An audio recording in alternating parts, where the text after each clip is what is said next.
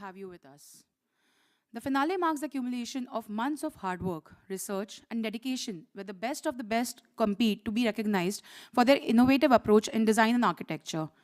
We have an exciting lineup of events today, including insightful speeches by renowned architects and respected guests, engaging presentations from our finalists, and interactive Q&A sessions.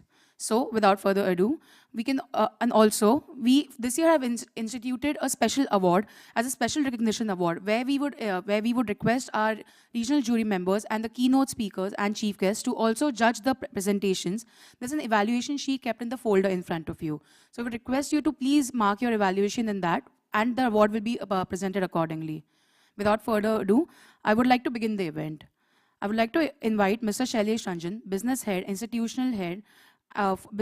institutional head for AIS, to come and to come and to felicitate, to come and to set the tone for the event.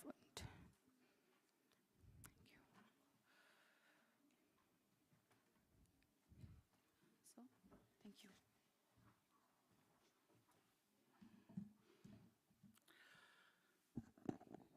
Thank you, Neha, and good morning to all. So it's my absolute pleasure to welcome you all for this grand finale for ADO 6.0. It's quite a journey, and we have reached here to the finale.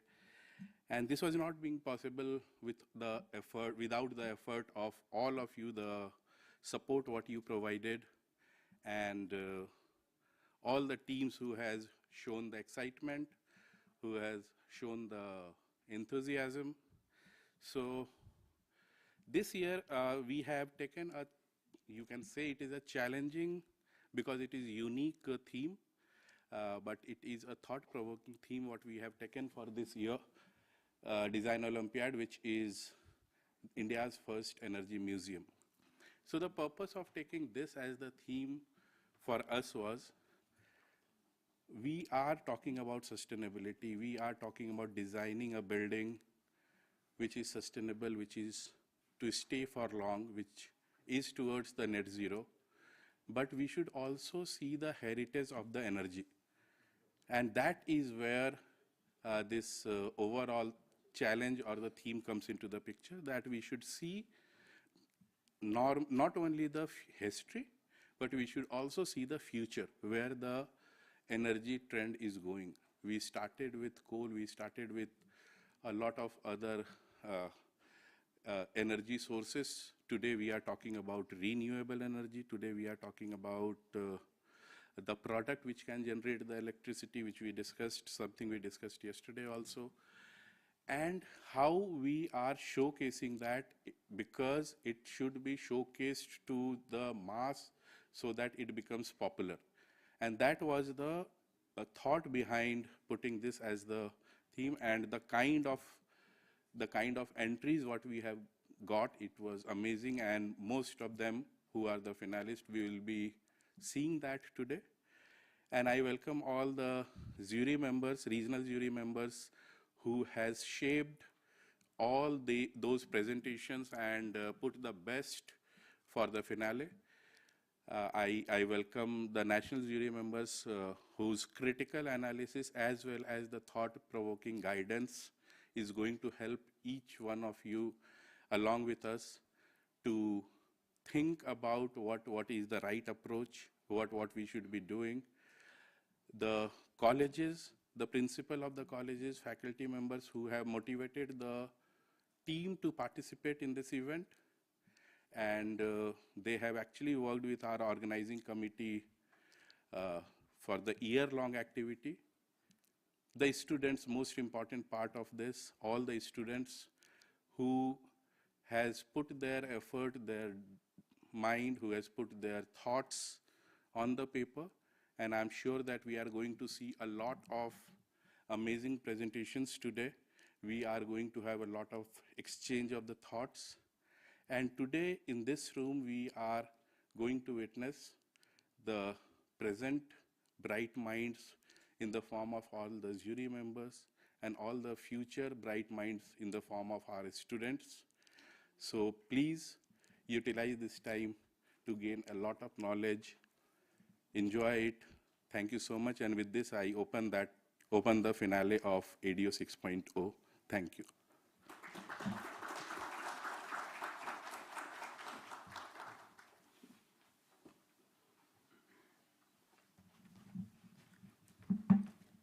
Thank you, Mr. Ranjan, for the lovely address. Setting the tone for the event, we'll be starting off with the presentations. The presentations are for 15 minutes each, and we have a 5 minutes Q&A session post that. So without further ado, I would invite the group 1, Mr. Shivam Mishra and team from NIT Trichy to please come on the stage and start the presentation. All the best, team.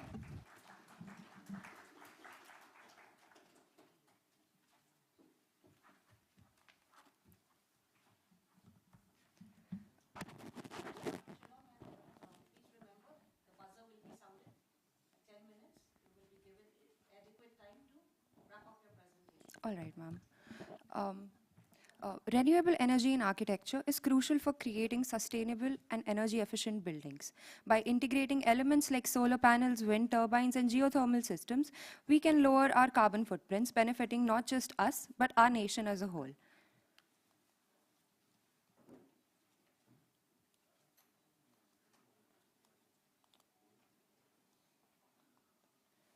Good morning, jurors and everyone present here. My name is Sanchita Bhagat. I am a student of IGDTUW, and I'm a fourth-year student.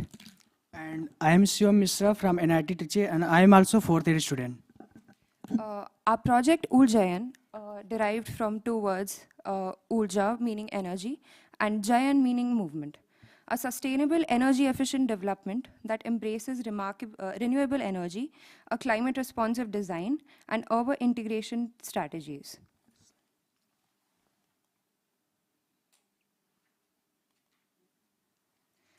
So coming to where India currently stands in terms of energy generation, as of October 2024, India's total renewable energy capacity has reached to 203.18 gigawatts, marking a 13.5% increase from the previous year.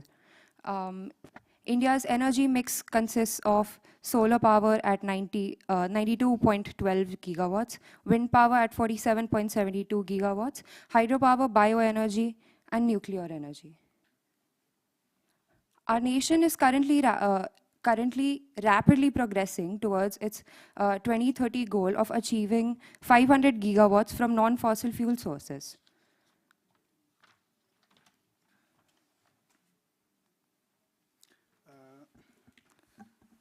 Now we will talk about our site analysis. So our site is located near Ring Road, Korai Bridge, Trichy, Tamil Nadu, and total site area is 27,757 meters square, which is around 6.86 acre. And site is in triangular shape, and longer axis is oriented towards east. So talking about the connectivity in the site, so Trichy Junction is 6.4 kilometer, airport and central bus also is near around the site. And context is like in the north, you can see that a truck terminal is there, and in the south, a new bus stand is already constructed in the site. And the STP is also in the south direction. Towards the east, there is a beautiful river, Korai River is flowing, and a farmland is there. Toward the west, engineering college and residential building is there. So coming to the wind, now we will talking about the climate analysis. So by wind direction, we can see the predominant wind direction from west to east, and sun path is from east to west. And we have also considered our FSI local bylaws, which is around 2. Trichy AQI is 82, which is moderate, and also the PM 2.4 concentration in Trichy is 10.4 times the WHO annual air quality guidelines value. And from psychometric chart, we can see that most dry month is April and May. And from sun setting chart, we can see most like Trichy has almost 12 months hot and dry climate. So we have to consider some sun setting devices to include it within the facade of the building.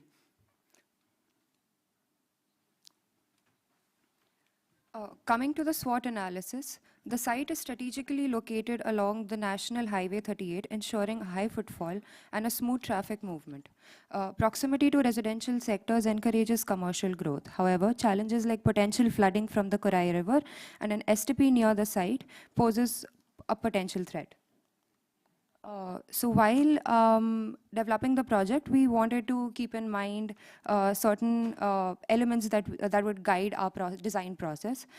So these include a biophilic and regenerative design, where we talk about a circular economy, energy, in terms of energy inside the building, a nature-inspired design, passive design elements like building orientation, daylighting, shading, and elements like light shells.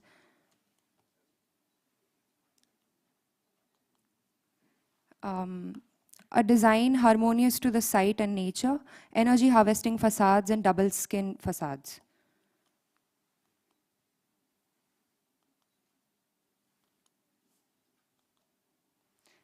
Talking about the form development and our concept, it has been derived from the fluidity of Korai River, portraying the river's fluid motion, connectivity, and a free open movement inside the museum.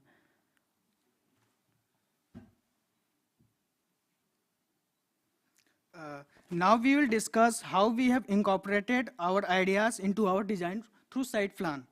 So the entry is provided from 45-meter wide road, since our site has good connectivity, and the site has 6-meter wide service road and has a defined entry for pedestrian and vehicles. Once the vehicles come to drop out, it will go to the basement or take U-turn and exit. A separate parking is provided for staffs. For pedestrian, there is a separate circular around the fountain, and there is a huge portico, and once visitor enters the building, a huge lobby with kinetic sculptures welcomes them. Inspired from the river and considering triangular site, the building has 3 main attraction points. So you can see the 3 main attraction points. The first one is restaurant with recreational area inside the building, and the second one is a huge skywalk which is around 29-meter high, which will give the information related to energy. And the third is a huge sphere, LED sphere, with the auditorium is within the sphere. And ramp is provided all around the sphere. After that, research and development block has separate private entry and parking. Once the visitors will exit from the building, they will enter recreational area, and they can also access the plaza. We have also considered waste management within our site.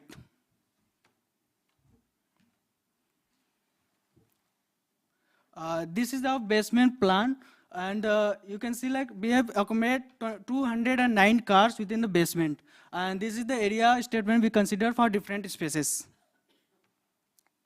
Coming to the ground floor plan, our building is divided into 3 categories. So we have considered how, like, energy, what is our past energy of India. Like once the visitor will enters from the lobby to the gallery space, then they will experience past energy, then present energy. After that, they will access the different vertical circulations like ramp and then escalator, lift. They will go to the future energy, which is in the first floor plan. So different types of energy like wind energy and then kinetic energy, different types of energy is provided on the first floor.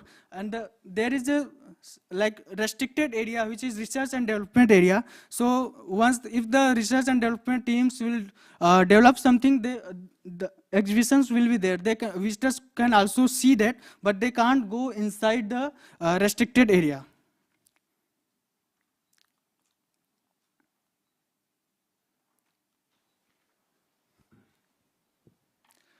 This is the detail sections. Going through the ramp, you can see the skywalk ramp and the different materials used in the building. So our 3 different area, there is 3 different skylight, and within the skylight there is 3 sculptures, kinetic sculptures is there. And this is the space frame structure we are using for the for our roof, and the cell is made up of galvanum, which is sandwiched with rock wool. Team, you have left with 2 minutes. And this is the sections, other sections and elevations. And this is, you can see how our skylight will work.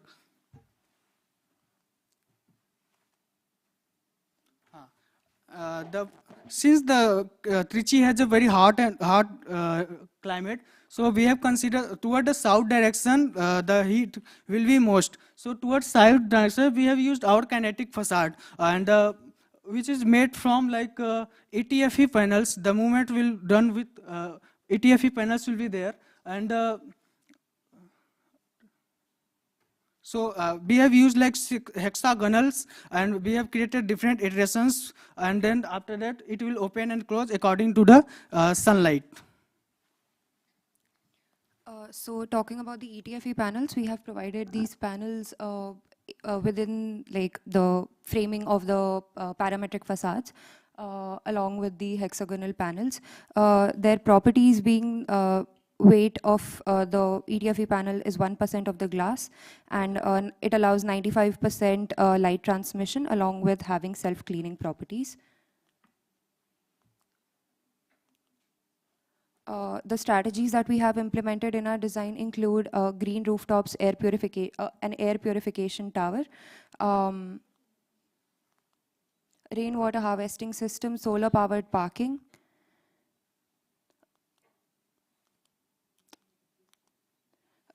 integration with a WAMPAC system, which is a wide area monitoring, protection and control system, biolamps, and power generating sidewalks.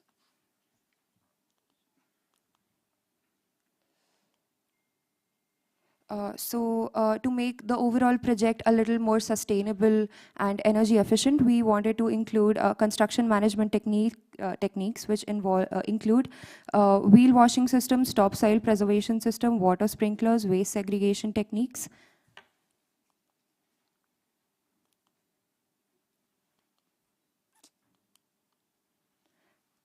The materials that we have used include antimicrobial panels, recycled fabric bricks to make interior partition walls, non-VOC paints, pavers blocks, CND blocks, and PUF insulations. And this we also calculated the lead points which we are getting before our design. So first we were getting silver rating, and after that we have changed in our design, like we have included open space, rainwater management, bicycle facilities, and cooling tower water use. And after adding these things, we have achieved our platinum rating. So coming to the materials that we used in the facade, these include galvanum panels sandwiched with rock wool, EcoSense glass, which is a high performance glass made by Asahi themselves. We would also like to suggest using the Asahi BIPV glass. We cannot use it as of now because it's still in a research phase. Which is the BIPV glass is the building integrated photovoltaic glass. AIS strong glass for staircases and glass partitions.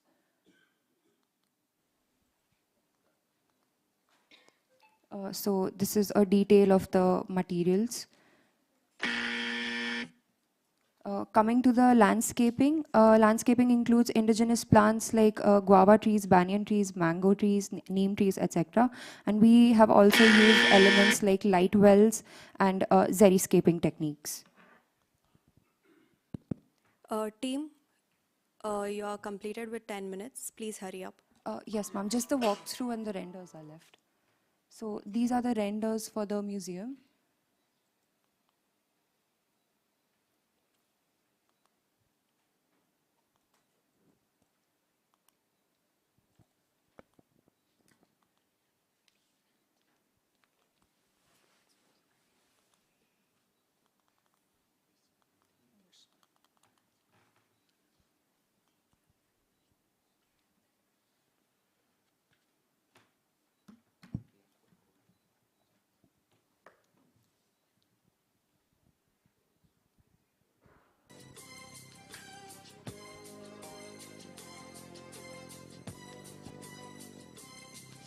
As I walk through the valley of the shadow of death, I take a look at my life and realize there's nothing left. Cause I've been blasting and laughing so long that even my mama thinks that my mind is. Thank you.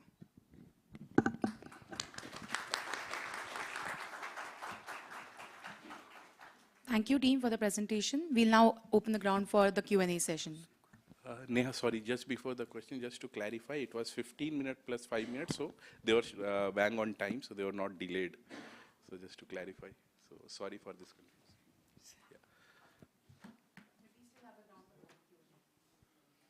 Yeah, hi, good morning. And firstly, it's never fun being the first presenter, but congrats to you guys.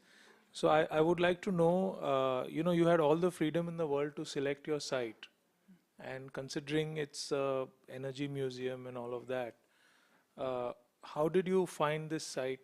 I mean, did you not think about the public transport connectivity or anything like that, because our future energy needs are going to be very different from our current energy needs. And the first thing that the building gives you an impression is all about the grand arrival and the drop off, which is more of a, while the reality is that life is vehicular, it's still, a museum is about sending a message. So was there any thought process when you selected the site itself? Yes, sir. Actually, there is a one Trichy bus stand there, and now government approved one more bus stand is being constructed, which is around 404 bus. So it is ISBT around 5,000 footfalls will be there, and also there is a. Then we went to site visit for that bus stand, and there we have saw this site which was left around, like bus truck terminal was there and bus terminal is there, and the site is sandwiched between the two. And after this there is also engineering college around the site, so we have considered this concept. And the most important part was we have thought around the like biophilic design, so there is one Korai river is flowing through it, so we have also considered these things, and then we got our site. Oh, that's fair. I mean, the fact that you had a bus stand and everything near it, that connection from the bus stand to the site, assuming a lot of people will come in a bus or some other mode of transport, their connection to the museum is not apparent in the presentation. It still looks like they have to cross a 45-meter road. So once they come into a bus stand, how do they actually come across? Maybe that's something you can think of in the future. And being a design competition, your mind can run free. You can do an underpass, you can do an overpass, so that people arrive, and then at the last 1 mile transport, they don't have to depend on something else. So that's something to think about. Also, you mentioned a couple of times the response to the river, but the design doesn't respond to the river at all. In fact, you have the river next to you, but you've not embraced the river, you've not sort of opened the building out, or you do have a 30-meter road between your site and the river, but barring going up that spiral ramp and then having a look at the river, I'm not sure that you actually brought in the aesthetic of that river. Couple of more comments. I think the plaza needs a rethink, because the way the plaza is, it's almost after the building. So it's not like it's an integral part of the experience. The last, on a lighter note, you had a pretty poignant soundtrack that you chose for your animation, so that we don't want to look at the valley of death. We're looking at the future. But anyways, all the best to you guys. Thanks.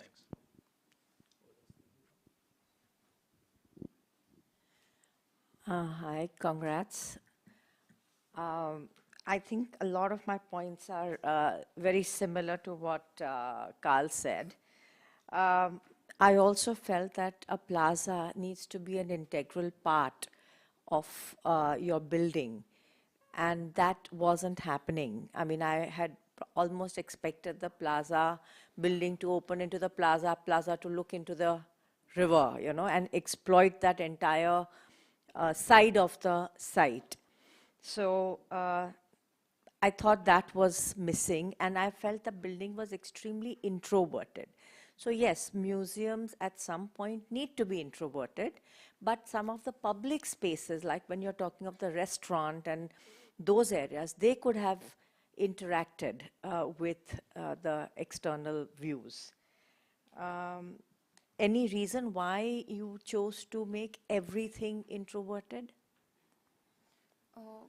Actually, we wanted to have like three major zones where we wanted to have the few past, present, and future energy exhibitions. So that was the main reason. Because actually, when you look at the project, it feels that it could be anywhere. It need not be Trichy. It could be Delhi or Bombay or anywhere, you know. So that's where I felt that it did not have a reference to any context. So that was my second point. And I think a lot of your energy points were all what we call the active energy, you know, where you are using either paints or flora, etc., etc. Yes, ma'am. In terms of the design and the design response, that I felt was, I mean, I think you got very caught up in creating a beautiful parametric form. But in terms of responding to the passive energy approach was something which you could look at a little bit more. All right, ma'am. Hi, good morning. Good morning, sir. Very two small points. Now, when we talk about efficiency, there is, of course, environmental efficiency and responding to environment and all those things. But there is also efficiency of the built form to the function. And that's something I found missing. For example, a parking. So is it, you know, you just have it. But is it efficient vis-a-vis the number of parking? Somehow in analysis, you did the climatical analysis, site analysis, and all those things. But any analysis about the prospective footfall and things like that, whether that space that has been created, it is responding to which parameters, and whether in that context it is efficient. That is also part and parcel of your design involvement. So that is number one. And number two is, like Carl said, the message. Being a museum, so you walk the talk, so whatever you talk about the energy efficiency and you use those principles in your design is one part. But being a museum, what is the takeaway? What is the message? And I think in your synopsis, it has been mentioned that you know, there is a history, there is a present, and there is a future. So all those contexts where whoever comes, visits, and goes away, does he go away with, you know, that entire spectrum of knowledge is something which is very important, right? But good effort. Thank you. Hi, good morning. Good morning, sir. So you're in the third year or fourth year? So fourth year. So next year you'll be in the fifth year. Yes, sir. Okay. So for a fourth year, I think it's a very good effort. Okay. So my only problem is, you know, like, for example, a museum is always about how you move the people from one exhibit to the other and all that. But somehow that has not been very well explained here, actually. Maybe if you had drawn some dotted lines, you know, taking you from circulation pathway. yeah, circulation Right, plan in the plan itself, then it would have really helped. All right. Because it is really, museum is all about movement of people and make them see the exhibits. Yes, sir. Okay, so that was missing actually. Also, a little bit of isometric on each plan, no? Would have helped to visualize it much better actually. And I remember what Carl was saying, that there was no reference to the river at all. I mean, is your free-flowing form something which was derived from the river, or is it just happened? It's derived from rivers. River. You didn't tell that Yeah. actually. So we did like in the concepts, like He did, okay. Okay, my second point is regarding the landscape. So landscape, there is no, what do you call, real thought out plan actually. Whatever leftover space was there, you just fill it up with trees and then you made sure that it is the right species for the region. Okay, so you have to concentrate more on the landscape also because the landscape is an extension of the built form. Okay, Yes, sir. otherwise it's good. Thank you. Thank you, sir.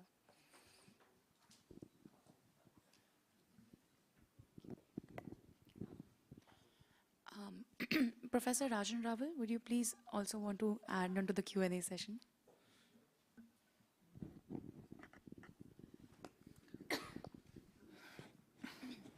Not really. I was just trying to observe and absorb. Not a question, probably a comment that some of them also talked about it. Is that how do you really deal with an energy in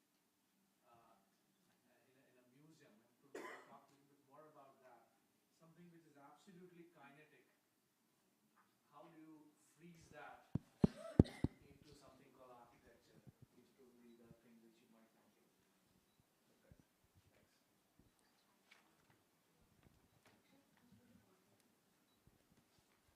Thanks. Thank you, ma'am.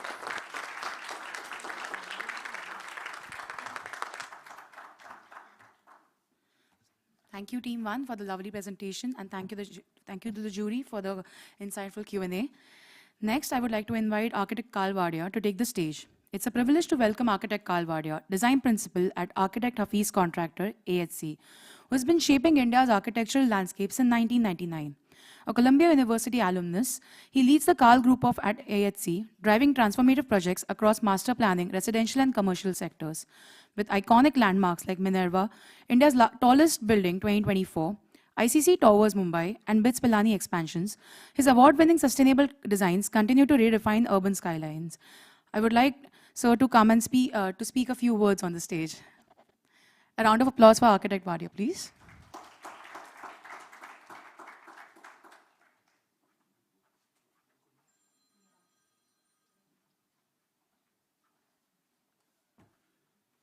So thank you, Neha, for the flowery introduction.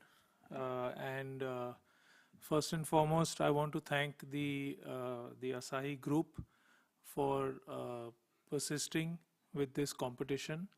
It's very important in the architectural landscape that the people who are going to shape the future are not in the front rows of this auditorium. They are in the middle and the rear rows of this auditorium. And to bring them to the front, to put them through the litmus test of presenting their work is very integral to the way you're going to have to learn your art if you want to put your architecture out there in the world.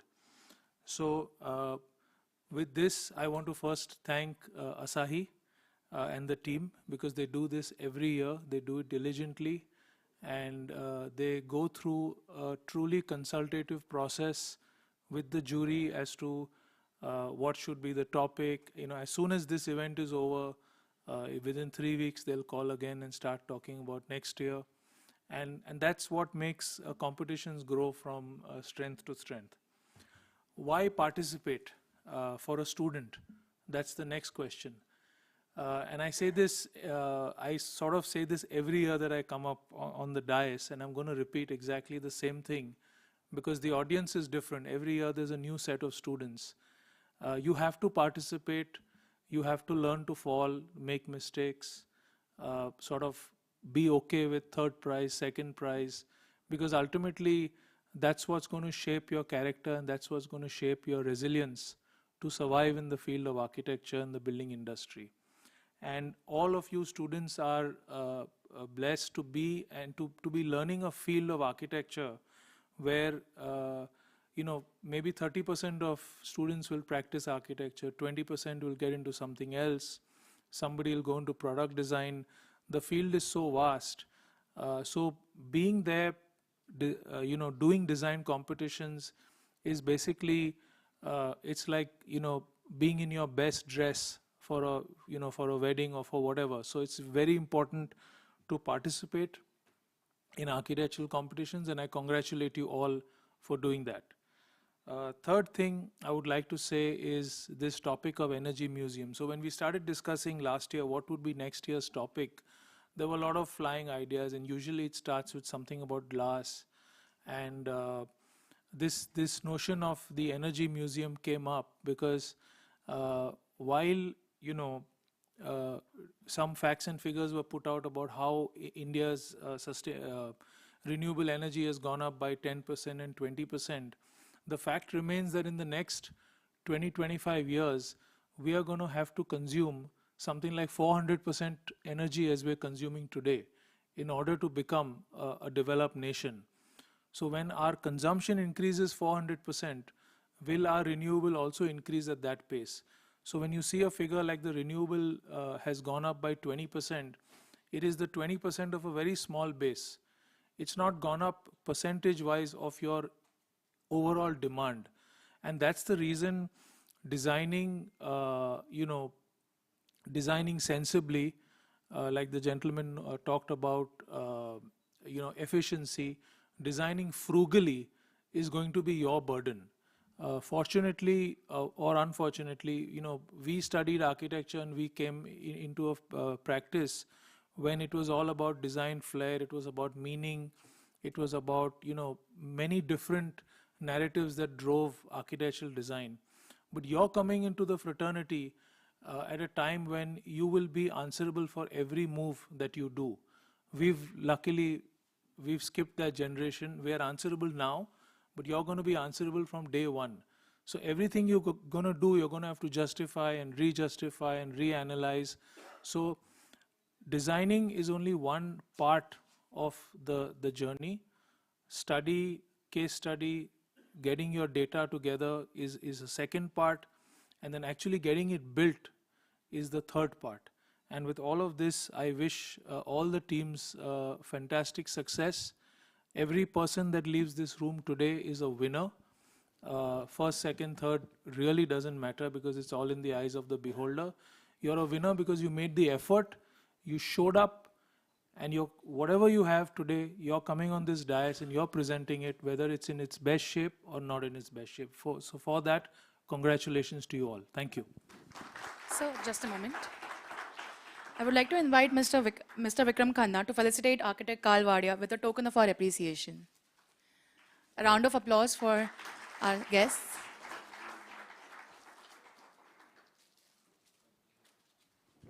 Thank you for your thought-provoking address.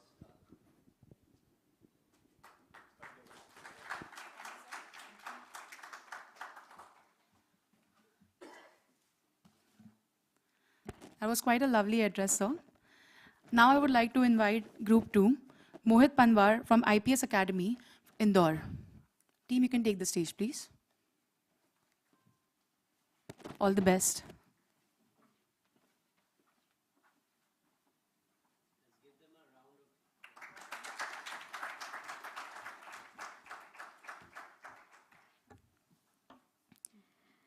Good morning, esteemed jury and fellow professionals. We present Ecoscape, an energy museum designed as an immersive sensory experience while championing sustainability and energy efficiency. Hi everyone, this is Shashwati Chatterjee. I'm Mohit Pawar. And I'm Saloni Kelkar from IPS Academy, Indore. Ecoscape embodies ecofuturism, blending technological innovation with ecological responsibility.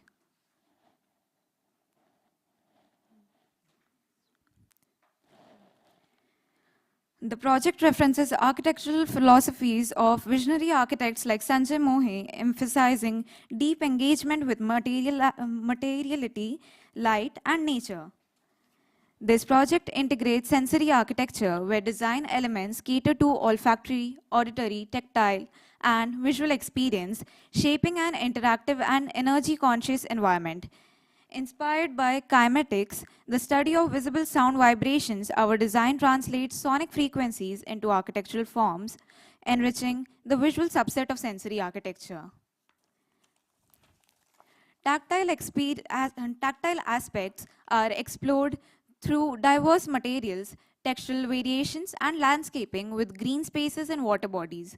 Olfactory experiences are curated through native plant species, reinforcing a distinct spatial identity.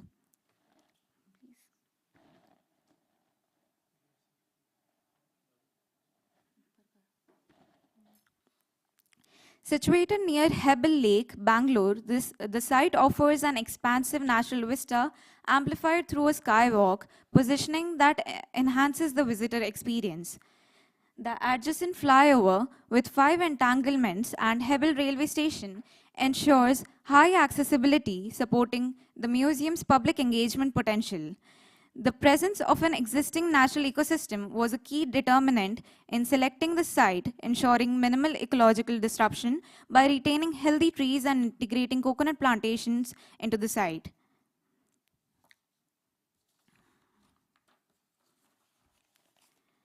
The site spans 5.55 acres with a 40% built-up area, 40% green spaces, and the rest allocated to circulation.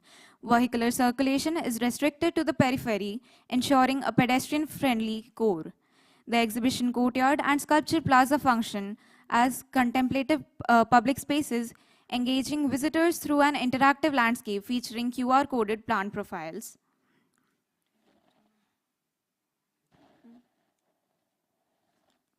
The linear site dictated an initial rectangular mass, which was further fragmented across transverse and vertical axes to allow uninterrupted wind flow. To start with, we have the area statement. Like, we have analyzed the areas of the museum and we have listed down all the gallery spaces we have included in our museum. So we have interactive galleries, open exhibition spaces, workshops, audio visual rooms, etc., including auditorium, research centers, and the ancillary activities.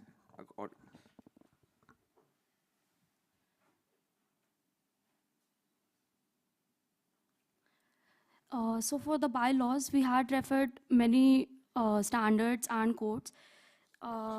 To adhere with the form, we referred National Building Code standards. For climate analysis, we referred ECBC. For green building standards, we have referred IGBC. Some of the materials which we have used, we tried to use the materials which would be locally available in Bangalore since our site is there. Some of the materials are cork panels, which we are using in auditoriums for amplifying the acoustic performance. Low-E glass, which we have used throughout our whole museum to provide thermal comfort and blocking UV.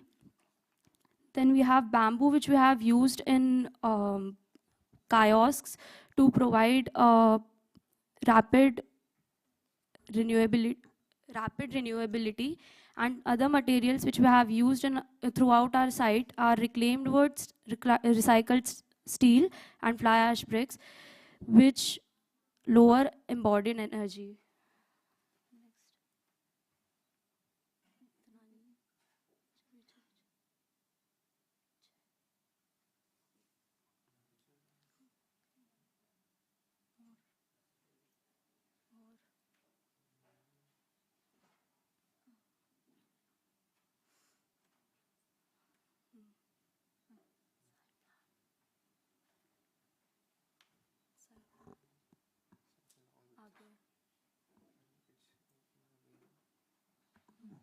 To begin with the site plan, so we have starting with the circulation.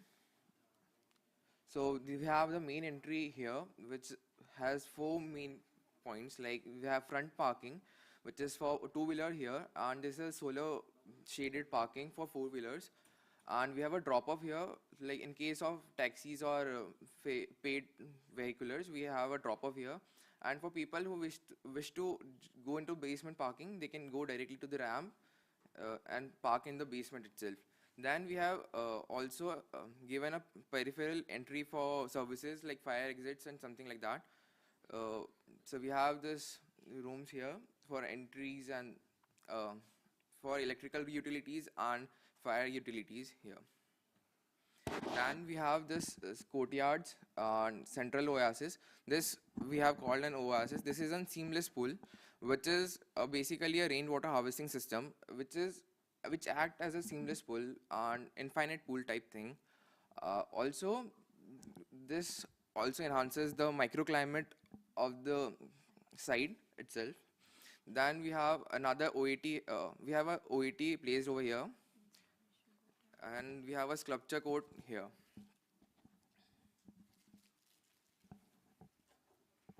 Then we have a landscape interpretation center, which is basically the plants which enable QR codes.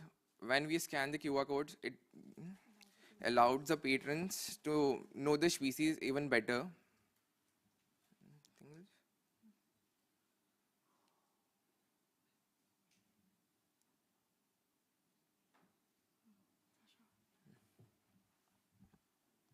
Okay, so this is the basement plan, and as we can see, there's a ramp with 1:10 slope, and there's a central spine which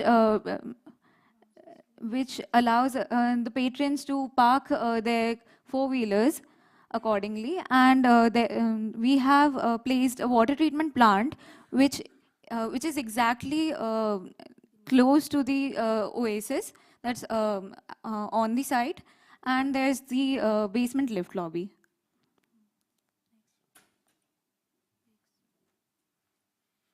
So let's start with the side circulation. So for ground floor, when we enter from here, this is the drop off, then we can travel through the site here. So this basically, this is a kinetic pavement which generates energy when the pedestrian move on it. Then this is the oasis we were talking about, and this is the main entry block for the museum. We have a security checkpoint, then waiting and information desk, and this is the main admin block for the museum as a whole. Then as you pass the security check-in, then you have this exhibition galleries and workshops and interactive galleries, and then also there's interactive galleries planned. We have connecting bridges and walkways. Then we have this staircases and the service core, and this is a souvenir store on the ground floor. When you get exit, this is the souvenir store. This is the first floor plan. So this is the main curators and the staff lounge. This is the water spout station, and this is also a lounge for staff, and they have staff cabins. Then we have here is the material library, in which we can analyze the materials, energies, and about things. And then we have this food kiosk and food court. Then we have this auditorium with a capacity of 100 people, and this is exhibition galleries, and again with interactive galleries to enhance people's experience. And we have this sky bridge, which is we have included to enhance the features of the site and also the museum block. So this is a viewing station for the Hebel Lake and nearby sites.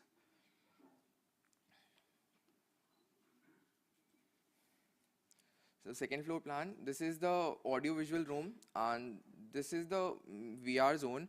We have a VR zone complete with the enhancing user experience. Then this is again a library, interactive library, and this is the research center.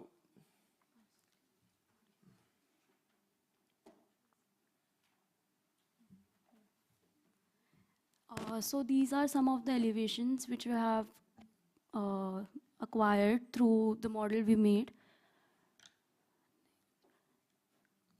As for the section, what we tried to do is mainly show the dimensions and heights of our building. Starting from plinth, the plinth is of 0.6 meters. Then the floors are of 3.15 meters, and the clear height of each floor is 3 meter. Then the basement is of 3 meter as well. So we have analyzed the microclimate of the site. So when we talk about microclimate, it comes with a radius of 100 meters. So we have analyzed this through Autodesk Forma, software by Autodesk. So this is the radius we have considered for a microclimate. So with this, we have solar panels like to enhance the energy efficiency and absorption power of the panels. We have analyzed through that the power, the solar radiations which are more on the site or the museum massing model. So like on the roofs, it has the maximum uh, absorption power. So we have also included BIPV panel kinetic facade, which acts and absorbs as a solar panels, which absorbs lights, and also it obstructs, orients itself to obstruct the light and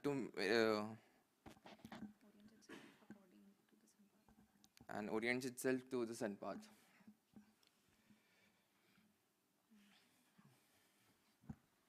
So here we also performed daylight autonomy for typical gallery space to evaluate how much sunlight would be penetrating into a typical gallery space of the museum.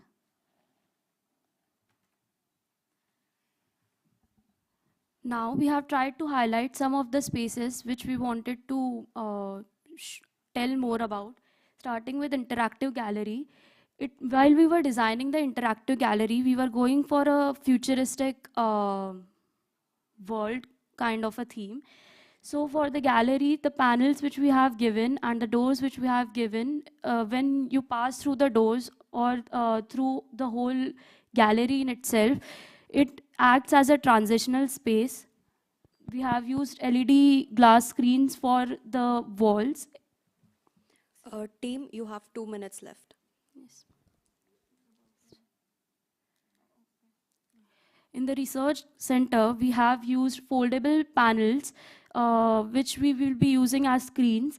These panels come in a unit of 3, which helps us to create unique facades and create a unique pathway throughout the research center.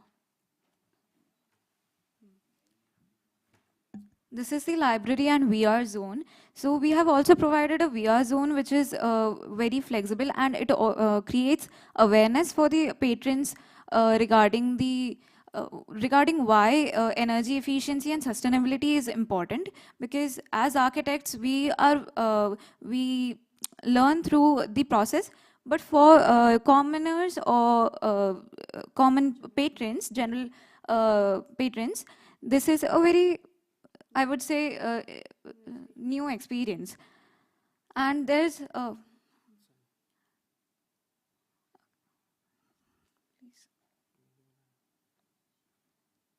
and also we have provided modular furniture in library. We have actually analyzed that all the energy efficient all the energy efficient technologies and the technologies that harvest energy through the site is utilized by VR zones, all the interactive galleries, because the harvested energy has to be utilized somehow, and we wouldn't want for the common grid to disrupt.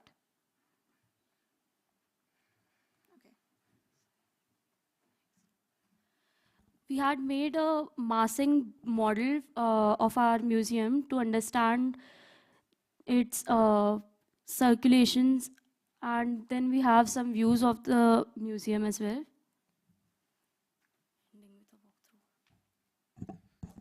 We have a walkthrough with us.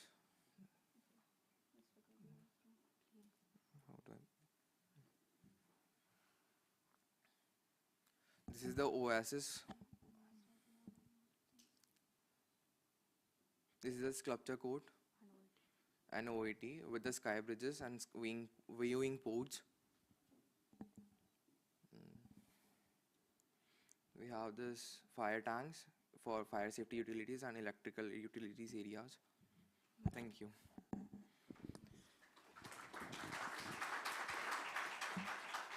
Thank you, team, for the lovely presentation. We now open the floor for the Q&A session.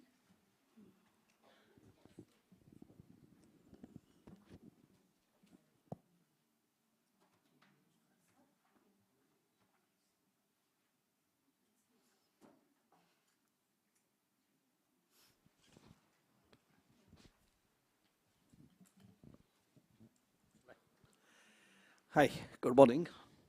Uh, Good presentation, but again, I somehow feel that some purpose is missing. Like, for example, you have very long passages. What is the exactly experience that you want to have for visitors? Because I, at least in the presentation, I don't see that is being used to communicate. So there is one viewing gallery sort of a feature that you introduce, but that's, see, you are talking about a museum, and there is a distinct difference between the exhibition hall and the museum. So, you know, somehow that entire process of history and present and future, somehow those things are slightly missing, according to me. Having those passages, I mean, feature-wise, I think it is good.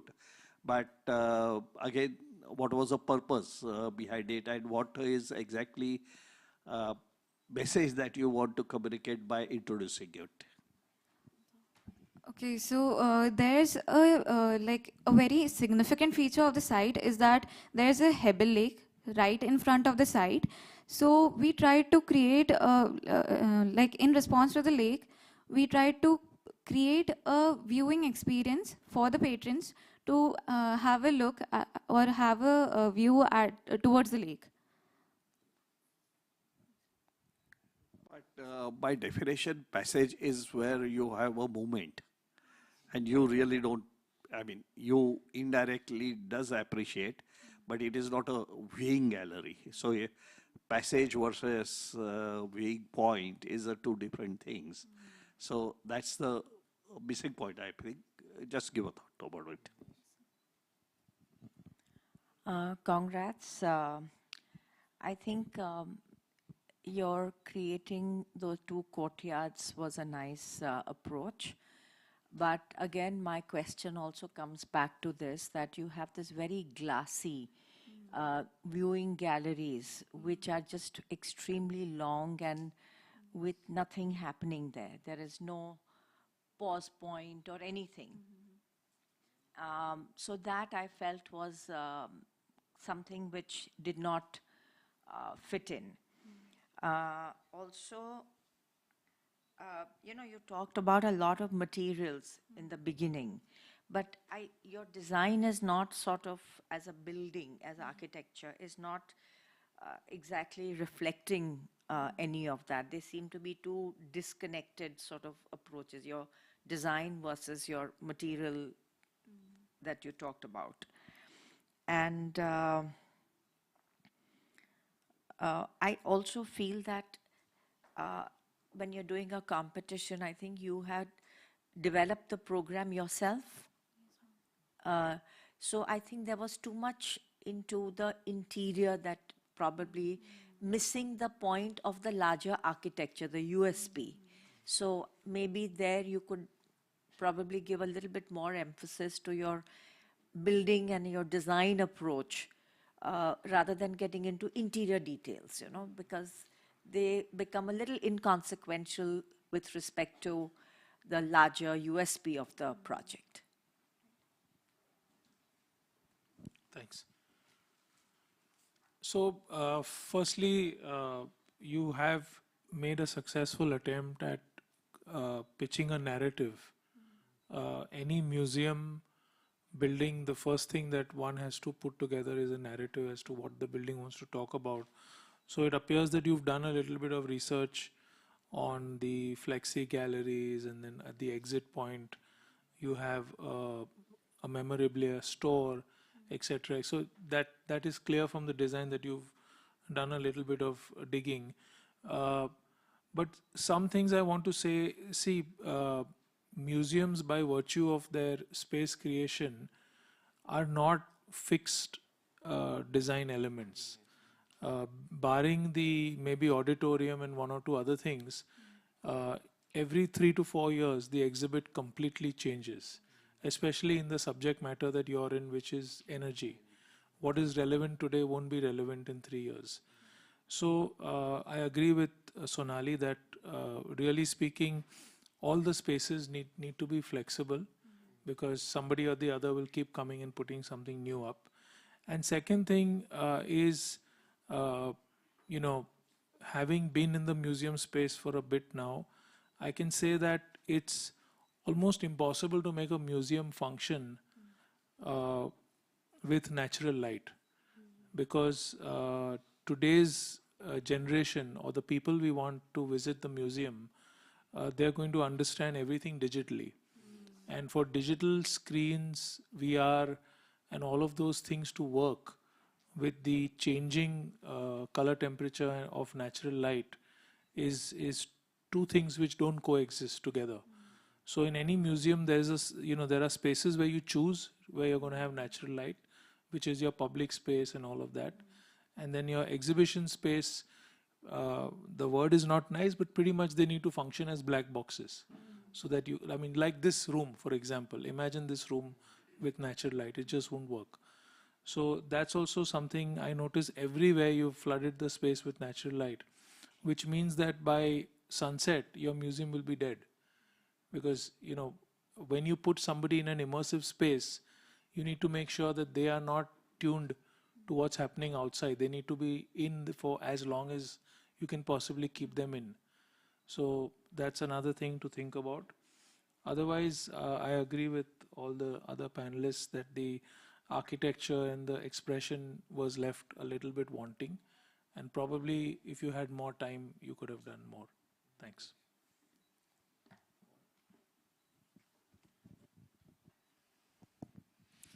Hi, good morning. Good morning, sir. I think most of the points were already covered by my colleagues, but the first thing when I looked at it, like your design, that is your entry experience. As soon as what you see from the road, but actually in your design, what you see from the road is a car park with some PV panels on top, right? That you could have avoided, because the museum is really an iconic structure, and it should really look good for a person to, to experience it from the inside, and as well as when he comes inside also. So that I felt was not so good actually. And then secondly, from a presentation point of view, I think I really liked your design, but somehow the good design was lost in not a very good presentation. Okay, you had a very good form and all that, but somehow that was not coming out in the presentation. You did not capitalize on that one. Okay, and then another thing is, like in the presentation, you kind of like highlighted one part of it, like for example, research center. But where is it in the key plan? I mean, I'll have to go back and search actually.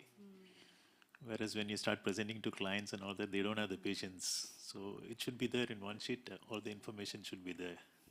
Key plan, research center, and then blown up with the research center, and then whatever you want to explain in that one. Okay, that's about it. Thank you. Thank you, sir. You would like to open the floor to the regional jury members and other guests as well, if they want to ask any questions. No questions, sir? Ma'am? Lovely presentation. Yes, sir. To extend what Carl was saying about daylighting, and the same argument can be flipped a little bit on the other side as well, that how do you make people realize what they're getting? Daylight is definitely one of the source of energy. Providing a daylight blanket without letting people realize what they're getting may not serve the purpose, and that is what in your architectural design is taking place. Same concept, you can take it a little forward and say that yes, there is daylight, there is enough daylight outside, but the way we are showing you daylight, we are trying to make you realize that this is also a source of energy. And that is where probably you might need to work a little bit harder. Another comment is, if you're looking at a museum, and if at all you need to look at the history, not necessarily that all museum needs to look at history, but if at all, how do you really look at the 2000 years of history of energy? If I'm not mistaken, just around 20 AD or before Christ, the first evidences which we have that somebody has started using energy. And until 200 years ago, when people started digging the oil in US and in Alaska, nothing happened per se. right? So out of 2000 years of history of energy, whatever has happened in last 200 years only. And how do you really take that forward for next 200 years or 2000 years is where probably the architecture design needs to explore a little bit more. Thank you. Thank you, sir. Do we have any other questions for the group? Thank you, group, for the lovely presentation. A round of applause for the team, please.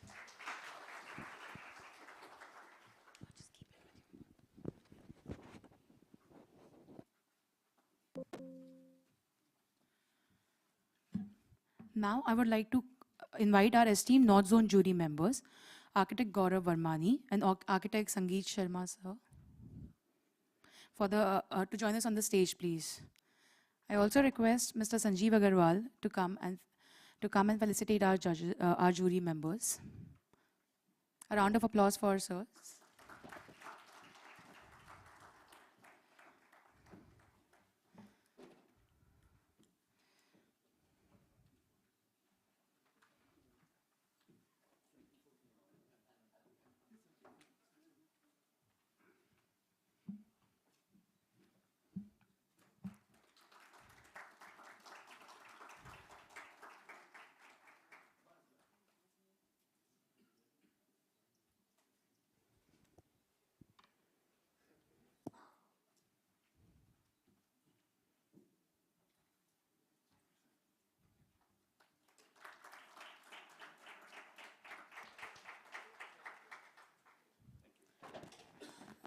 Sir, we would like you to address the crowd, please.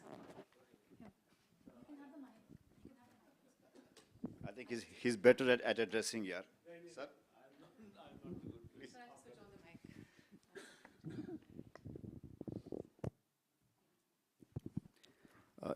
Call this, please. Yeah. Thank you.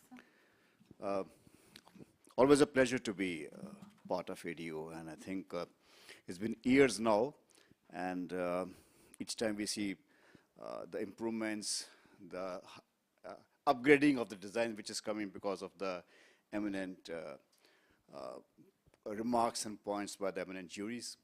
One of the fine things which I liked being a part of it is that looking at all this, I learned so much. And I think we are students every time, and sitting across the dais or on the dais, I think we go back, heavy in heads and to do our work better. The competition here is of a level which is different than normal the competitions which arise in our industry. The very fact that the whole team of Glass is here and Mr. Khanna himself is here shows their devotion and dedication. And it's not just a frivolous kind of a thing which they want to just float it for promotion of their product. It doesn't happen like this. And I really appreciate that effort, devotion, dedication, and the students which are coming from across India. They are very sincere in their thoughts, and we can see. And I wish you a very fantastic success. We are always there. Thank you so much. Thank you for keeping us connected with this competition. And now somehow we have been looking forward to each year with the more the enthusiasm, and we have contributed to some ideas also where the structure has improved year on year and things have happened better. And yeah, definitely the students at our level, if we look back at 25 years back, we definitely see that they are doing a much better job than what we would have done at that time. So all the best to all the teams. Thank you.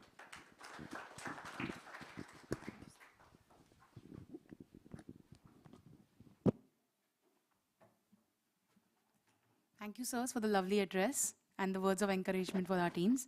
Next, I would like to invite Group 3, Ms. Lisha Agarwal and team from Sir J.J. College of Architecture, Mumbai. A round of applause for the team, please.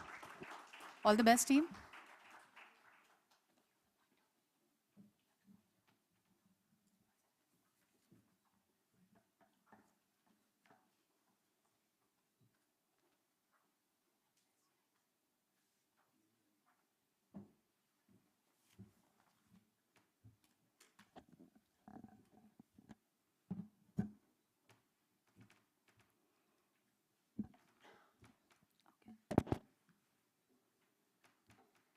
everyone. Today, me, Lisha Agrawal. And me, Aditi Pathak, presenting you a museum that shows future.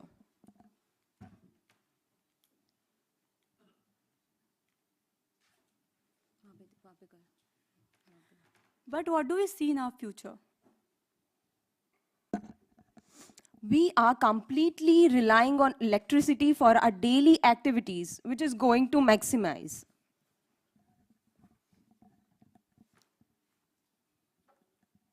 But are our energy generation infrastructure is enough to satisfy our future needs? More than 50% of India's energy still come from coal, while the transition to renewable source is in progress. There's some issue with this. Okay.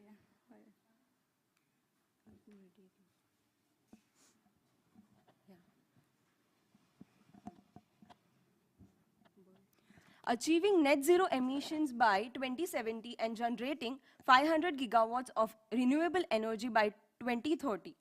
Building sustainable future and many more is a significant challenge. But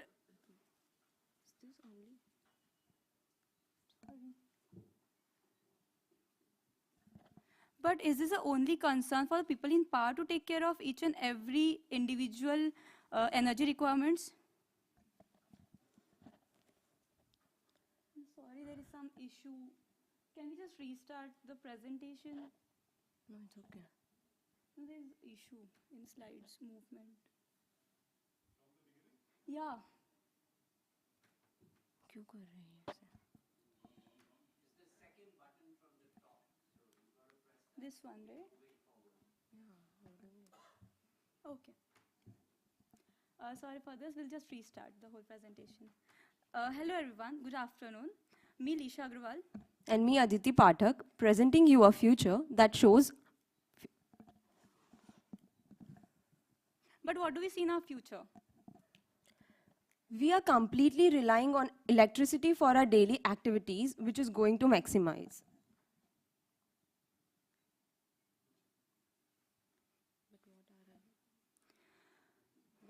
But are energy generation sources enough to satisfy the future needs? More than 50% of India's energy still come from coal, while the transition to renewable sources is in progress.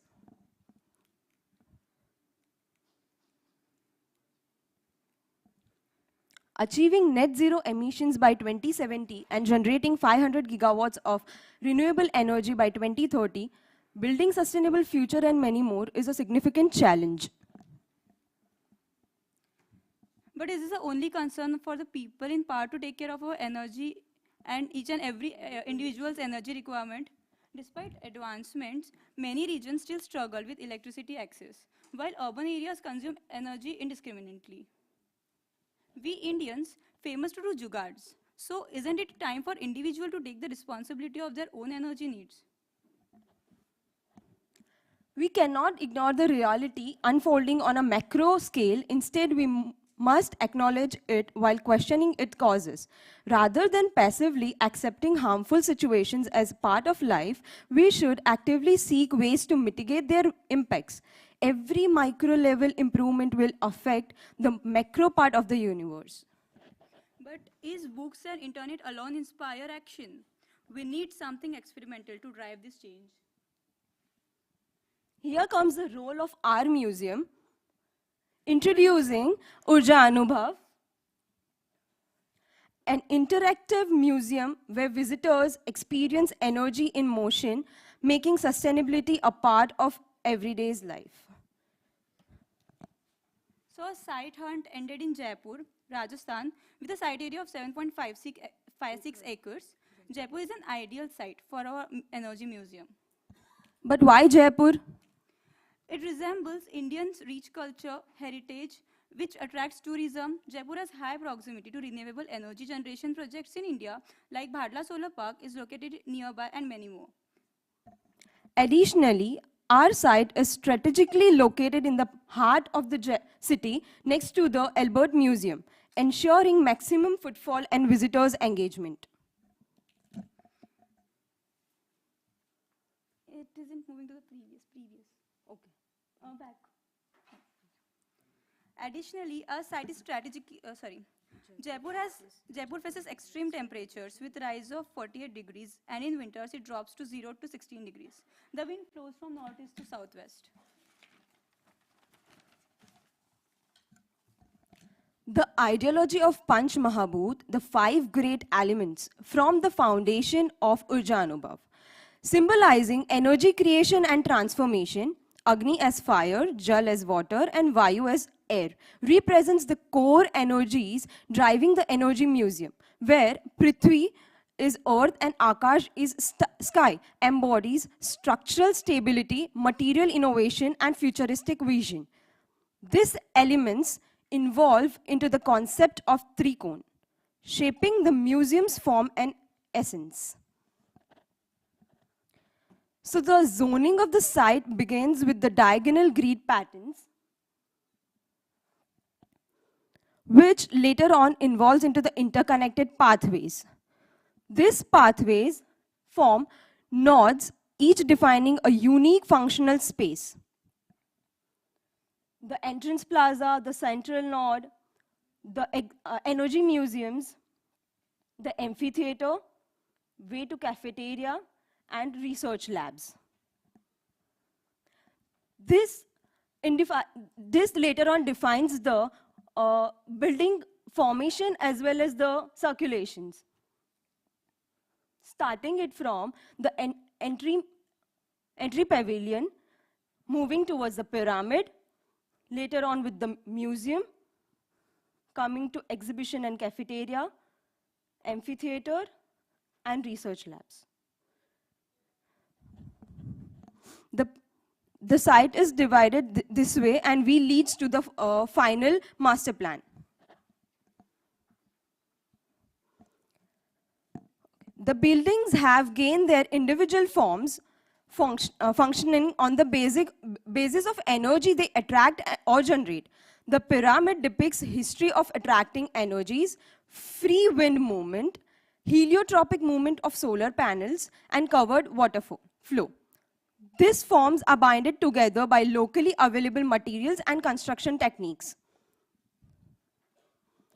All the building forms come together on the site to form the museum.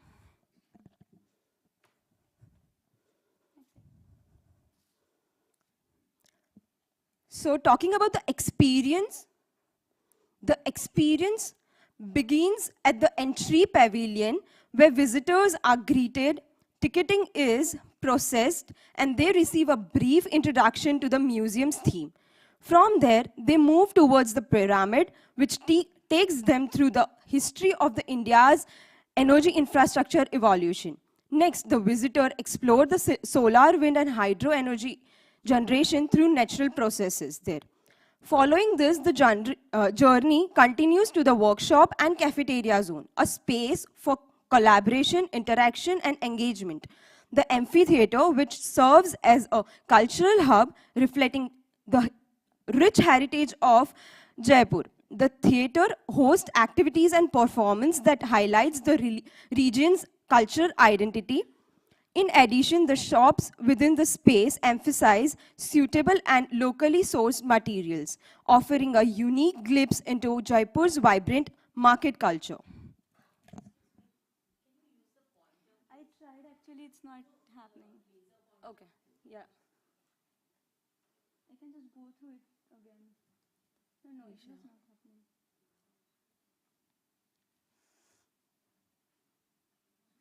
Maybe we can just move through further and you can see that. There is no issue. Let me do this. Okay. So the design focuses on sustainability by integrating multiple energy systems on the site. We make the design sustainable by collecting the storm water on site, taking the storm water to the central water body, artificial water body located around the pyramid, from where the water goes to the hydro energy museum.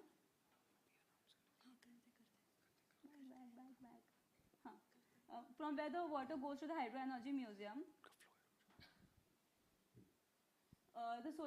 where the turbines generates the energy. So here the solar plate which is 150 square meters at the top of the Solar Energy Museum that generates around 3 lakh kilowatt hour per year of energy.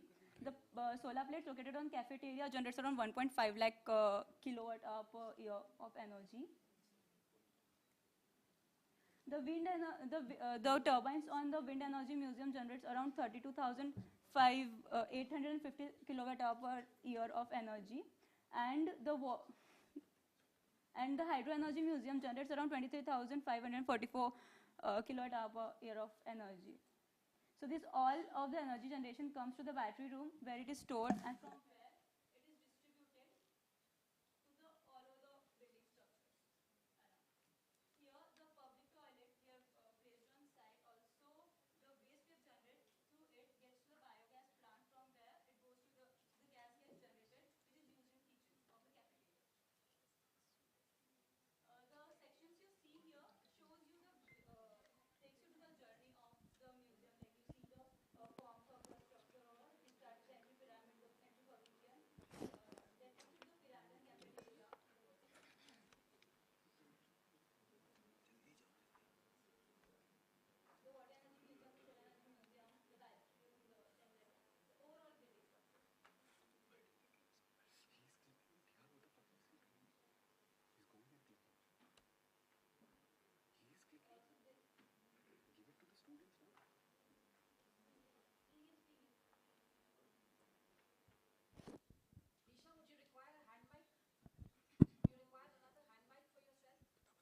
Isha, we have a new clicker for you.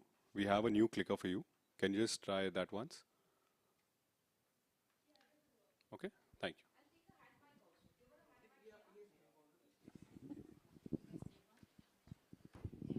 Yeah, thank you so much. So this is the entry pavilion. Here you see the tensile roofing which we have provided. The metal framing and the tensile roof make the pavilion sustainable by reducing the carbon impact. The metal framing, which is recyclable, durable and prefabricated for minimal waste and emissions. The tensile roof provided above it is lightweight, energy efficient and recyclable, reducing the material use and avoided carbon. Together they enhance resource efficiency, longevity and eco-friendliness, supporting a net zero design. This is the view from entry pavilion when you move towards the main pyramid. The pyramid structure is supported by the space frame with four-sided joints, ensuring the stability of the structure. A red sandstone tile covers the frame, while the triangular glass pattern allows sunlight to create a monochromatic, soothing ambience. This design enhances the experience of the museum, blending light and architecture seamlessly. The louvers on the lower portion allows the airflow into the building. So this is the view of the pyramid with the light play around. The Solar Energy Museum follows the heliotropic concept, rising one floor with a seamless internal core support. The solar panel at the top of the museum enhances energy efficiency with vertical shading on the facade, restricts excessive sunlight. The south facade features the brick jali that allows the airflow while minimizing the glare and the heat. A circular spiral staircase at the center and the lift ensures the smooth visitors' movement throughout the space. While sandstone reflects the light, the red sandstone lowers lower carbon emissions, making the design both sustainable and energy efficient. This is a solar museum with a seamless movements. Here the models bring people together to interact, to actually learn how putting solar energies in their life can improve the energy generation effects. Enclosed within a triangular metal frame dome, the museum features a pavilion with an auditorium for immersive screening on topics like rivers and hydropower. The roofing design shades the southern sun while maximizing the light from the north, enhancing energy efficiency. This innovation design combines renewable energy system with climate responsive architecture. Here you can see the turbines, the motor turbines that actually with the artificial water bodies they generate energy. The people around can experience how we generate energies on huge scales through these models. The Wind Energy Museum features rooftop windmills that generate power which gets stored in the battery room located below, from where it goes to the battery room for the further need. So the bamboo frame and the tensile wall system promotes sustainability and aesthetic appeal. A waving walkway around offers a panoramic view of the solar panel above and the windmills. So inside there is a filtered wind through the tensile walls that come in to provide you cool air without. Team, you have 2 minutes left. Okay. So this is a wind energy museum's view inside. The top cabin where you see the windmills and the solar panels located at the top. So you experience the feel. The cafeteria and the workshop. The courtyard in the cafeteria and workshop is framed by recycled metal steel. This space provides interaction in between the visitors coming together with the collaborative ideas. They can come, they can sit, they can explore the ideas, how we can generate energy. So it will be an interactive space for kids, for experts to come together.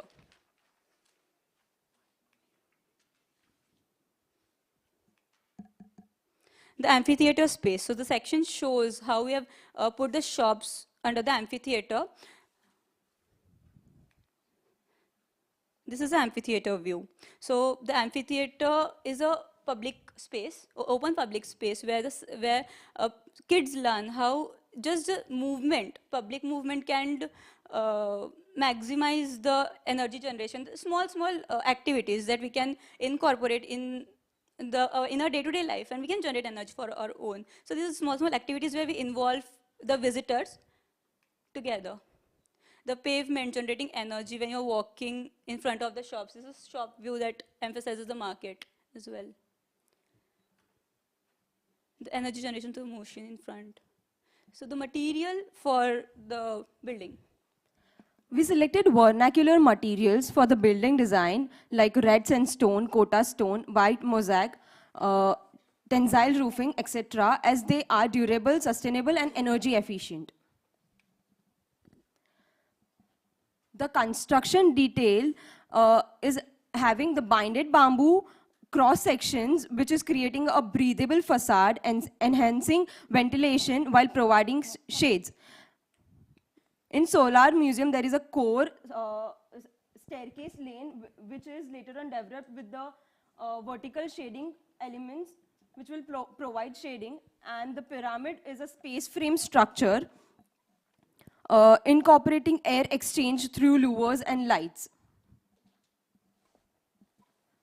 Some included techniques which is helping the design to stand out in our modern ways and achieve sustainability are the aeroleaves tree, a 27 feet artificial tree with 63 aeroleaves that generate energy from minimal wind, offering silent and sustainable power. Pavement Technologies, a flooring system that converts pedestrian kinetical energy into electrical power and data transmission, promoting off-grid energy generation. And Beehive Cooling Technique, using terracotta pods and a smart water distribution system on the cafeteria walls to naturally cool air, reducing energy consumptions with carbon tiles.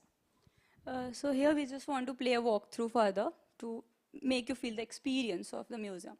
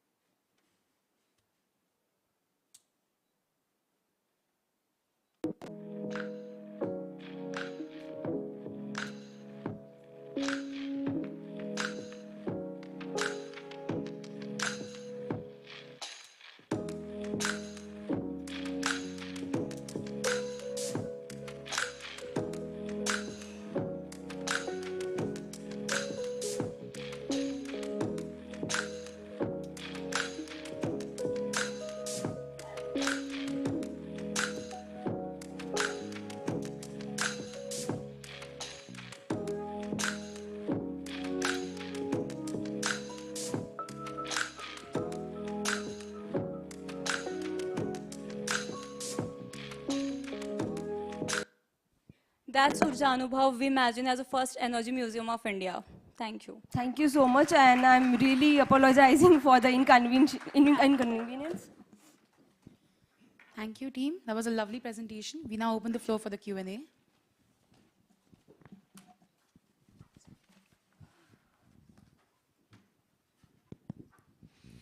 Hi, good morning. Hello. Like, I mean, it was really a very comprehensive and lovely presentation. Thank you. I mean, I've gone through each and every word you have written. You have written it very well also. Okay, Thank the you. only negative thing I would say about this one is I didn't like the diagonal entry from the road. Okay. Okay, that was not nice. That you could have, like worked it out a little bit more better, Yeah. because it's so difficult to turn like that and get inside. So that is one thing. And second thing, did you follow any bylaws or Jaipur or something like that with regard to the setbacks and all that? So we have followed the EGBC's bylaws, and actually for material we have No, building bylaws. building bylaws. So that was provided actually in the brief for the design. It was good. So real nice and thorough in overall approach. If at all I had to take out some fault, I would say, in the pyramid you have the glass on the top. Yes. Now controlling the lux Yes. is also very important. Right. At least I could see any provision of how to control that. Because I mean, particularly in the Rajasthan, there is a lot of heat generation. There is a lot of light, lux, and we have to control that. So that's the very minor point, I would say. But overall, it's good. A point I would- Have you thought about that? Yes, sir. Yes. Yeah, please explain. It is like that we have thought in that way that this will create the natural lighting source, and like it will have that look and feel about sun shading also. We didn't want it to enclose it in a general context, just like similar things which are present in the designing. So thinking about it, and if we talk about the later thing, then it can be achieved, I feel. While talking about the working stage, it can be achieved in a way where the glasses and everything is the joinery of that can be designed in such a way with using appropriate materials and the structure details with the civil engineering fact. Yes, of course it can be done. It can have some intelligent solutions also. Definitely. Only thing is, it should have been mentioned. I mean, solution can come at a later stage. Right, right, yes, Thank you. So Congratulations, girls. I agree, it was a comprehensive presentation. I think what I liked is the fact that in Jaipur, you are constantly dealing with a lot of heritage around you, and most of the heritage emanates from a strong sense of symmetry and geometry. And I think in some way you have taken that as a spirit into the overall design approach, which I think was nice, creating these courtyards in the middle. The only point that I feel is that there is a big glass dome, a Yes, geodesic yes, kind yes, of a yes, in dome. the wind energy. Yeah, so I think that would probably be one issue where with the intense Rajasthan heat, Yes, yes. going up to 48, 49 degrees, Hmm. that could become a huge issue because there's no way you can cool it, or that would be highly energy sort of intensive space if you wanted to cool it. So you could think of that, because rest of the spaces you've looked at a lot of materials which are stone and brick or whatever, but I think that glass dome is a bit of an anomaly. And another thing that I liked is that you try to create a lot of vibrant public spaces. Yes. And your building is actually sort of all the concepts of energy are actually part of your concept of design. So various things that you want to show are actually happening in your building, which I liked. Thank you so much, ma'am. Hi guys, first and foremost, congratulations. I would like to say that your energy was on display in your energy museum design. Thank you. And your little bit of nervousness with regards to your presentation Yeah. at the end came out positively. So everyone in the jury and everyone in the audience had the patience. Couple of things. I think you answered a lot of questions through your design as to how to put energy on display in an Yes. energy museum. So whether it is bringing natural light into your pyramid form, which I think he was also alluding to, whether it is engaging your end users who are coming to the museum, because the best thing about what you showed today is the whole project is full of engagement. Yes. And I like the fact that all your 3D visuals are full of people. There's no place left. So that's nice, the vibe. It's almost like a Samsung or an Apple store on the day the new iPhone is launched, where lots of people are there. There's lots of energy, and that's what a museum wants to be. Right. Otherwise, they can be the most boring places in the world. So that was successfully shown. You've used simple forms, which if you hadn't explained why you did what you did, you would have probably not been able to get this design through.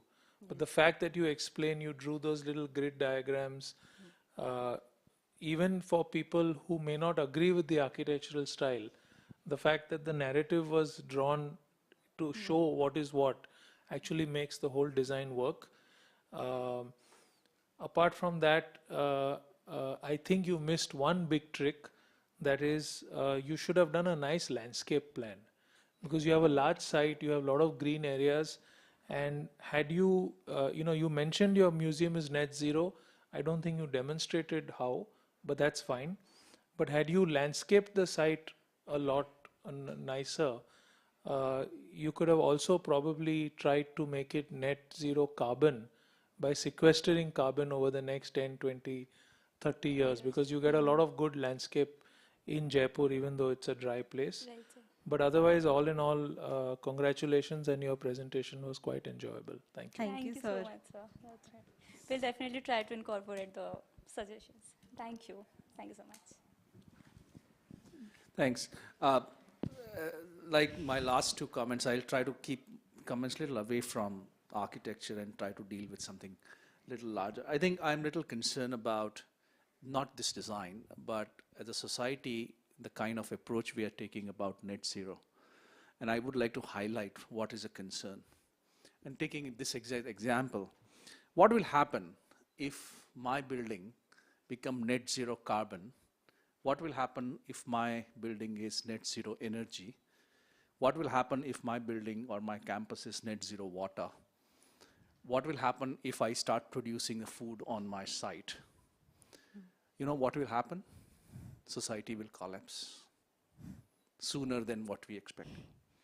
And this is where we need to understand that net zero emissions, net zero whatever targets we are putting, definitely not at the piece of land, and not even at the national level, because the fundamental concept of sustainability is not self-reliant 100%. Sustainability primarily means that I'm bad at making drawings and I'll rely on you. And I'm bad at making energy simulations and I'll rely on Ashu.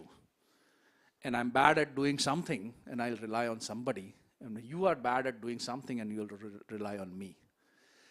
When we start relying on each other, when system starts relying on each other, when I start relying on torrent power or Reliance power for energy, probably there is economic sense. And that also is very, very important for the country and for the. So when we start looking, and each system has a very, very different boundary, right? My kiwi may come from New Zealand as far as my emissions are less. There's nothing wrong in having a kiwi from New Zealand, provided the way it gets produced, provided the way it gets transported, and provided it gets consumed. So diversity in the services and diversity in a system needs to be needs to be harnessed, not just preserved.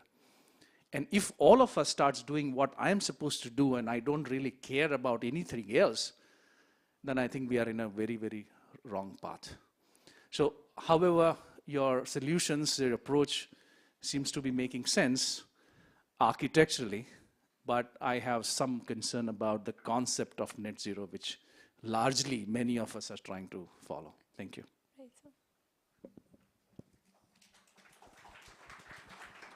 Thank you, sir. Thank you so much. Do we have any other questions for the team? Yes, sir.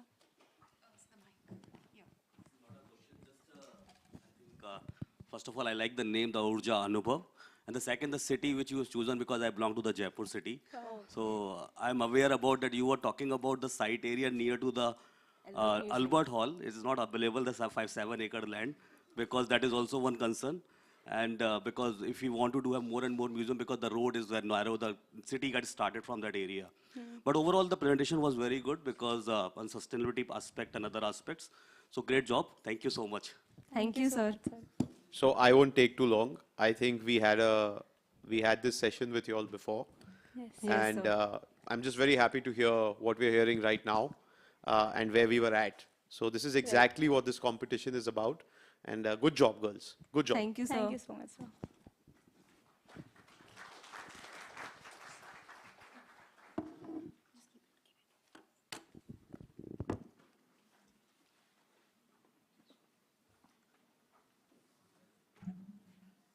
Thank you, team. That was a very lovely presentation, and I think our audiences will agree with that.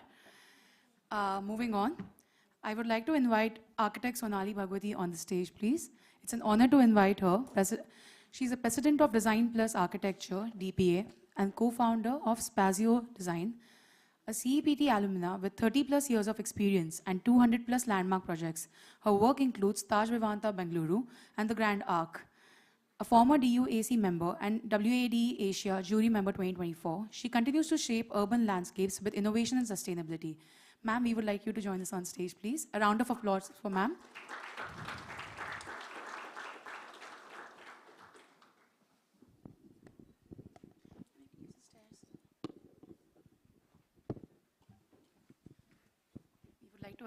We would like you to address the crowd, ma'am. Just a second. You can.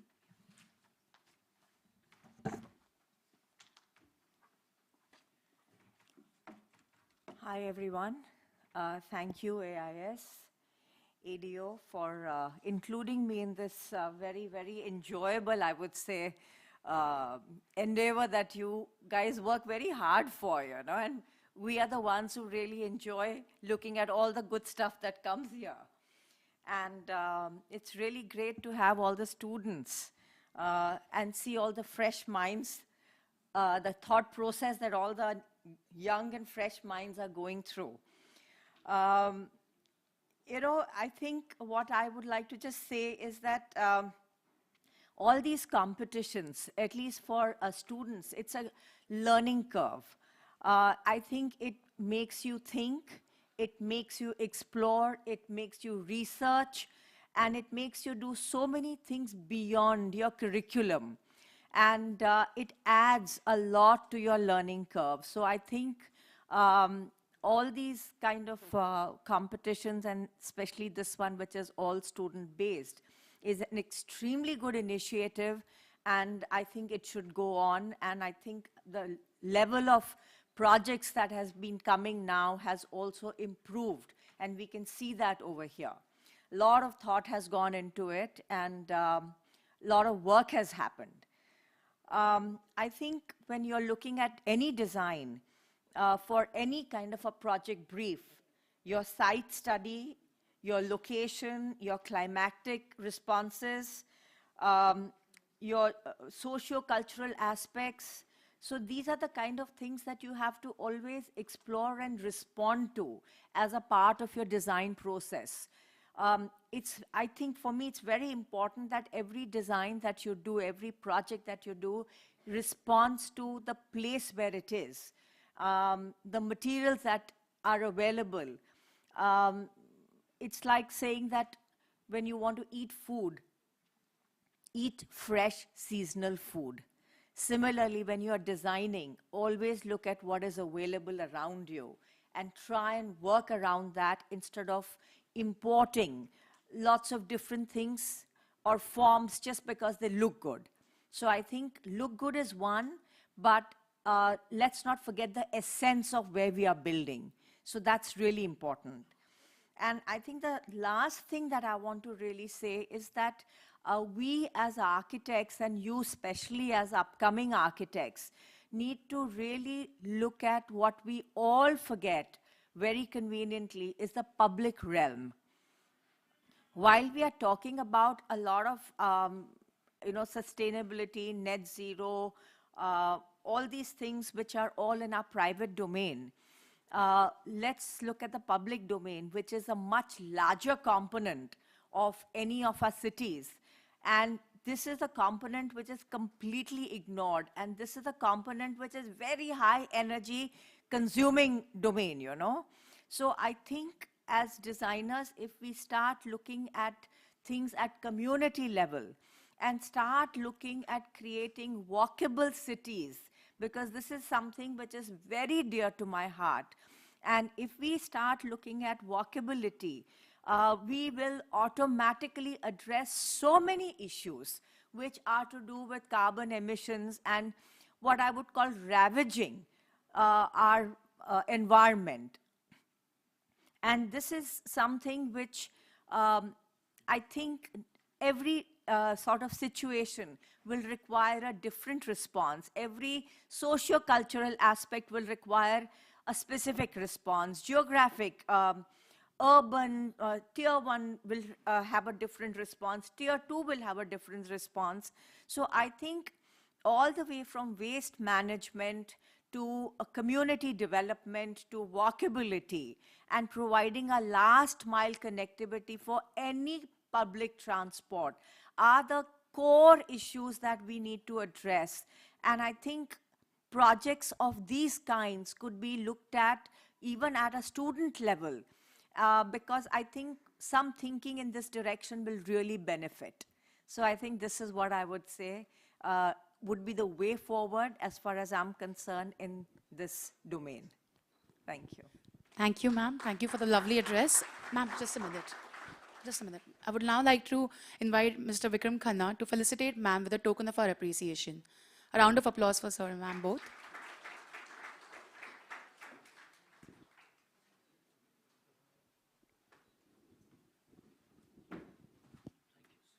Thank you for coming. Thank you for a very nice address. Thank you, sir. Thank you, ma'am. Thank you.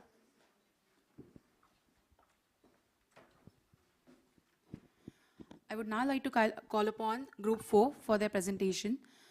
Shirija Kaushik from AIT, Greater Noida. The team can take the stage, please. Yeah, just a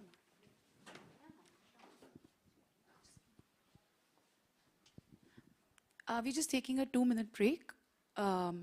Maybe we can start once. Yeah? Just a 2-minute.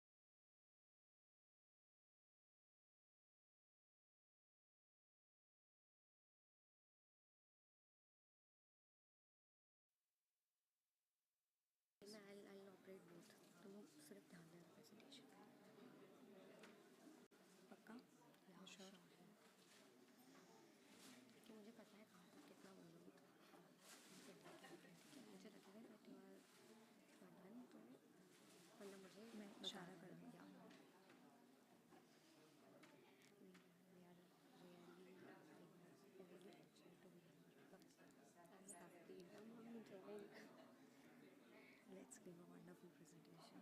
Yes. And then we'll enjoy the victory.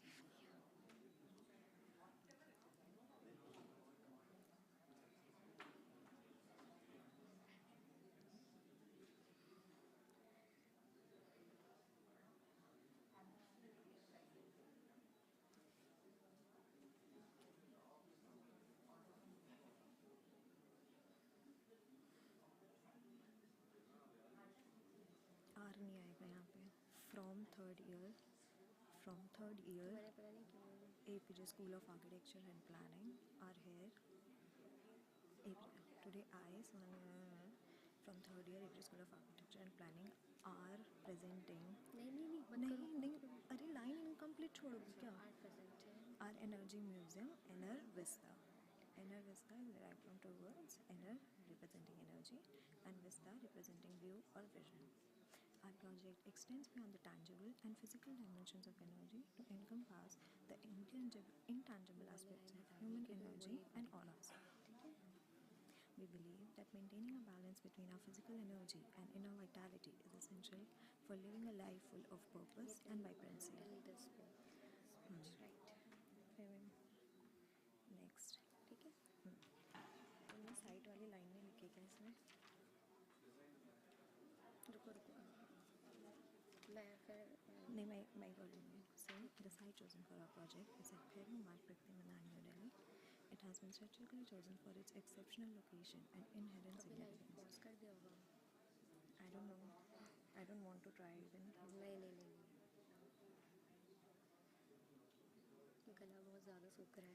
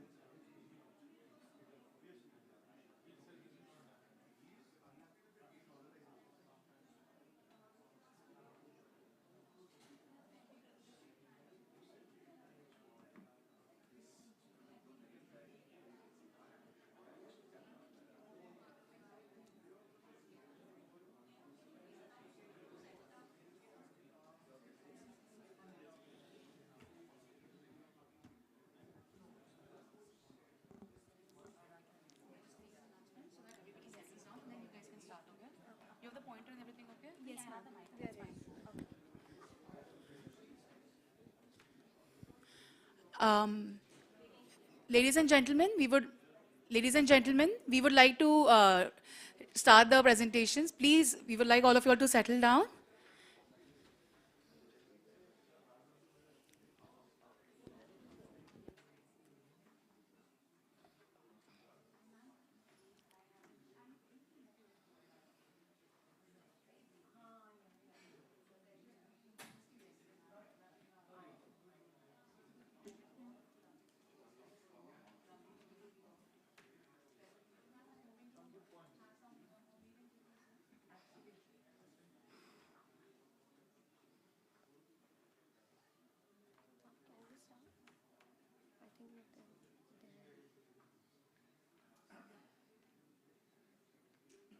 I would request everybody to please settle down.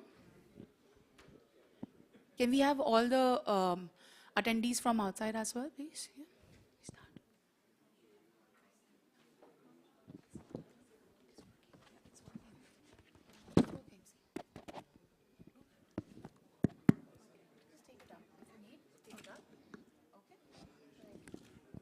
I'll just reintroduce you guys so that it's, we start, right? Yeah. So we have Shiraja Kaushik and team. I request everybody to please settle down. We can now begin with the presentations. We have Shiraja Kaushik and team from AIT, Greater Noida. Team, all the best. You have the floor.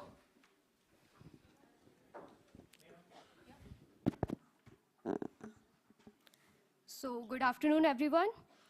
Today, I, Sohani Jain, And I, Shirja Kaushik, from third year APJ School of Architecture and Planning, are presenting our energy museum, Ener Vista. Ener Vista is derived from two words, Ener and Vista. Ener represents energy and Vista represents views or vision. Our project extends beyond the tangible and physical dimensions of energy to encompass the intangible aspects of human energy and auras. We believe that maintaining a balance between our physical energy and inner vitality is essential for living a life full of purpose and vibrancy. moving on to the site. The site of a project is located at Bhairu Marg, Pragati Maidan, New Delhi. It has been strategically chosen for its exceptional location and inherent significance. It lies among the major landmarks like the National Science Center, the Convention Center, the Bhairu Mandir, and the National Crafts Museum. In the 2-kilometer radius lies the Supreme Court Metro Station and Indraprasth Metro Station, which makes it an easily accessible site. Moving on, the strength of the site is that we have a lot of public attraction in the area, so we can attract visitors from there. Major of our visitors are going to be students and researchers who can directly come from the Science Center to our museum. The concept of energy. Energy begins from a source point and radiates in all directions. The radiations, the horizontal radiations, have been utilized to slice the point into layers, which represents a horizontal circulation in the museum. Also, energy is never stable. It goes up and down with time. So the frequency of energy has been utilized in forming the vertical circulation of the museum. There are two aspects of energy. One is the tangible, which is the physical aspect, which have been used in the museum's design, while the second is the intangible aspect of energy, which talks about human energies and auras. We have used them to create an experiential journey throughout the museum. In today's life, we have a lot of stresses. These stresses are relieved by easy methods like dance, music, travel, etc. My museum offers a space for them to join us and go on a journey where they can activate their chakras through the experiential galleries. This is the circulation of the museum. You enter from the ground floor. This is the ground floor. You enter from the ground floor and then you take a ramp down to the gallery 1, which is the gallery of the past. The gallery 1 is intentionally placed in the basement to attract to prevent solar heating by the soil, by the properties of soil, cooling properties of soil. Then through the gallery 1, we move to gallery 2, which is the gallery of the present, and we take a capsule lift up to the gallery 3. The gallery 3 is the future gallery. Then you move down and take a ramp to the first floor where you can see the research center. The research center is not directly accessible to the visitors, but they can have a visual connection with the research center. And then you move down towards the exit. This has also been shown, the vertical and the horizontal circulation has been shown through this diagram, how the circulation goes inside the museum.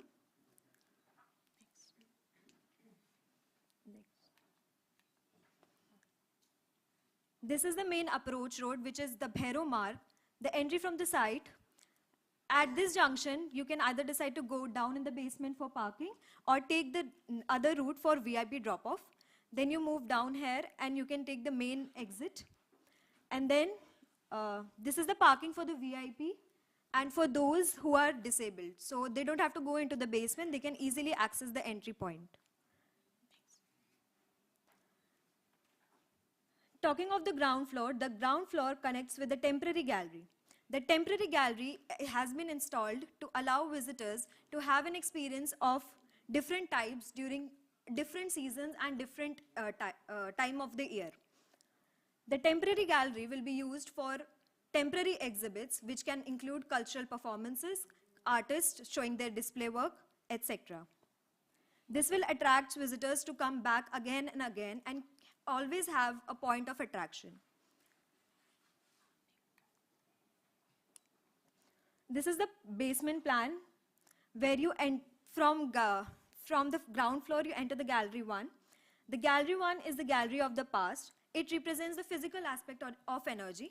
In the past, we have been using techniques like, for example, jali, khaska, parda. There have been some techniques which have been used to channelize the energies, the wind energies, to cool down the spaces. So that is why the gallery 1 talks about such kind of displays. The gallery 1 is, again I would like to repeat that gallery 1 is intentionally placed in the basement to use the cooling properties of soil, like we have been using in wind towers in the earlier eras. Then we move on to the gallery 2. The gallery 2 talks about the present gallery. Presently, we are using the physical and the digital amalgamation to create an experience and generate energy. So the gallery 2 is an exhibit about physical display and digital display. This is the piezo flooring which has been installed throughout the museum to generate energy with the visitors' footsteps, harness energy from the visitors' footsteps, because museum is a public building and there are a lot of visitors who come. So in this particular space, we are adding light to the flooring so that the visitors can understand how their actions are resulting in the generation of energy. This is the first floor plan.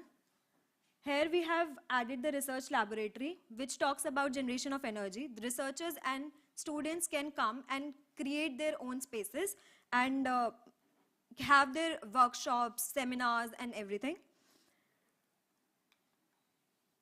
This is the gallery 3. You enter the gallery 3 from the top floor. The top floor is the sun. There's a sun installation. Around the sun installation, there are bicycles installed. The visitors can ride the bicycle and the sun installation glows. It is an immersive experience for the visitors to see how their actions are generating energy. This will also allow visitors to see how energy is being generated, and the sun will glow when they ride the bicycles. Next, you move on to the gallery 3 lower floor, which is thermal scanning. Humans have their own energies, and as we move through the museum, the different experiences help us radiate different types of energies. Like, I'm nervous right now, so my hands are cold, but all of you are comfortable, so you are warm and cozy. So that kind of experiences are experienced throughout the museum because of the different exhibits. So the thermal scan. So in the thermal scanning, that can be experienced, and the different color, every temperature radiates different colors. So that can be seen through the thermal scanning. Then we have the motion sensor gallery. Here, as you move your hands, with the movement of your hands, the particles in the screen will move. Why the future gallery has been detailed out in the digital display? It is because future is unpredictable. We cannot predict what the future will be. So digital display allows us the flexibility to interpret what can it be. So that is why the digital gallery has been installed in the third gallery, which is the future gallery.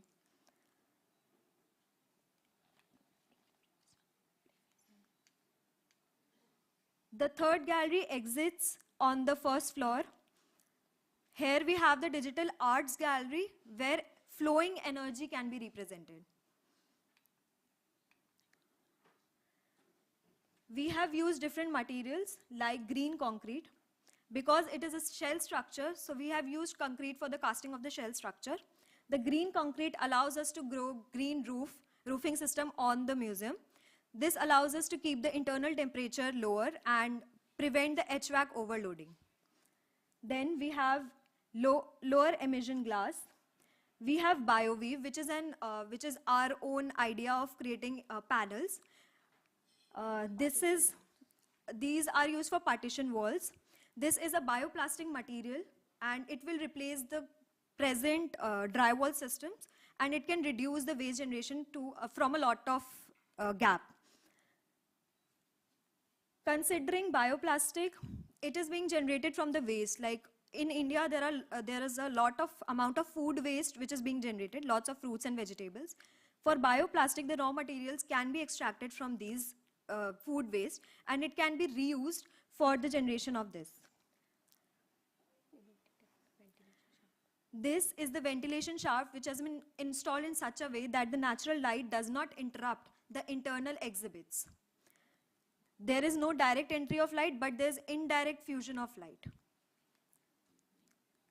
This is an exploded view of how the roof rests on the museum. This is the way the shell structure is going to be casted, and the inspiration for this was multi-hall in Mannheim by architect Free Otto. And then this was also an inspiration for the tower. The site is in a low-lying area, so it was important to attract the visitors from the road. So to do that, a protruding tower was created so that the visitors can see the museum from outside only, from the main road. These are some of the elevations. Thank you. Also, at the last, I would like to conclude by saying that the embodied experience of built environment can be felt by our own body senses. It is not just the physical energy that can impact us, but the humanly energies create a lot of radiations and a lot of auras that we carry with ourselves. So it is not only important to consider the physical energies, but also the human energies. Thank you. Thank you. Thank you, team. That was quite a conclusion. We would open the floor for Q&A, please.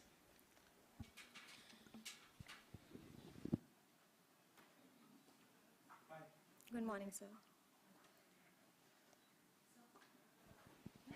Hi, good afternoon. Good afternoon, sir. So can you just elaborate a bit on what is green concrete?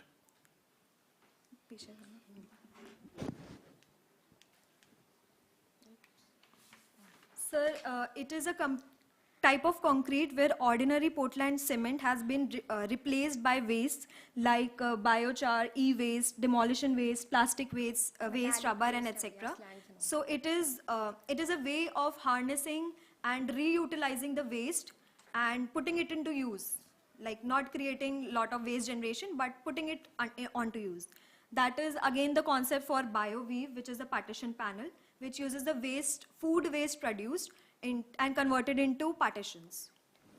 And is that why you've chosen to have your aesthetics in that brutalist kind of?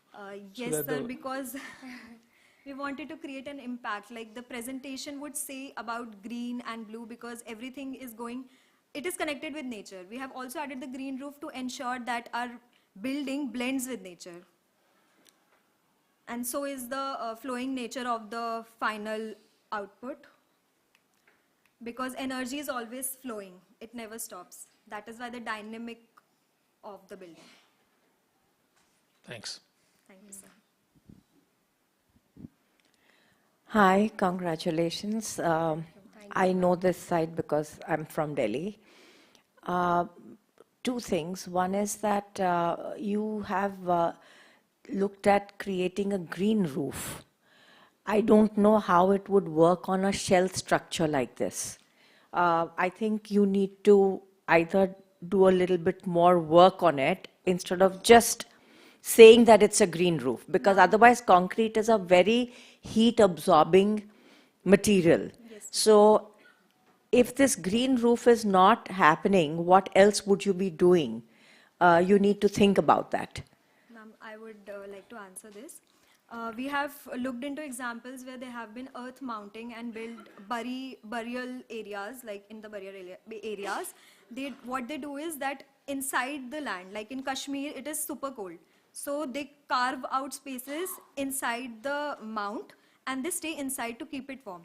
So green roofing on concrete has been tried out, and I saw the example where it worked as an earth mount on the building. So that is where. But your shells are quite, undulating. So I would be very doubtful how successful greening of this entire shell would be. So that was one question. Secondly, I feel that in this very fluid form, you suddenly have this very heavy, thick, brutal tower standing up, which personally I feel it's a bit out of sync. Any reason why you would have this, it's not the tower that you showed in your visual was much slimmer, much more gentler, while this is like a thick, it's not a tower, it's a big, thick form which is sitting, So, the idea to construct the tower was to attract the visitors via the road, because the site is in a low-lying area. So when we walk through the site, walk by the road, we cannot see the site directly. So it was to engage the visitor and attract their attention. I agree to the point that it is not as slimmer as it has to be. But because of the digital display installations and the thickness of the crowd and the passage area that we had to provide, that is why it got thicker with maybe you could have explored another form for that. Yes, we'll do it next time, definitely. Hi. First of all, I would like to congratulate you for touching upon a subject which I never myself thought about, and that is a physical energy. Indirectly we do experience it when we are in a crowded place. There is a heat generated because of so many bodies and things. Who knows? Maybe in future we can generate energy from that. But that was really nice. I don't know anything about the aura. I have read that word a lot of time, but that's a very mystical for me. But I would have really appreciated if this particular very unique concept you would have further explored in terms of your design. How, I don't know, but but that is a really good, very, very different form of energy that you spoke about, and maybe that would further develop into some sort of a different way. So overall, I like the approach to the design. That's good. Thank you, sir. I would like to say something that the visitors of the museum are common public. So we wanted to touch that part of energy which the common public can relate to. Because as normal human beings, if we see something very extraordinary, we don't usually relate to it. Museum is a place where we are supposed to give a message, a learning or something. That is why we wanted to explore that part of energy which has not yet been explored, and visitors can easily connect with it. Yeah, visitors can interact with each and every part of the building, right?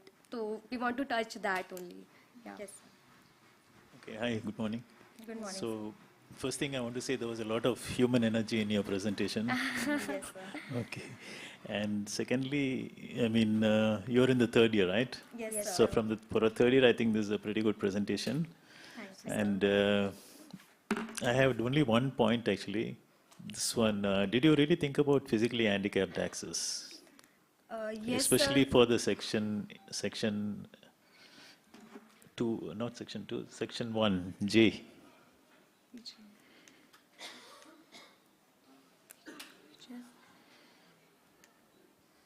Section 1, sorry. This one? Section.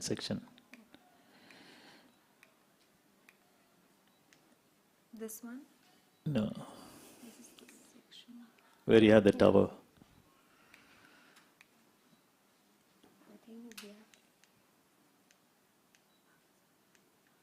Okay, if it is there, you can just explain. Did you think about it? That's all. Yes, sir, we did. Mostly, most of the spaces are kept aligned with 1 or 2 floors only, so that they do not have to travel a lot through the floors. Only one tower has been extruded, and it has multiple levels. That has been considered, and a capsule lift is installed so that they don't have to walk or. There is a capsule lift So in the center. in the center. Yeah, in the section that there you can see. Okay, if it is there, it's okay. Leave it. Here. And why did you go for this curvilinear form? What was the So- inspiration behind it? Energy is always flowing. It does not go in a single direction, and it is not linear. So we wanted to explore that energy, which is always flowing and has a dynamic structure to it. It has frequencies. It is flowing in different directions, radiating into different directions. Okay. Okay, thank you. Thank you, sir. Professor Rajan Rawal, we would like you to add a few words to it. Something which I don't know, but at least I know the words. I think you did refer to physical energy. The other energy you were trying to reflect is on a spiritual energy, if I'm not mistaken. But I think there are two extremes.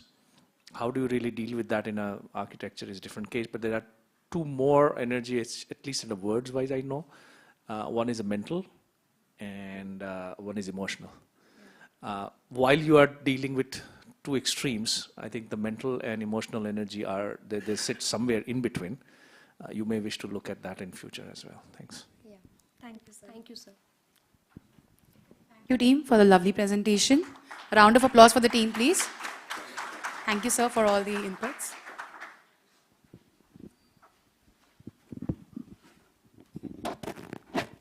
I would now like to take the opportunity to invite our South Zone jury members on the stage. Architect Charanya Prem Kumar ma'am, we would please like to have you on stage. I would like to invite Ms. Aparna Prabhu to felicitate ma'am with a token of our appreciation.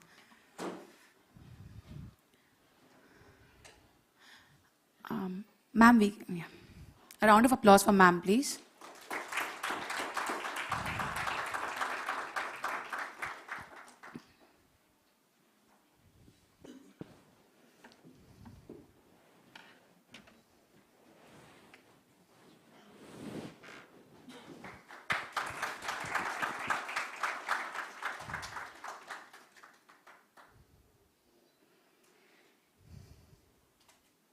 Ma'am, we would like you to address the crowd, please, as well. I'll just take this.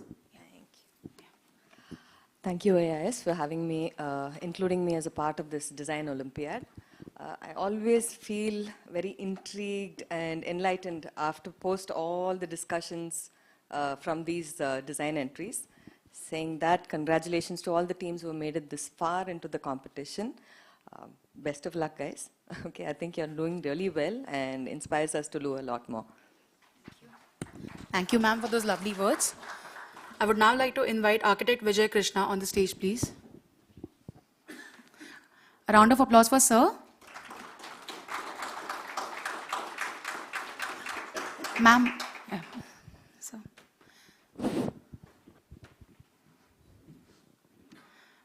Ms. Aparna Prabhu, we would request you to felicitate sir, please. We can keep the applause going.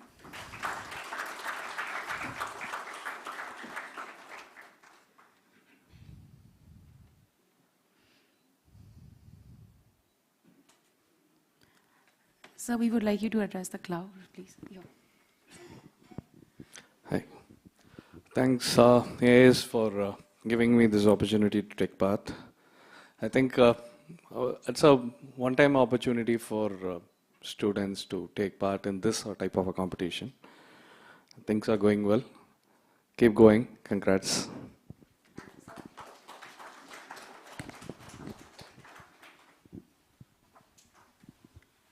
Thank you, sir and ma'am.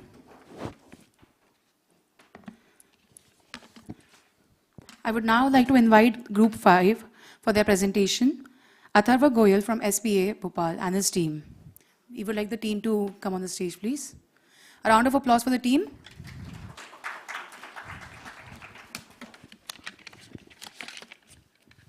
All the best, team. The hand mic. Yeah.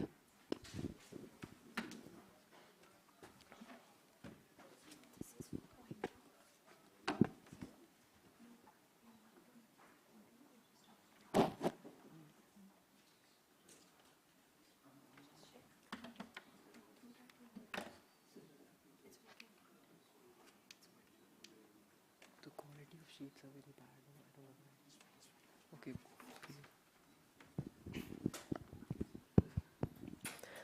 Good afternoon, everyone.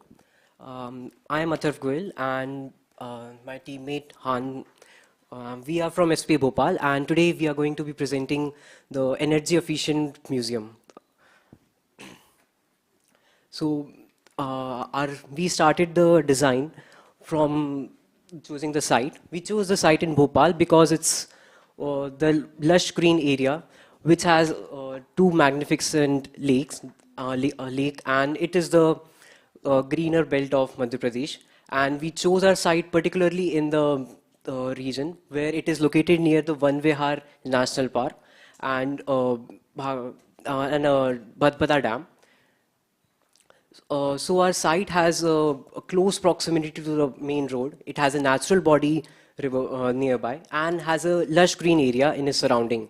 So we tried to make our design such that we recognized that the site was a brownfield area and which was basically used by local hotel owners and shops as a dump yard, and and pastures used to come here to graze their cattle. So we proposed a design that will enhance the movement towards the southern road and will showcase the progress of Bhopal in the green building movement.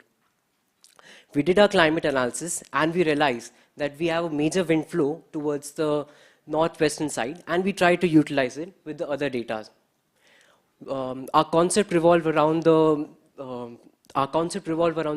how step wells were used in ancient India to sustain the water requirements, and we started to creating a central body in the site plan.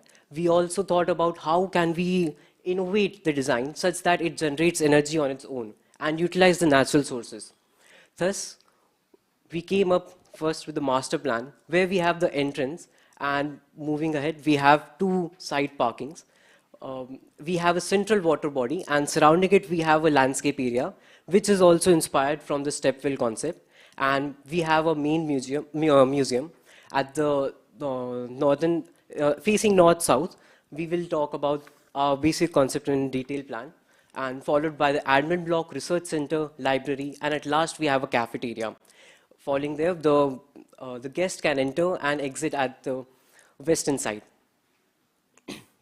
So for the form development, we started with a rectangular block because it was the most efficient, and aligning it with the north-south direction. Then we tried to play with the form, giving it a curvilinear action so that we can utilize and harness the wind energy, which we have elaborated.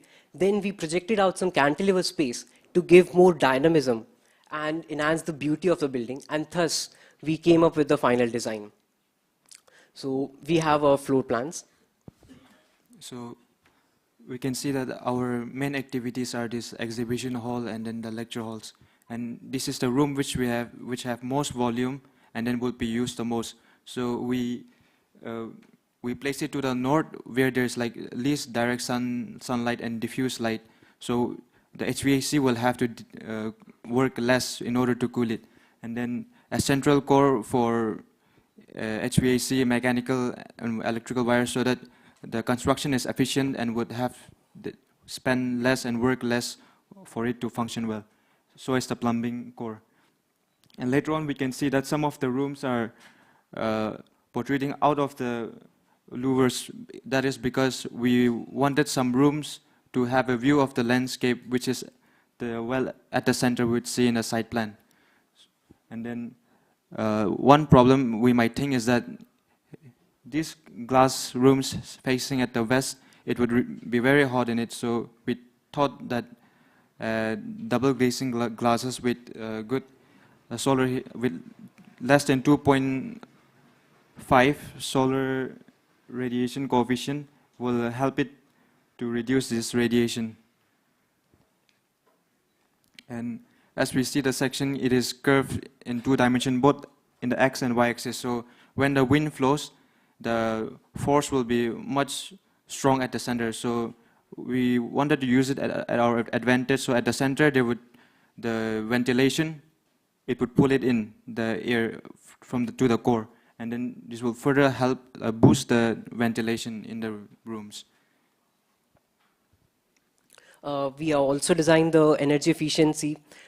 We can, as you can see, that the solar panels at the top, they generate the energy, they generate the solar energy which is stored at the back end of a battery storage house. And we have also utilized the water as a major factor. When the condensed fog and excess rainwater is fallen on the curved facade, it is gradually collected, and we have created a bioswell and a water storage plant so that we are actually saving the energy and also creating a space for native plant and species so that they grow and develop. Thus, by combining the concept of holistic development and future. We have our area statement, and then if we talk about the energy efficiency concept, I will start with the water conservation part. As I have talked, the curved facade basically collect the water and they store at the 5 water boxes of water storage areas, and which can be used and harvested for all the major grey water sources in toilets and sanitary area. And followed by, we have calculated that how much solar energy will be accumulated through the solar panels on the building as well as in the parking area, and thus we have see that the payback period will be 6.6 years without subsidies. We have further elaborated the calculation at the last. We then realized the concept of natural landscape and green roof so that we eliminate the heat concentrations on the areas, and thus by increase the native plant species so that they grow and give a natural landscape area. We have also introduced the concept of kinetic pathways, which incorporate pressure plates. So while walking through the exhibition galleries and spaces, we will generate the energy through that also. We have further elaborated in the section. We will show it there. Followed by, this is the concept of our wind energy. So primarily we have a wooden facade followed by wind turbines, which we call wind eyes. And lastly, we have the concept of solar disk. So as this is a southern facing facade, we try to make it a rotating disk facade so that they rotate as per the angle of sun, so that we have ample of natural indirect light in the summers, while in the winter seasons, we can control the amount of light shade we require in the gallery area.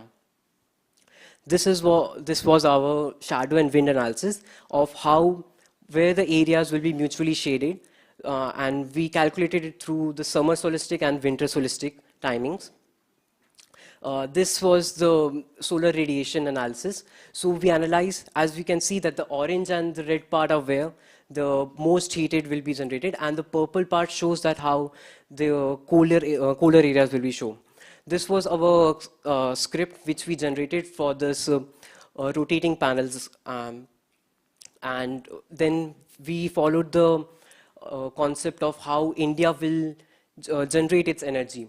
We saw that through the first hydropower plant and the Pokhran Trust, which was done in 1976, we studied all the history of how the India developed its energy efficiency and how it will reach its future goals in 2023, reaching 500 gigawatts renewable capacity. So we try to incorporate these functions and these aspects in our gallery spaces, showcasing the timeline and the power and the history of India, of how it's developed.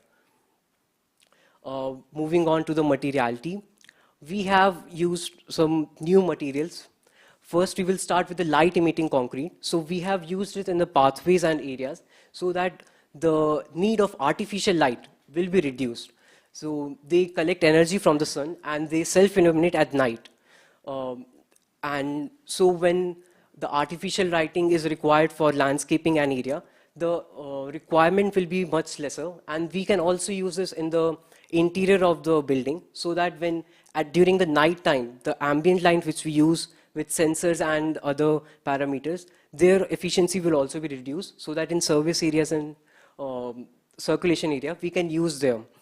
Next, we introduced the bioconcrete. So it's a self-healing material. So when any cracks develops, a bacteria, when in contact with moisture, it starts generating and it fills the gap automatically. So we have used it in the facade of the building as a cladding, as a material, so that it will generate, it will reduce the maintenance cost and will automatically reduce the solar glare.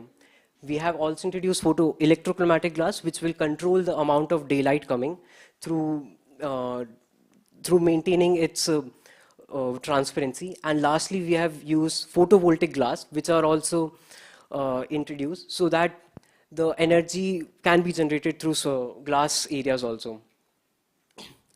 In this diagram, as we can see, we started with the materials of the building, that how can we incorporate modern materials and make it more sustainable. We incorporated the natural water bodies around it, which was the upper lake of Bhopal, which was going through the canal to Badbada Dam. And we incorporated how wind energy can be utilized and enriching the natural landscape of the site and elaborating it.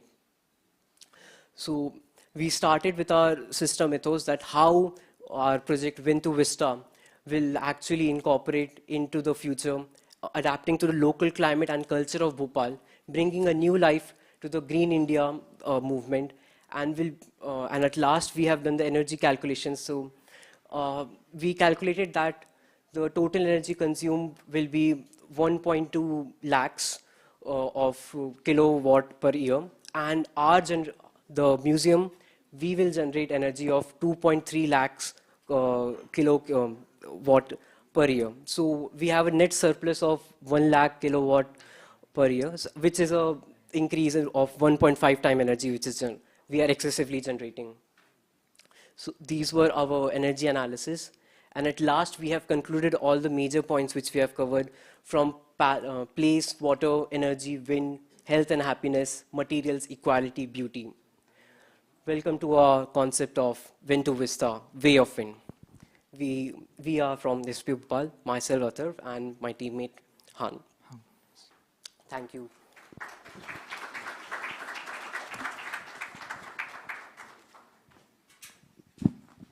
We can have the Q&A session now.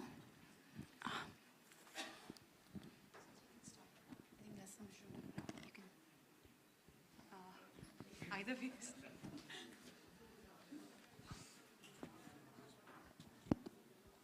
Yeah, hi, good afternoon.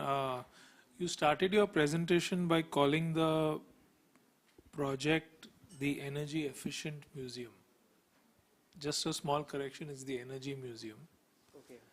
And I think from the outset, because probably it's been set in your mind as the project is the Energy Efficient Museum, it appears that your focus has been mainly on that, rather than being an energy museum, because while you've gone through the laundry list of all the right things to do and etc., I'm not sure that you've captured the spirit of how a museum works, and what are those celebratory spaces and all of that. So I'm a little, do you have can you elaborate if you've actually captured that essence? We try to incorporate it in the master plan and some of the floor plans, but as you're seeing, we deviated from the concept of energy museum and we created an energy efficient museum. We accept that.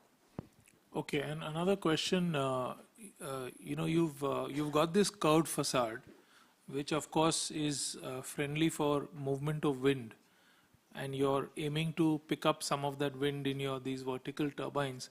But then you've punctuated it with these boxes. which effectively will not allow the wind to pick up that velocity it requires for your turbines towards the end to rotate more and more. So I think you've tried to do one thing, but then the idea of putting these boxes is you've sort of undone something that you were trying to achieve. And I quite like the solar discs. I mean, you tried explaining it. I didn't fully get it, but at least it's a novel idea. I mean, the fact that it moves with the sun. So yeah, that's it for me.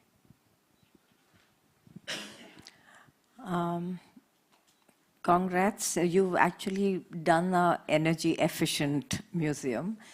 I have one question that you see at this point, we are actually exploring design aspects of a museum and translating your idea into it. You have created a large entrance area and you have these buildings around it, but that entrance area to me seems like quite sitting by itself. It's not so interactive with your building because your building is quite blank and it's just giving a few entrances. So your entrance area, that big open space, would become more of a showpiece rather than an interactive space, which in a museum maybe a little bit of more interactive would have been better. And secondly, I still don't agree with the idea that you create a situation where you have to find a solution of X glass or Y glass. So here you are the designer, you have a big site, everything is in your hand. You could have looked at perhaps a different design approach where you don't have to create glass boxes which are completely on the south side. Because no matter what, I mean, all of India is hot, you know, and our summers are like all 45 plus. So to first create a situation and then find a solution is something which I feel is, you know, well, I mean, this could be a retrofit, yes. That, okay, this was there, we need to put, you know, energy efficient glass or X type of glass or Y type of glass, but not as a designer. You could have come up with a different solution.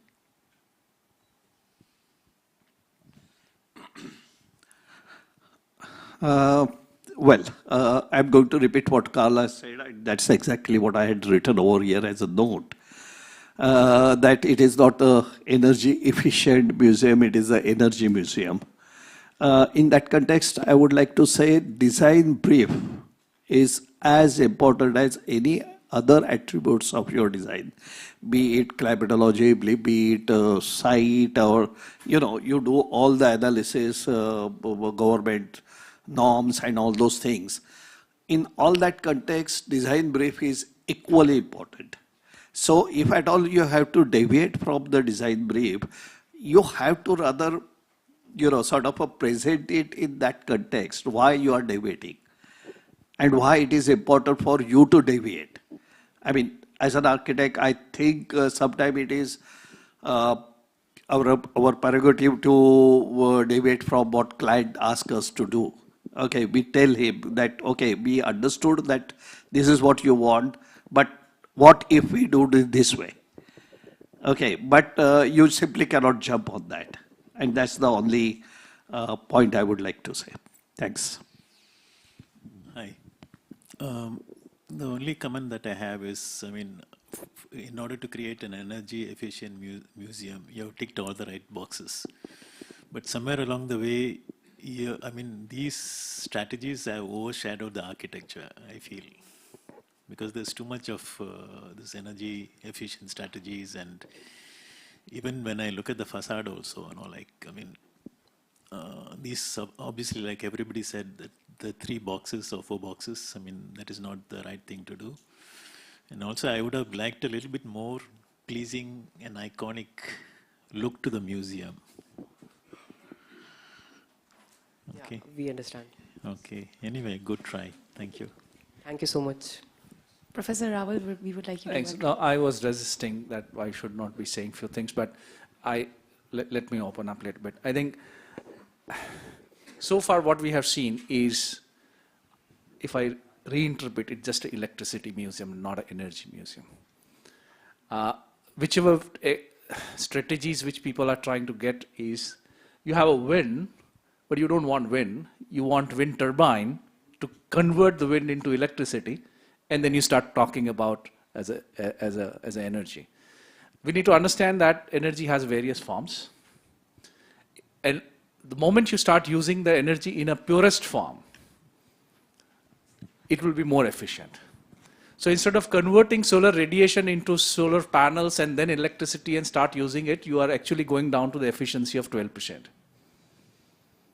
And 12% means you are actually not even abating what carbon or CO2 based, or sorry, the coal based power plants are started producing, right? You are just mitigating transmission and distribution loss here and there. Try to get into the depth of what energy means and how can you use that in its purest form instead of turning that into electricity. If you're getting a radiation, use radiation. If you're getting a chemical energy, use chemical energy. If somebody is trying to use the kinetic energy at some point in time, use that as it is. But the moment you start getting into the gimmicks of elements which I see right now on screen, you go down to the path of inefficiency. I also would say that this is, although Carl has opened up a box, it is not even energy efficient museum. It is in a manner, it's a renewable energy display. So it's very, very important that what are you trying to get into? And this is where the problem, where somebody will say that renewable energy and you start getting into electricity instead of getting into what you really want. We need to go back to basics. I had eye contact with some experts here the moment you talk about kilowatt. Kilowatt is a connected load. It's not a consumption. And what we are talking about here is a consumption. So a lot of basics needs to be in place. But coming back, I think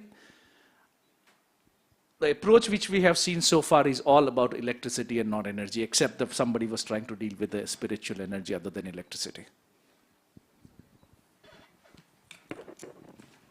Sorry, I want to add one more comment, and probably you can carry this for the future. You have to visualize the final product in color, because while the white render is nice and it's conceptual in nature and it may get you at a very preliminary level, but at the end of the day, as an architect, you have to be able to take that decision and add color, because that's how life is seen and experienced. And this is very important. I mean, you have to, and material, she's absolutely right. So color, material, feel, landscape, these are the most important things that create good architectural spaces. And then everything else plays its added role to it. So please don't shy away from that. Thank you. Thank you so much. Thank you, sir, for your comments.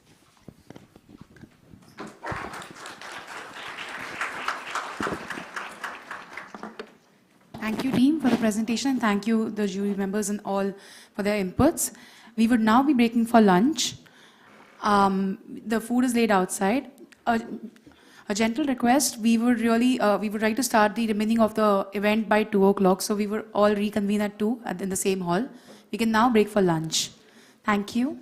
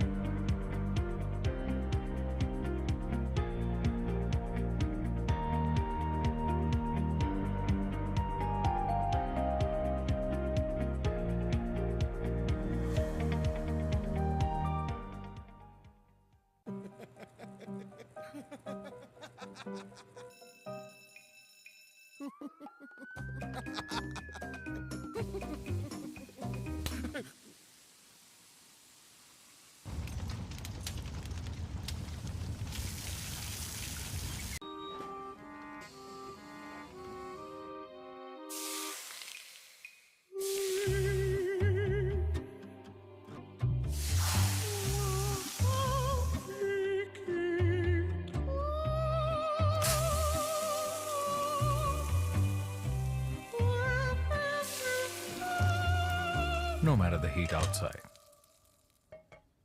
stay cool inside with energy efficient windows from Asahi System Windows.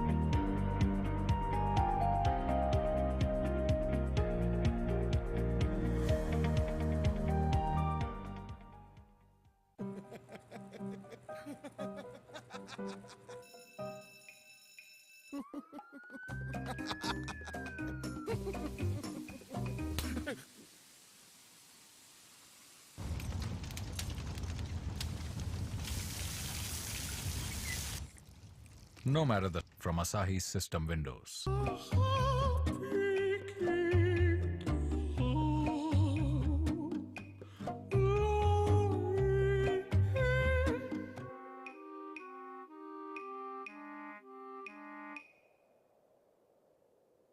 No matter the noise outside, enjoy the quiet inside. With noise cancelling windows from Asahi System Windows.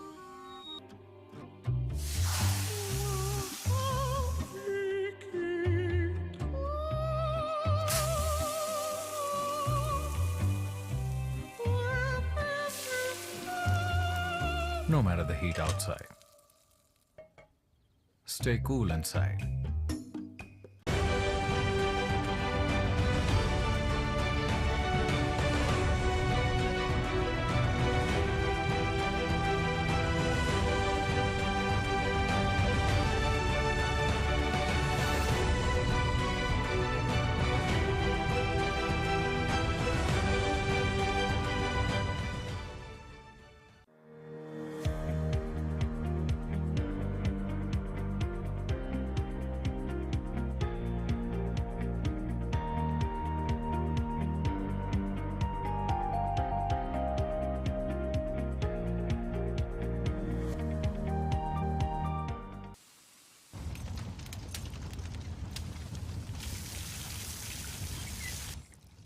No matter the shower outside, stay without leakages inside with waterproof windows from Asahi System Windows.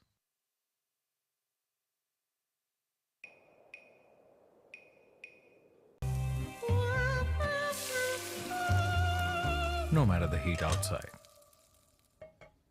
stay cool inside with energy efficient windows from Asahi System Windows.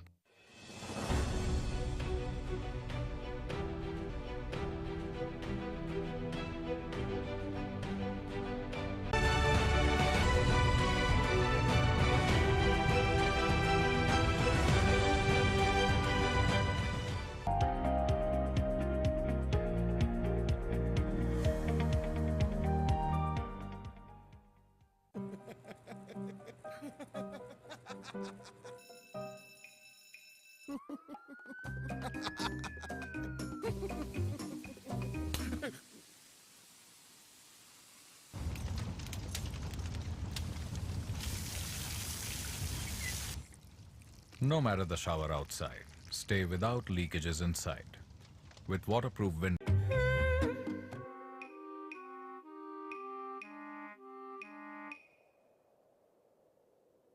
No matter the noise outside, enjoy the quiet inside.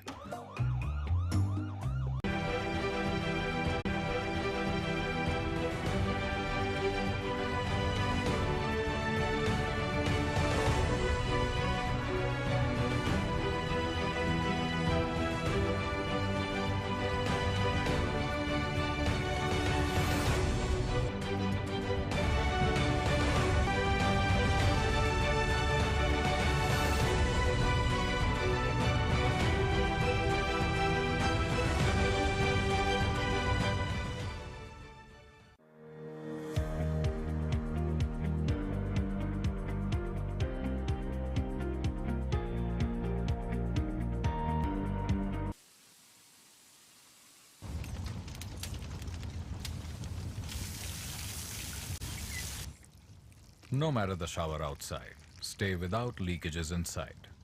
With waterproof windows from Asahi's system.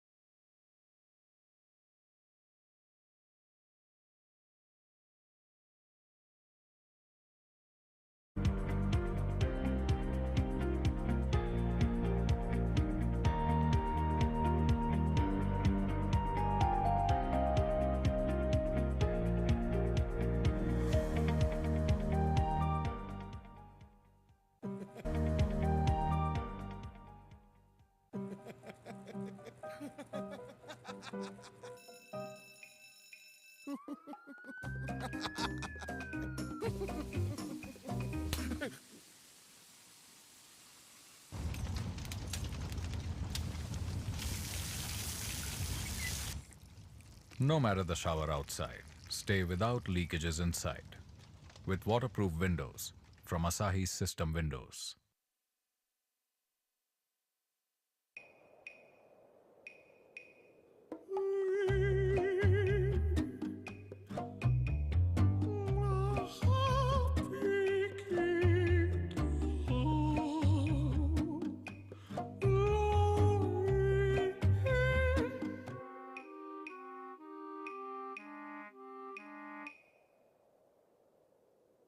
No matter the noise outside, enjoy the quiet inside. With noise-cancelling windows from Asahi's system windows.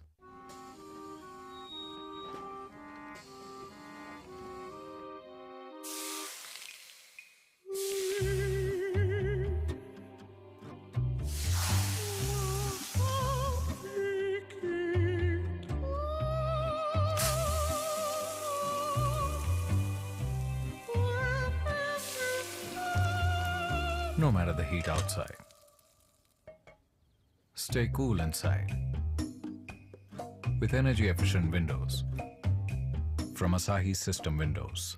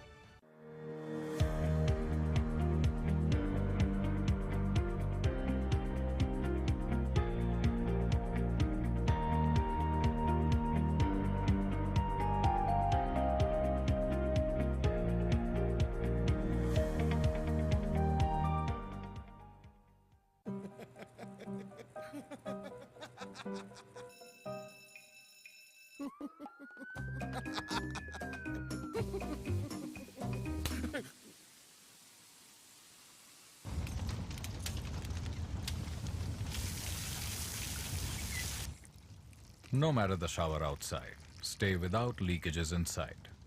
With waterproof windows from Asahi System Windows.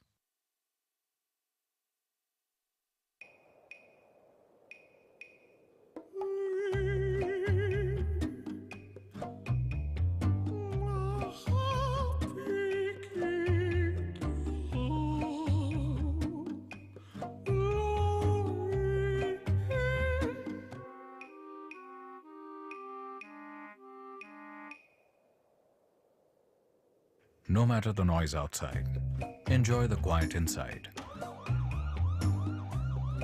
With noise-cancelling windows from Asahi System Windows.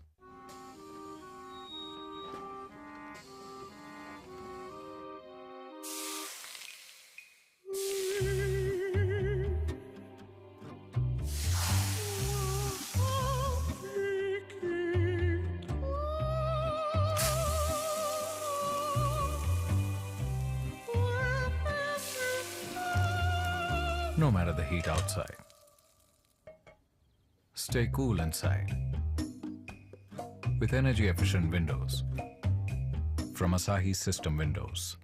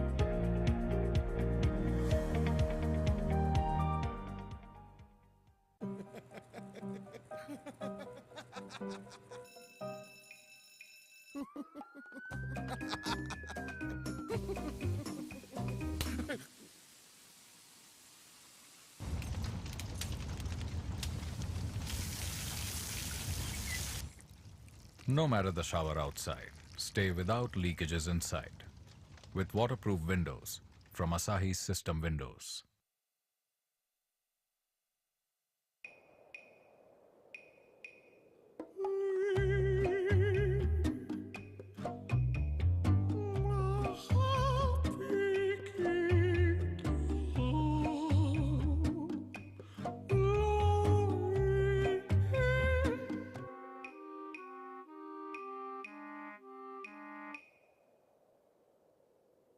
No matter the noise outside, enjoy the quiet inside.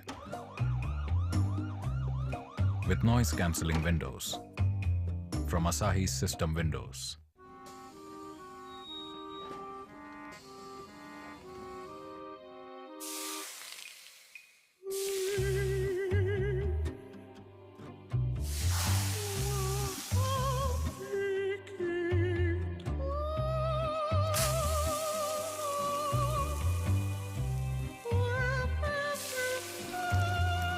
No matter the heat outside, stay cool inside with energy-efficient windows from Asahi System Windows.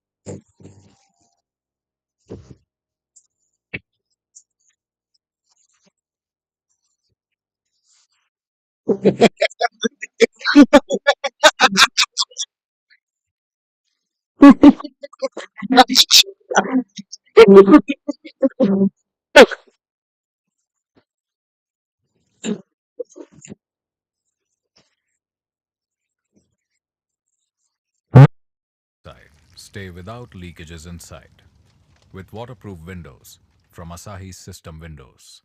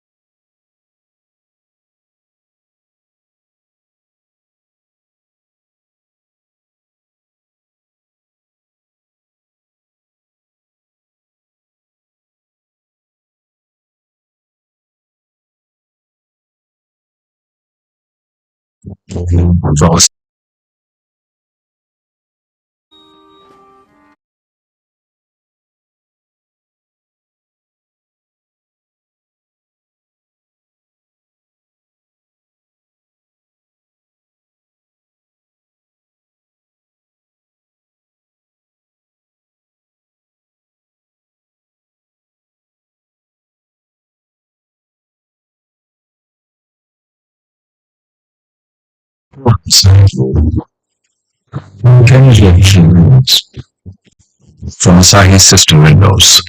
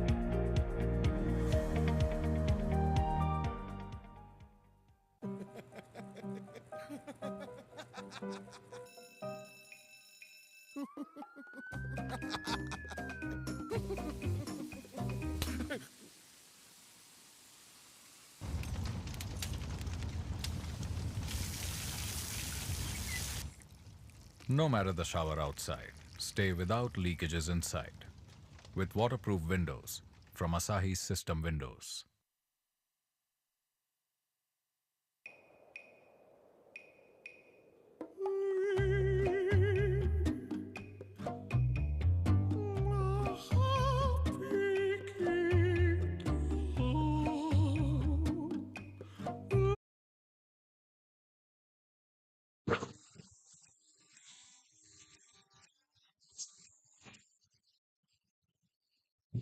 I don't noise outside.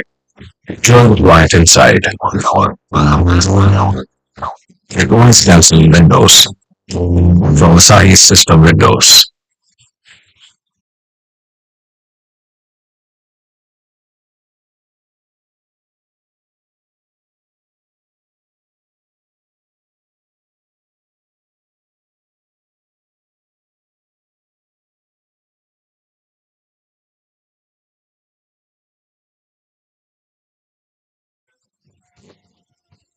matter the heat outside.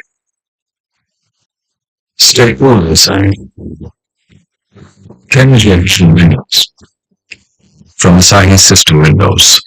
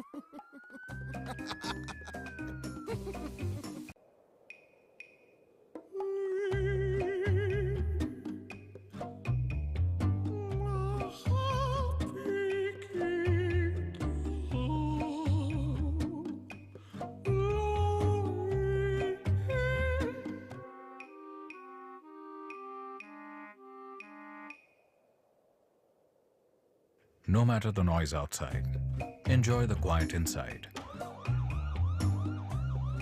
With noise-cancelling windows from Asahi System Windows.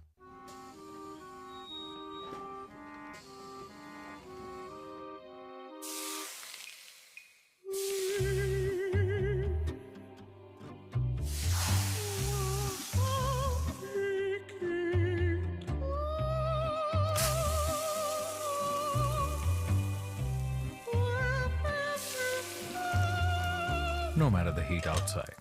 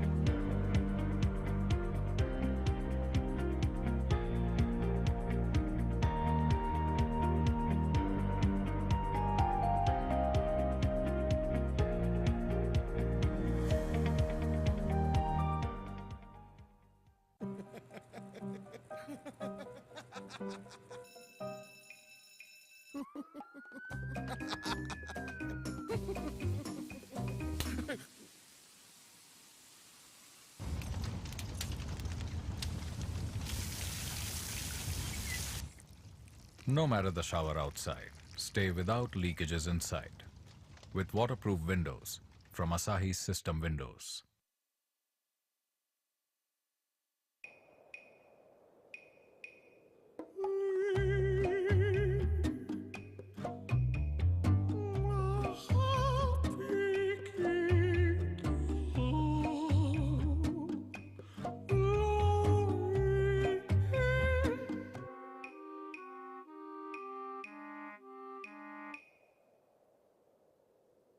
No matter the noise outside, enjoy the quiet inside.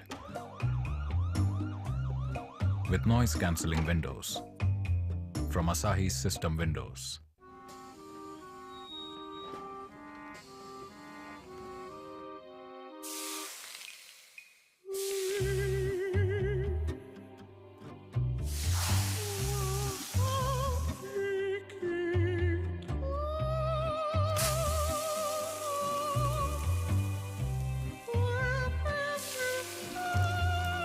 No matter the heat outside,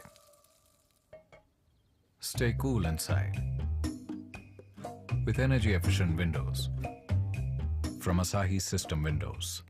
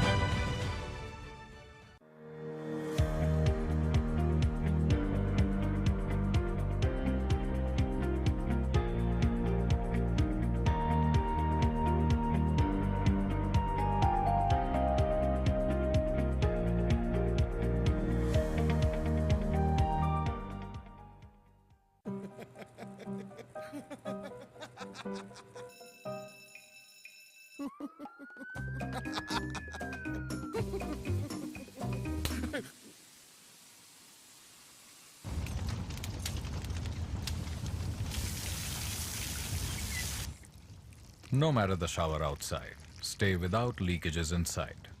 With waterproof windows from Asahi's System Windows.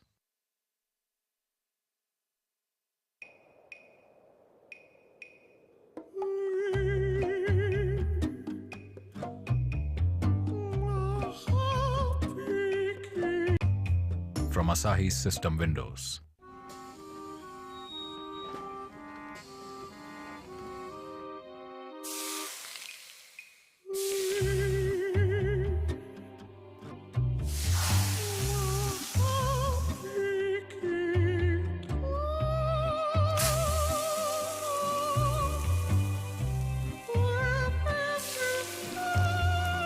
No matter the heat outside,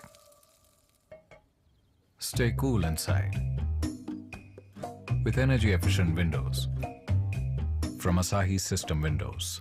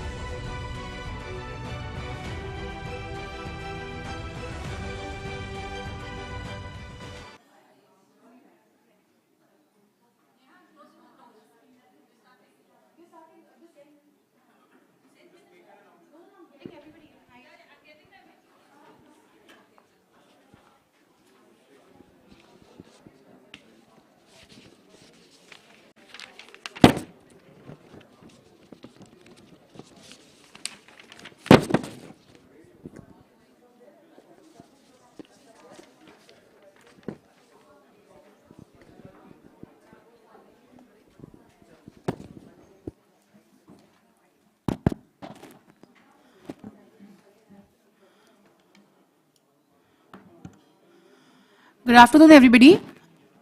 I would request everybody to please settle down.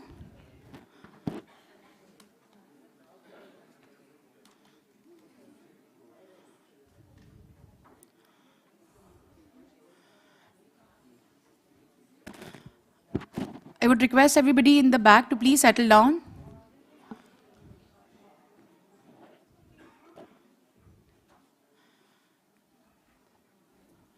Yeah.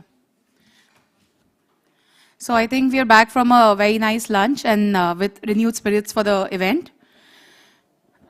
I would now like to invite architect Reza Kabul on stage, president of the ARK Reza Kabul Architects, shaping urban landscapes for 35 years. It's a pleasure to invite Sir on stage. Founder of ARK in 1988, he leads a global team delivering innovative, sustainable designs. I'm so sorry. Oh, sorry, I missed it. I am so sorry. I'm so sorry. I'm so sorry. Oh. We can. Yeah. I'm so sorry, I got confused. Yeah.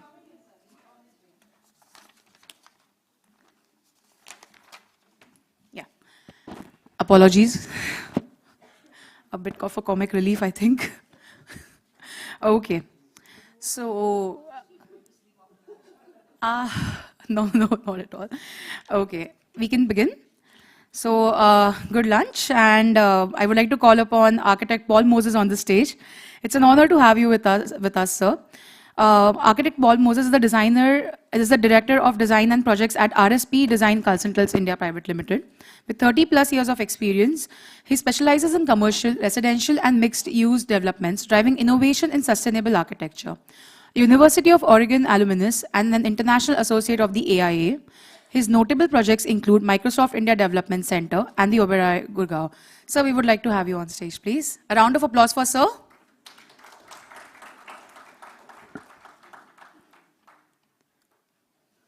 Sir, a request to address the crowd for today's event. You want the hand mic or the podium?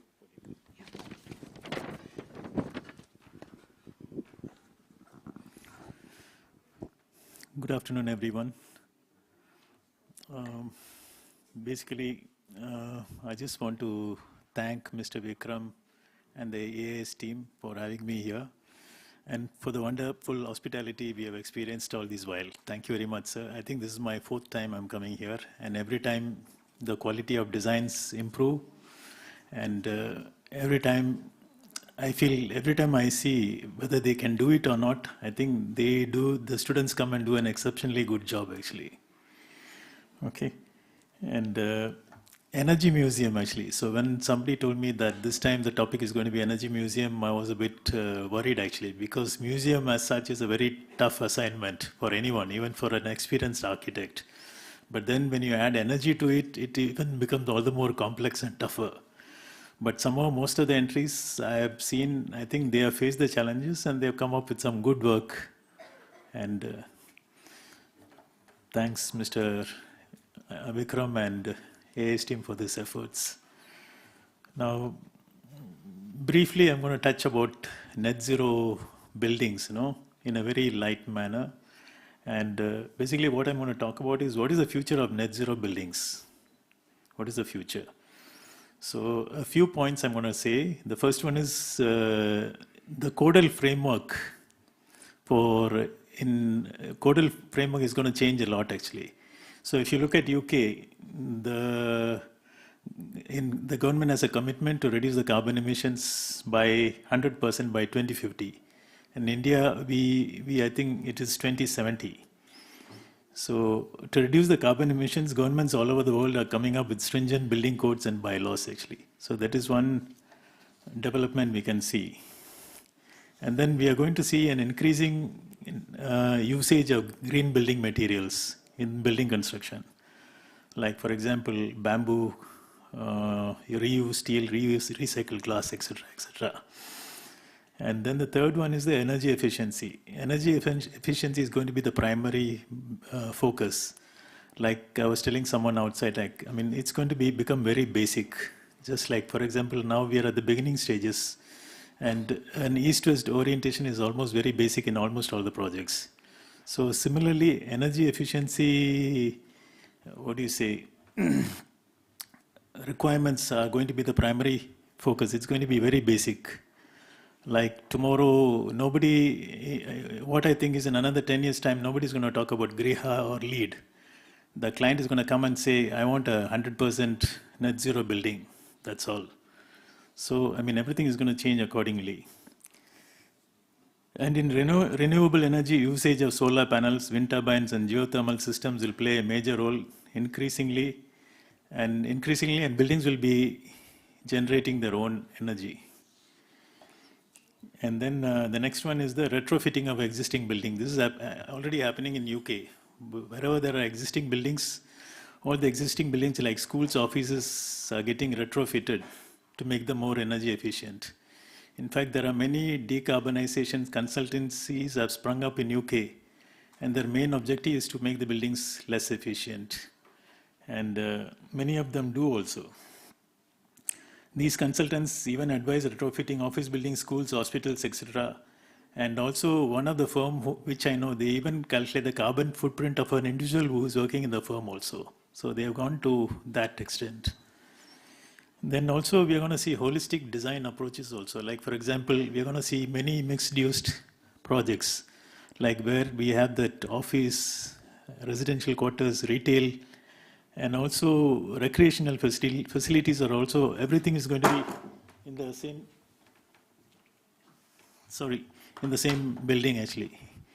In this way, they can avoid traveling from one place to another and thereby, reduce the carbon emissions which occur while traveling.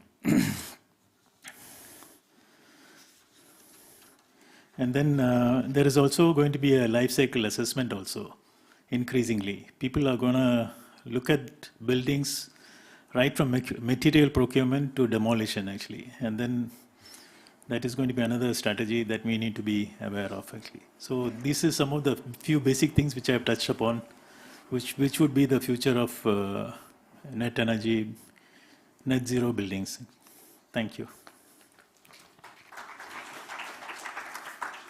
Second, I would like to invite Mr. Vikram Khanna to felicitate architect Paul Moses. A round of applause for sir, please.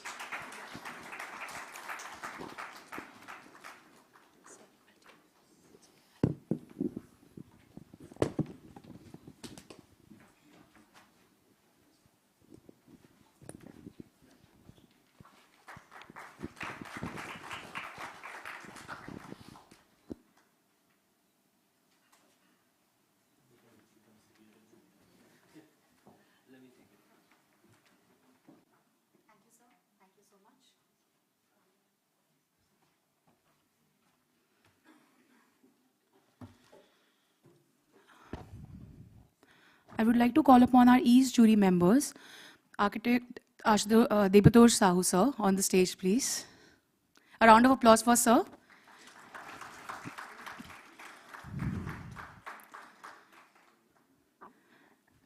Sir, we would like to hear from you from the event. Podium? Okay. Good afternoon.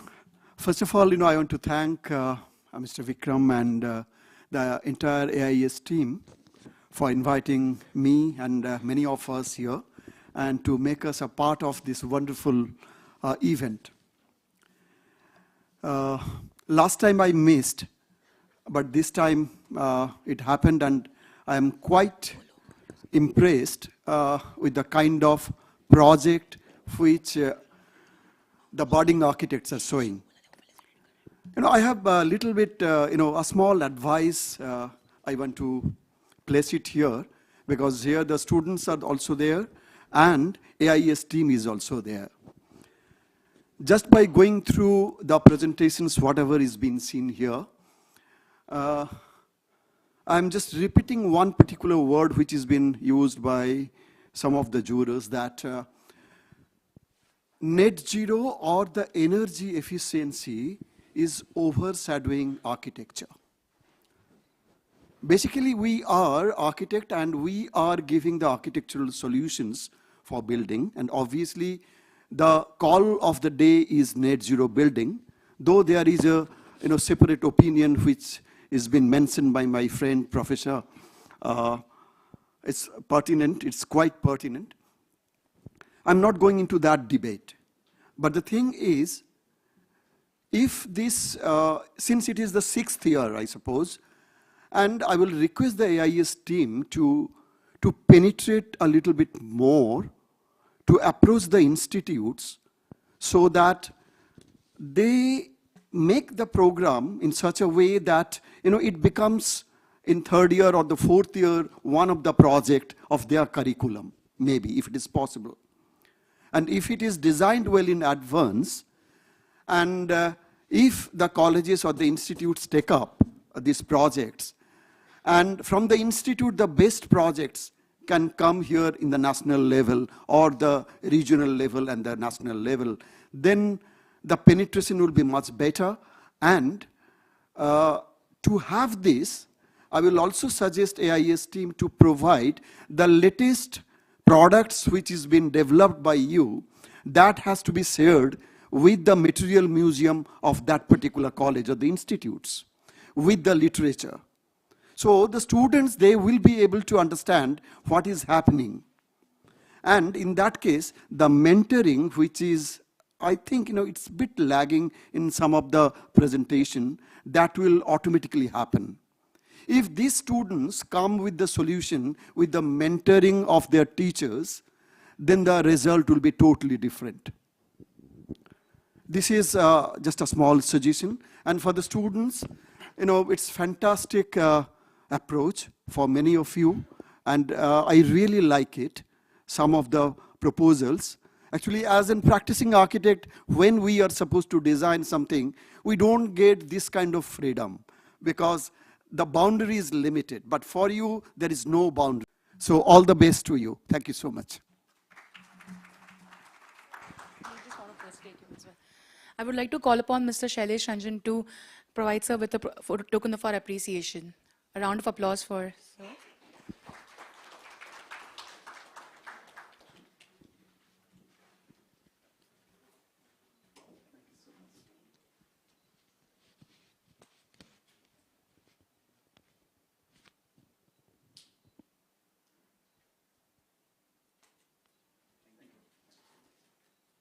Thank you, sir. Thank you.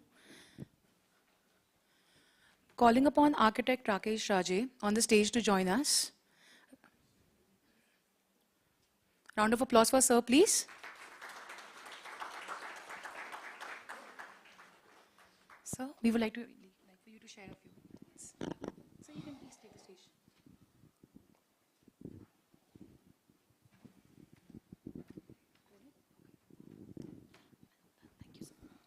I'll say this is a good platform bought by AIS. It's a very innovative platform. I think, I feel it's a learning place for not only for the students and the participants, but also for us. Thank you, AIS, bringing this type of platform. Thank you. Thank you, sir. Calling upon Mr. Shailesh Ranjan to felicitate sir, please. The applause must keep going on.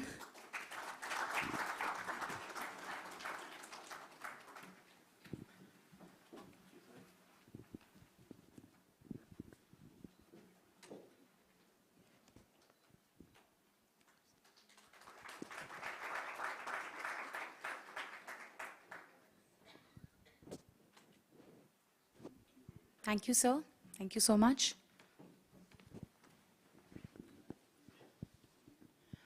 I would now like to call upon architect Ashish Satapathy on the stage, please, and to share a few thoughts on the day.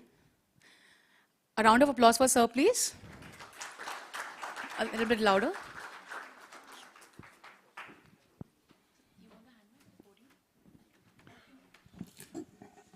Thank you, AIS team, for giving me this opportunity to be here.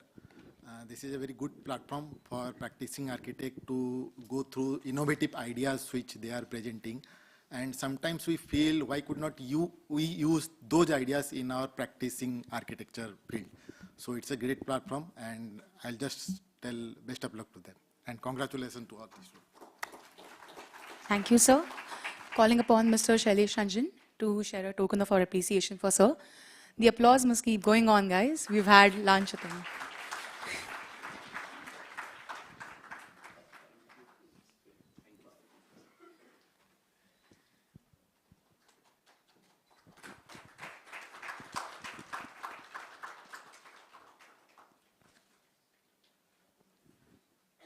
Thank you, sir. Thank you so much. Thank you, Mr. Ranjan.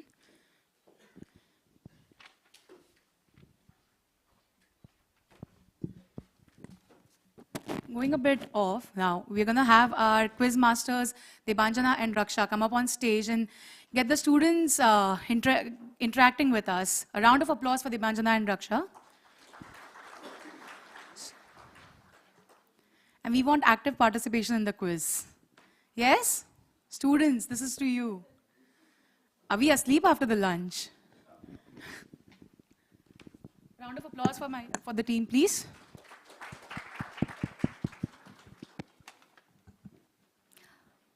Welcome back, everybody. Hope everybody had a delicious lunch. While we wait for the next event, let's keep the energy high with some fun. So we are engaging with a quiz for all the team members over here.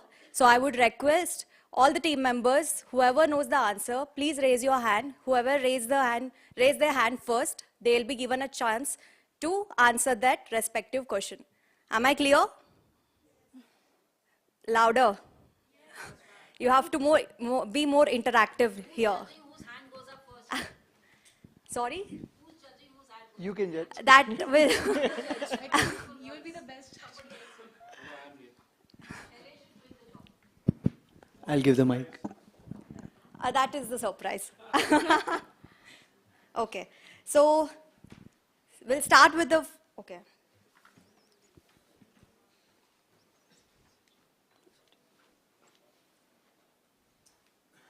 Okay. So the first question, can you name this iconic building? This guy, yeah. Yeah. Sydney Opera House. Okay. John Hudson, architect John Hudson. Do you think we would? Acha. He has already answered So- both the questions. So that was a tricky question that we thought we will ask, that this is not the easy question which we're going to ask. And the next question was that who is the architect? So you answered it right, like in the first go itself. So, yeah.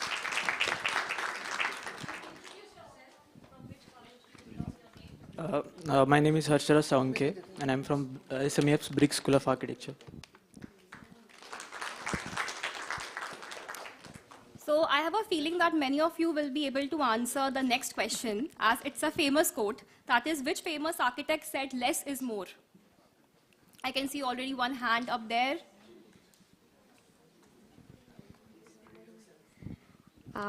My name is Suhani Jain, and I am from APJ School of Architecture and Planning. I'm just guessing the answer. I think it is said by Mies van der Rohe.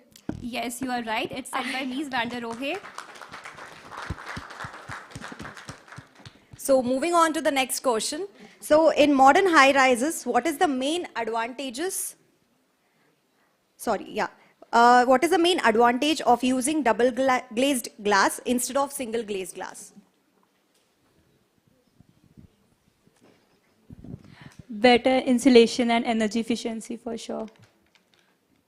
Okay. So yeah, the reason is double glazed glass provides better insulation than single glazed, as you said, by reducing heat transfer through an insulated air or gas-filled gap, improving energy efficiency and lowering HVAC cost in high-rise buildings. So yes, it's a correct answer. Thank you.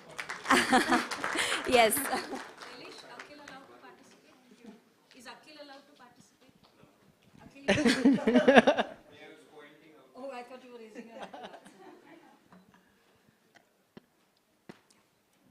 Okay, let's see who can answer this one. The question is, which country... You can skip. Okay, it's invalid, guys. Moving on to the next question.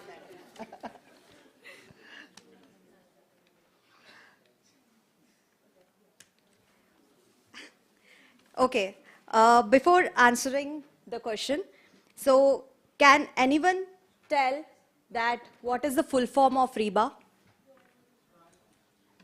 Hands. Let's give this a chance.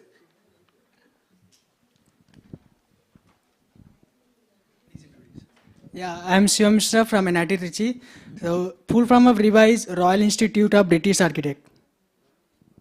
Yes, that's the correct answer. Yes. But That's now a, yeah, but actually that's that not was the not the question, but I appreciate that you answered. You will be rewarded for that as well. But the, yes. Okay. Okay. So who has won the REBA Royal Gold Medal 2022? Don't want to answer? Anyone else? Google nahi karna. One more chocolate. I think it's architect B.V. Doshi. I can give you guys the hint.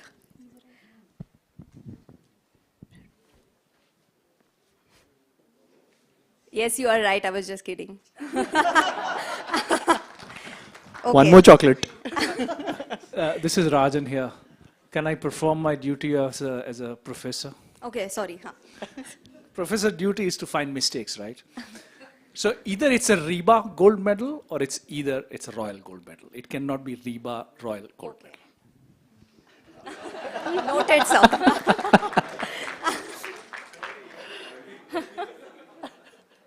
Okay.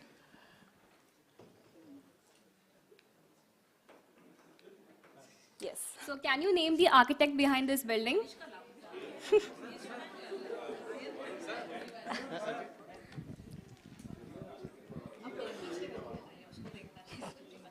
Zaha Haid. Yes, and you are right. And what's the name of the building? Haidar Aliyev Center. Correct, that's right. It's designed by Zaha Hadid Architects.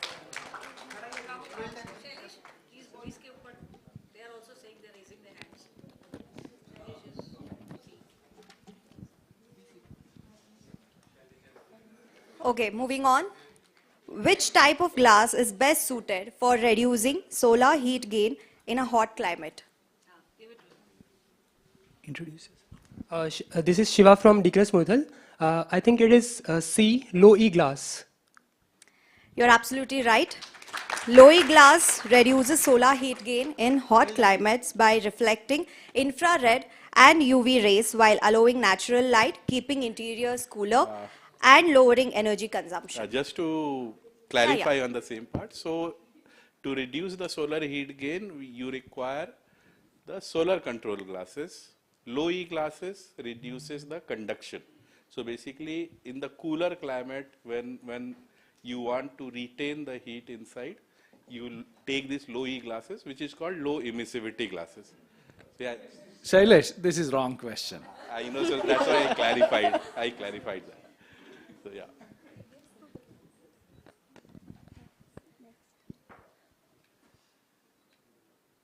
So India is home to many ancient rock-cut temples, showcasing incredible craftsmanship and history. Can you name the oldest known rock-cut cave temple in India? Elephanta Caves. Wrong answer.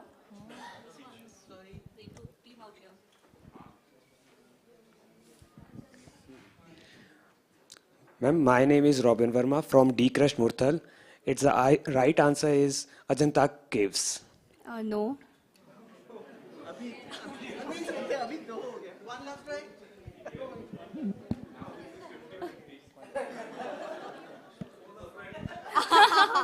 So, right option is Ellora Caves.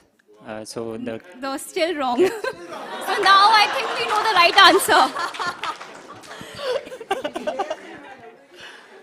The right answer is Barabar Caves. So these ancient rock-cut caves, they date back to 3rd century AD.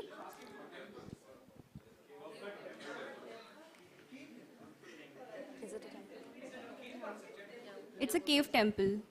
It's cave. It's cave. It's cave. Then I think we should.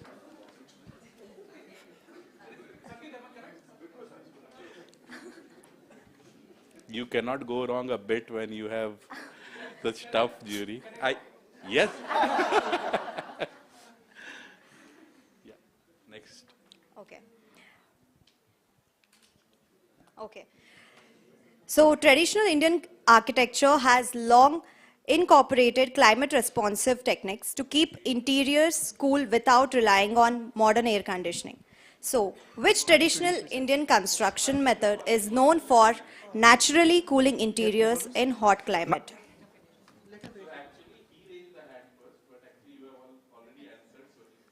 Myself, Vansh from Dikras Murthal, and the correct answer is B, rammed earth falls.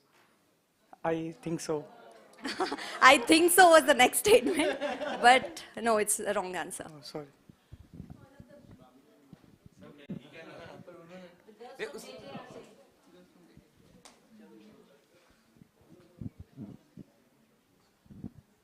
The correct answer will be all of the above. Yes, you are right.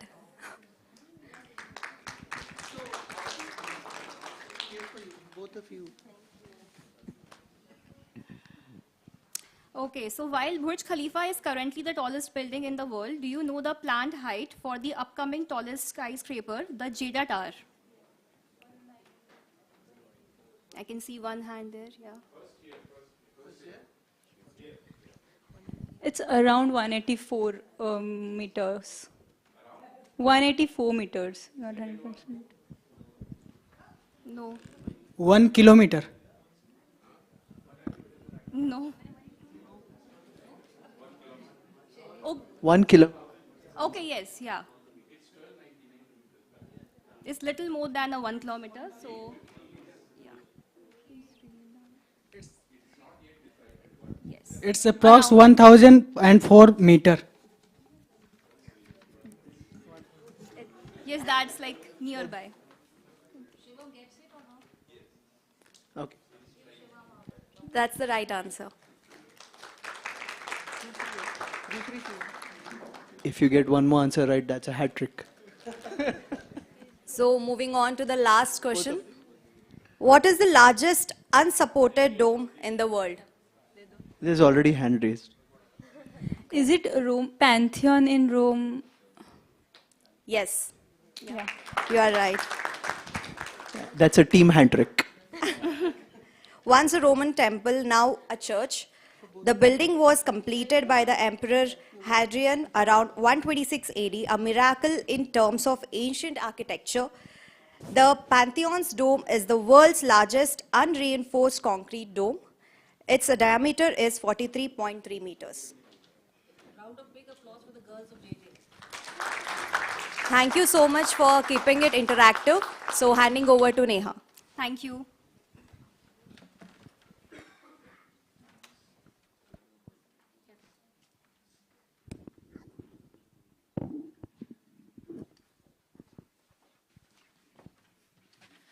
Thank you, Debanjana and Raksha, for the very interesting quiz. A round of applause for them. So now we can get back to our schedule. We have the presentation for Group 6, calling upon Gaurav Kankekar and team from Briggs College of Architecture, Pune. The team can join us. A round of applause for the team, please. All the best, team. One more clicker over here. The laser one. Hello. Okay.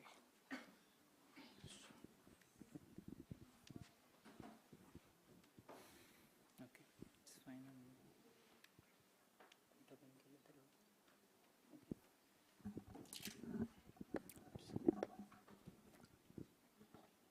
Should I start?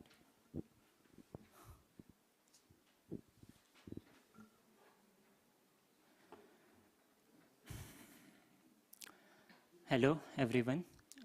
Good afternoon. And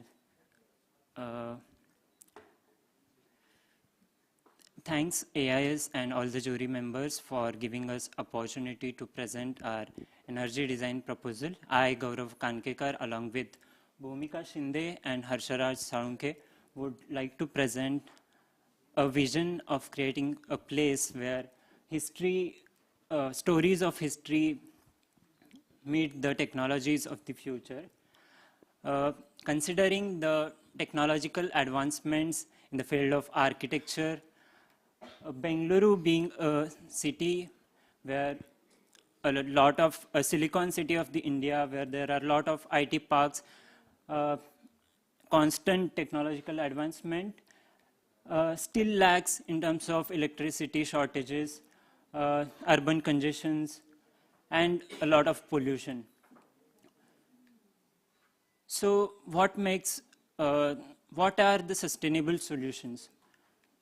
So can you imagine a space where you can experience the energy, you can feel it, you can see it, and yes, here is the solution, Conflux.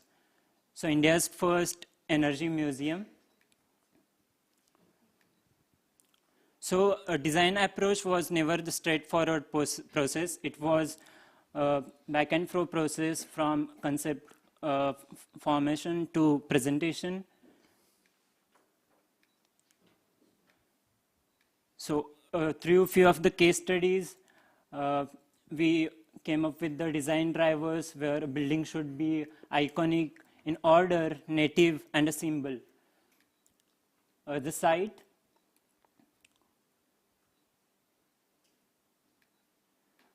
Site is located in Whitefield of Bengaluru, adjacent to multiple public hotspots, including Nerulhalli Metro Station, Whitefield Metro Station, Karnataka Convention Center, few lakes, and some commercial plazas, which gives us 10,000 of footfall every day. Site is located in a temperate climate zone, which gives us opportunity for maximum comfort hours to reduce the overall energy consumption.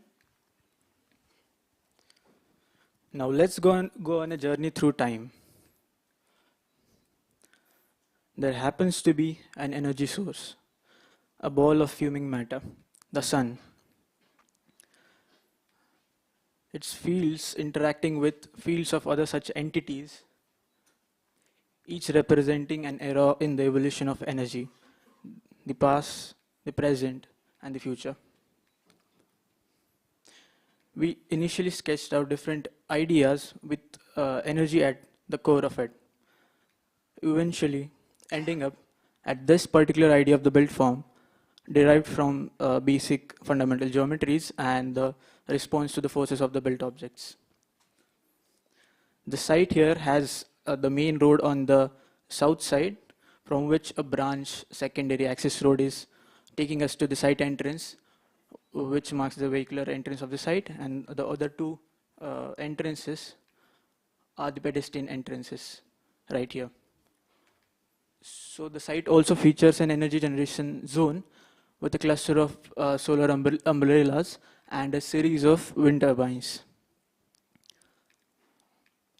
So next, we go on to the ground floor. From this drop-off point, we enter into the building and into the pre-function area of the past oval, which has these piezoelectric tiles integrated into the flooring, which contributes to the fraction of the energy requirement.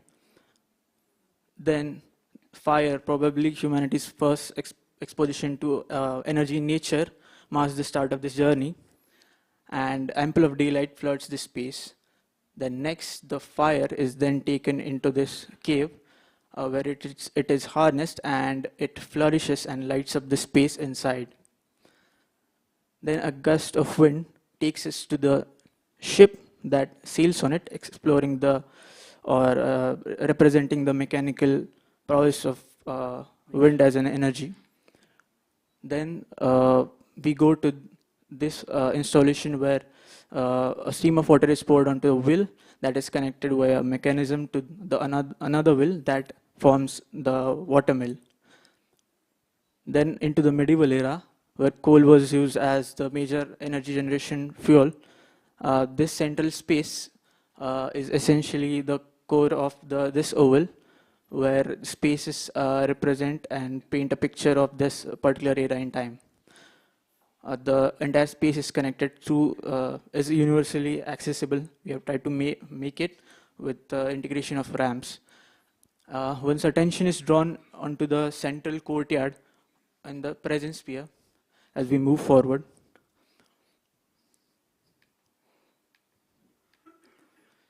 so these are the kind of spaces that activities that are happening inside. Another installation of hydropower. Now we are moving into the energy uses of the present, allows us to place a dam and a tranquil water body into the heart of the central court. Then a site section indicating different sustainable design strategies that were thought from the very beginning, like rainwater harvesting pond, xeriscaping and groundwater recharge, etc. And other passive design strategies like internal daylighting, stack ventilation, evaporative cooling were also considered. This section shows the play of volumes and the dynamic activities that are happening inside the central space that we have. Then one can reveal, moving through these mounts, one can reveal to themselves the turning blades of the windmill, whispering the tales of energy and motion, when they then encounter an installation of nuclear power, where they could be fed with the information of how we are generating this clean nuclear energy. So moving ahead, being a public building, it should generate its own economy. So we are having the actual present of the energy, where this space will act as a multifunctional space, and flexible display areas will be placed, incorporating multiple student exhibitions, or the IT parks can exhibit there. So we have a secondary access way from this side, where there is also vertical core adjoining the upper floors, so that there will not be a hampering of the internal circulation of museum with other admin blocks. Secondary ramp is taking us to the first floor.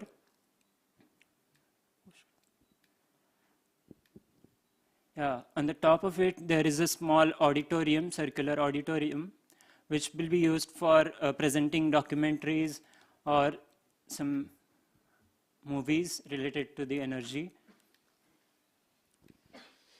So one's attention is now drawn to this sphere, which is the Dyson sphere that we are representing, which is a hypothetical way of harnessing sun's energy, into which there is a sun, and a ramp elevates us to the center of it, and we are now showing the visitor the fusion reaction inside the sun by the means of augmented reality.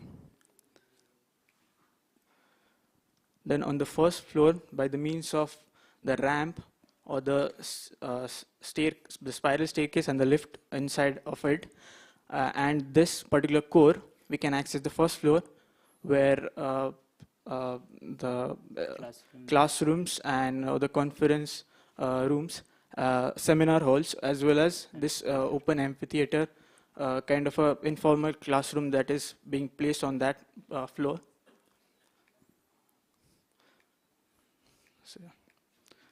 So on the second floor, we have this open workspace, which is really dynamic in nature, as well as laboratories, design labs, and another different workshop spaces.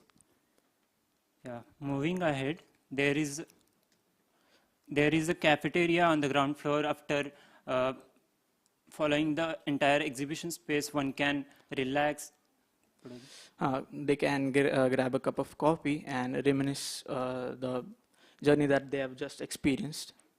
Moving forward, there is an independent structure for recreational activities which can be used by general public as well as the visitors of the exhibition museum, where there are multiple activities can take place, like a cafe, some workshops like pottery, music workshop can be conducted, yoga space, and some interior game spaces.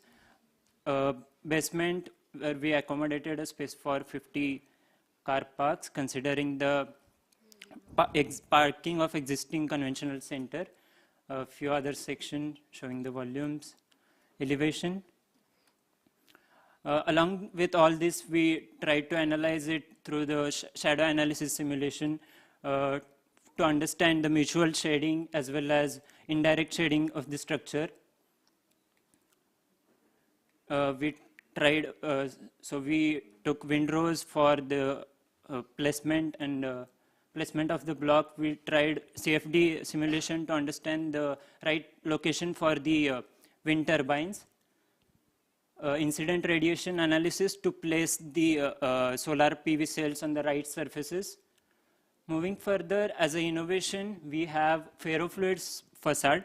So we will be using a magnetite material and kerosene, which will be poured into the sandwich of two glass panels, where with the increasing heat, the magnetite will expand in itself, losing its magnetic abilities. So there will be electromagnets strips which will be integrated into this panel, and with the increasing heat, the panel will be shaded entirely, reducing the incident radiation and limiting it. So along with the along with ferrofluid facade, we are also integrating Jali walls and ecosyn spectra glass for the external facade. Team, you have 2 minutes left. Yeah, here we can see the video where this facade can interact with the visitor, where they will be provided with the band and they can tweak the facade simulations with electromagnetism. Moving further, considering the needs of the city of Bengaluru, where marketing and public announcements being an integral part for economy generation, we have provided a media facade with transparent LED screens which can be used in the peak period of time. For external facade, we also have considered the inclination of the southern facade. To reduce the incident radiation, we inclined it in 50 degrees, as well as providing the place for photovoltaic panels. We integrated some of the materials like carpet, insulated surface, so cool roofing materials and all. We have also integrated xeriscaping to keep the campus alive all the 4 seasons. We have placed to enhance the microclimate of the site. We have integrated eco pond, which also helps in evaporative cooling, rainwater harvesting, air quality improvement, so and so. Here, as well as the hologram, main entrance part, ticket counter on the left, the past on the right, past oval on the right, on-ground parking, as well as hologram projecting out to give it a landmark kind of importance. And we can observe the facade panels, which are right now porous, but on the peak heat hours, those will be black in color. Water body to reflect the structure and give aesthetic appeal. Yeah, there is a bridge for metro. Yeah, here we can see we have retained the topography of the site, projecting out the beacon space for recreational activities. Laboratories on the 2nd floor, some internal spaces, including design lab, where one can collaborate and ideate for the future of energy. Yeah, along with that, we also thought of the operational phase of the building. We tried to analyze it through energy calculations. We are generating 179% of energy generation through wind turbines as well as solar trees. Calculations for the same. So additional 79% of energy generation will be used and returned to the grid, where that energy will be supplied to the nearest Whitefield metro station, ITPL bus station, and Karnataka Conventional Center. We also tried to do water calculations to understand the net positivity in terms of water. Team, you are running a bit over time. Please wrap up in the next minute. All right, thank you so much. Thank you, team. We are opening the floor for the Q&A session.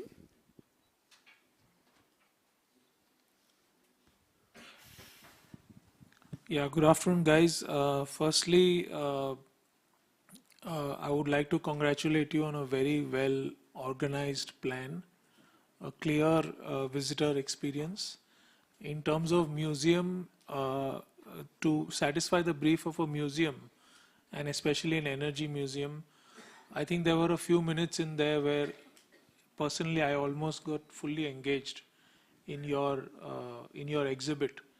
And ultimately, what we've learned in the last 5-6 presentations is there's so much more to energy, spiritual energy, all of that, which I'm sure even you've been hearing. And the subject of energy is so vast. While you also focused more on energy, the fact that you've taken the sun, which is probably the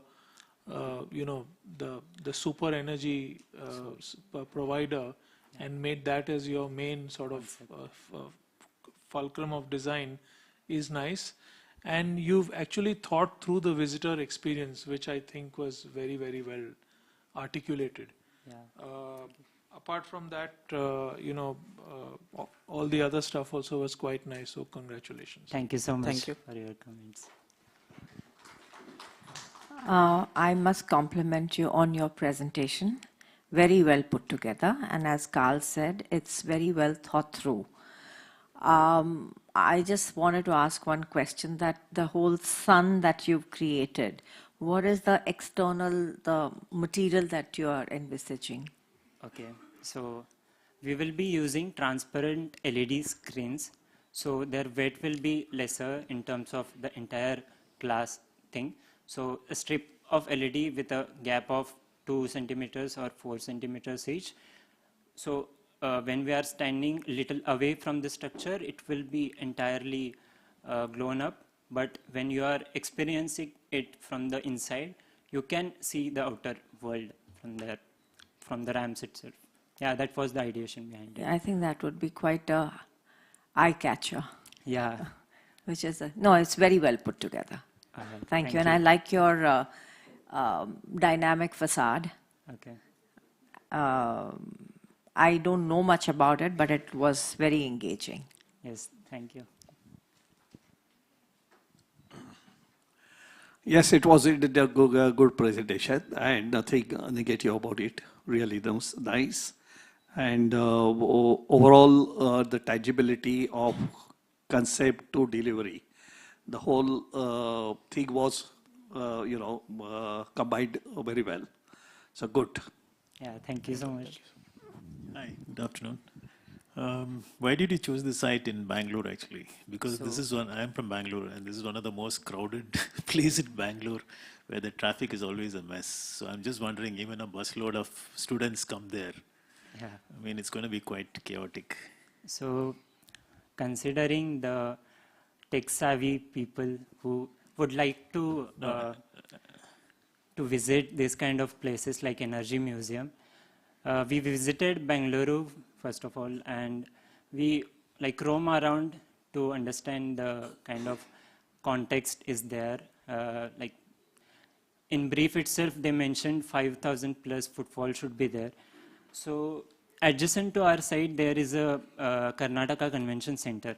And on the other side, there is a place where we visited it during Navratri. So that space is used for Durga Puja, yeah, sorry.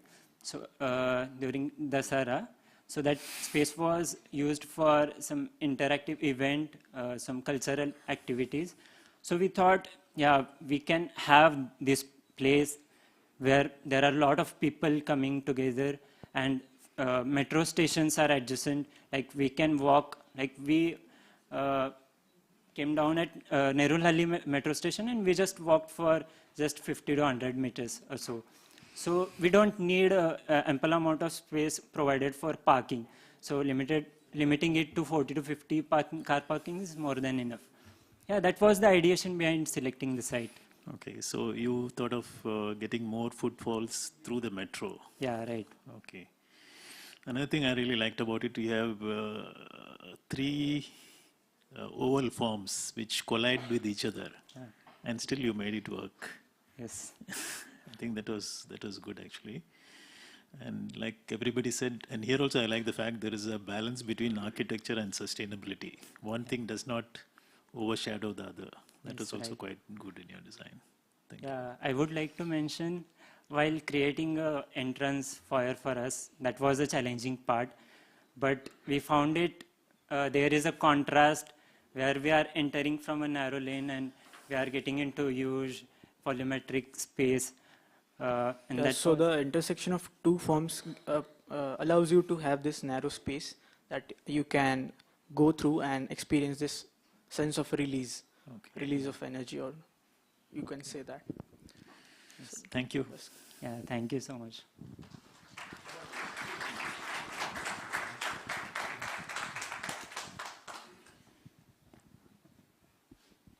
I also want to add that, the 3, like he said, the 3 oval forms, energy is like a constant loop, right? It moves from one to the other.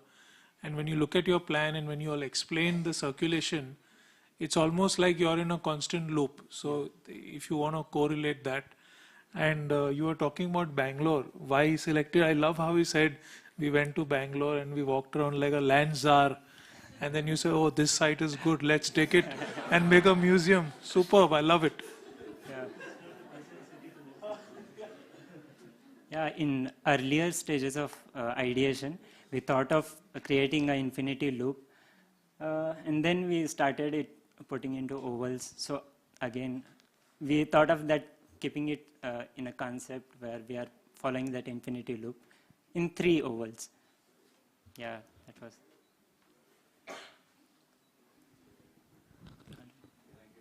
Thank you, team. Thank you so much. Thank you.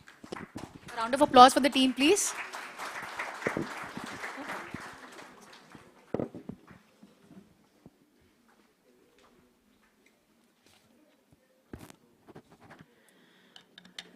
Okay. I would like to take this opportunity to invite our West Zone jury members on the stage, please. Starting with architect Anshul Gujarati, ma'am. Ma'am, could you please join us on the stage? A round of applause for ma'am, please.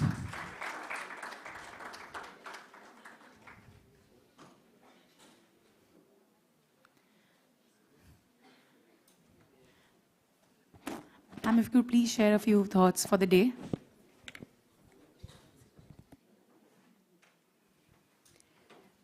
So I think, should I start with good morning? I hope everybody's awake. So very good afternoon, all of you. I think I'm one of those privileged ones who has been attached to this ADO 1, and now we are at ADO 6.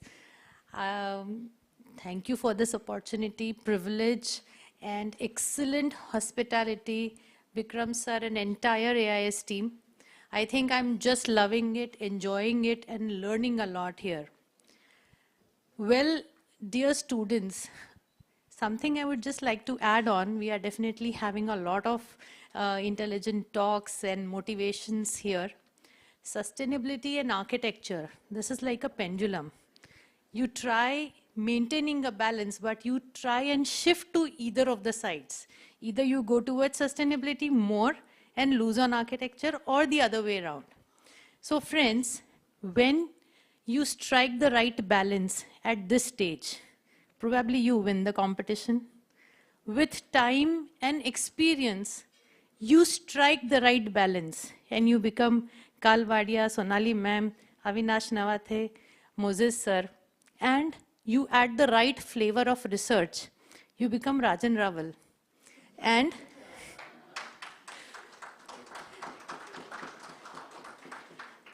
And believe me, my friends, it's not difficult.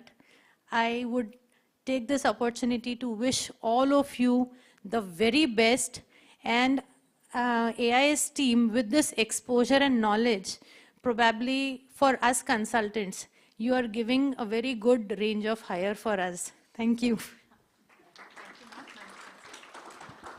I would like to call upon Mr. Danish Khan to give ma'am a token of our appreciation. A round of applause for sir, please.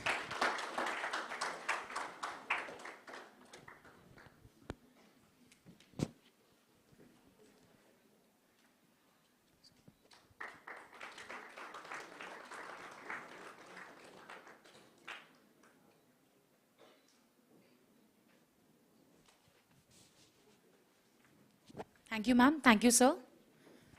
Calling upon architect Rahul Mehta on the stage to share his thoughts with us for the day. A round of applause for sir, please.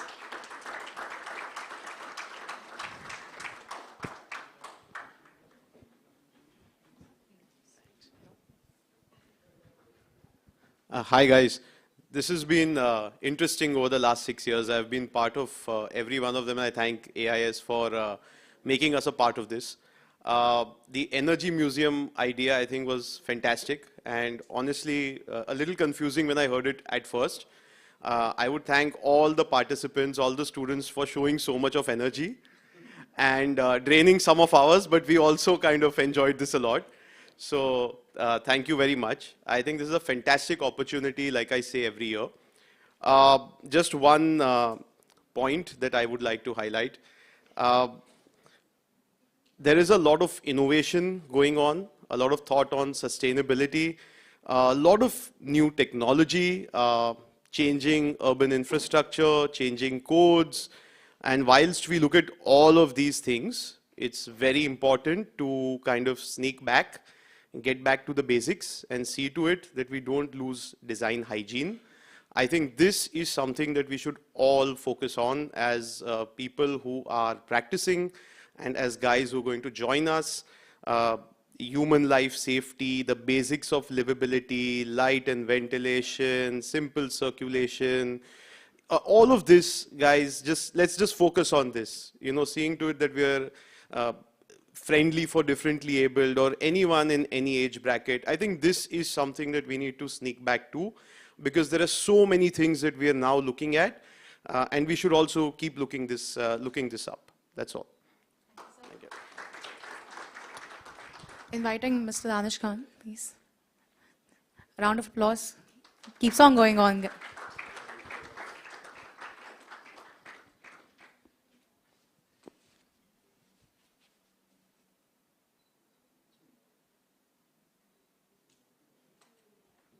Thank you, sirs. Calling upon architect Bhakti Pote, ma'am, to join us on the stage, please. A round of applause for ma'am.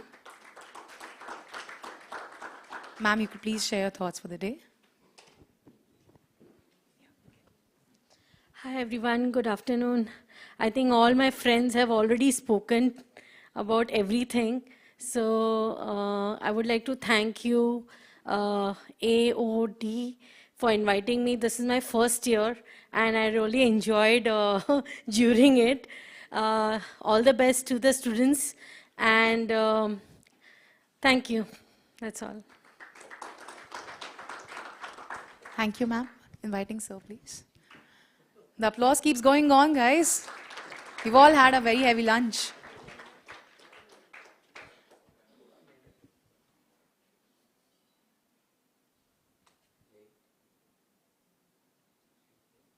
Thank you, ma'am. Our regards to architect Harsh Pote, sir, as well. Thank you, ma'am.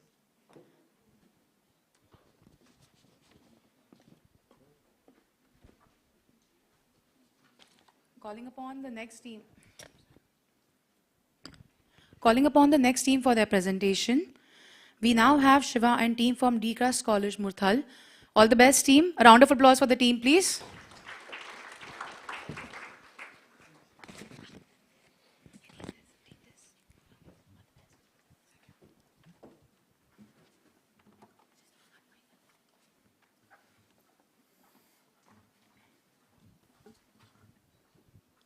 Hello. Good afternoon, everyone. This is Shiva from D-Crust Murthal. We are from third year. And this is Robin from same batch. And this is Vansh. We have prepared this museum with the name Urja Pash, which is in the shape of a loop that represents the energy itself. Next.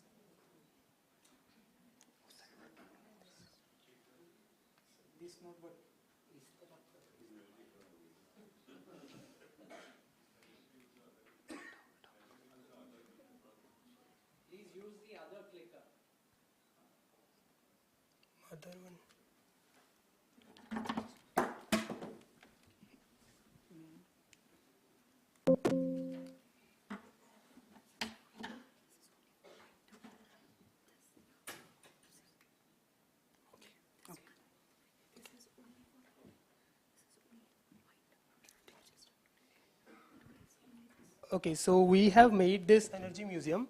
This is the view of the front facade of the museum, like the building itself. And there is a sudden shift in the energy production itself.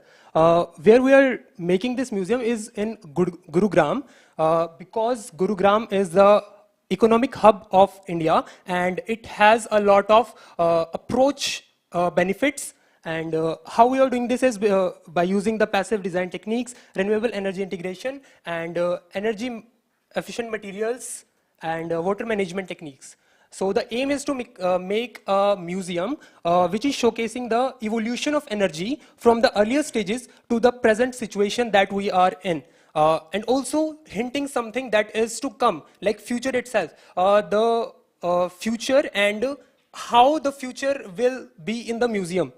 Like the museum can transform itself in the future itself. So this is the timeline which shows the India's journey, how it came in contact with the energy efficiency and what is its journey. So, where is the India in terms of energy efficiency? It visually represents India's journey towards clean and renewable energy through a timeline. It starts with the beginning of hydroelectricity in 1897 and progress through key a milestone like the establishment of NTPC and NHPC in 1975, the Ministry of New and Renewable Energy in 1992. So yeah, this was the India's journey, and now we come to our site. This site is located at Sector 36A in Gurugram, and these are the proposed site overall circulation sunpath diagram to show different zones around the site, so that the visitors around the area can visit the site in a like quite comfortably, and the strength is it is a prime location in Gurugram.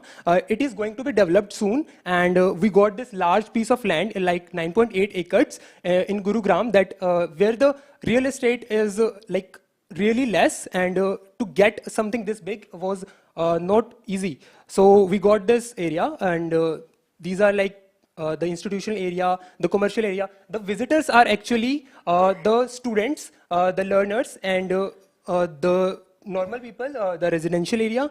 So this is representing like visitors thing. Here is our climate analysis, which is showing the different data of the site and of the Gurugram. So here are some graphs of climate analysis of the site. The first is the sun path showing sun's movement around the site. This is important because we are installed solar panels on upper roof of the Urja Pash. We have analyzed the windrows diagram and data of the site in distinct daylight hours, temperature and relative humidity. The UTCI graphs with sun and wind combinations along with psychometric chart showing comfort and discomfort hours. So yeah, let's start with our concept. The concept is the energy itself. Like, what if energy was itself a museum? How will it represent in its building form? So we chose the shape of an infinity loop and incorporated it in the building. Like, we made the infinity loop in an architectural form. So the first portion, the green portion, is showing the early stages of energy, then the energy transformation, then the coal and steam engine, then renewable energy, mass production, and energy depletion that we are facing today. This is the entrance and the energy spaces that is shown. The form evolution is like we made an infinity loop and we arrange the spaces along the path. Like we have made function follow form here. So the entries and exits are placed on the ends, and that's the concept. So this is the walk.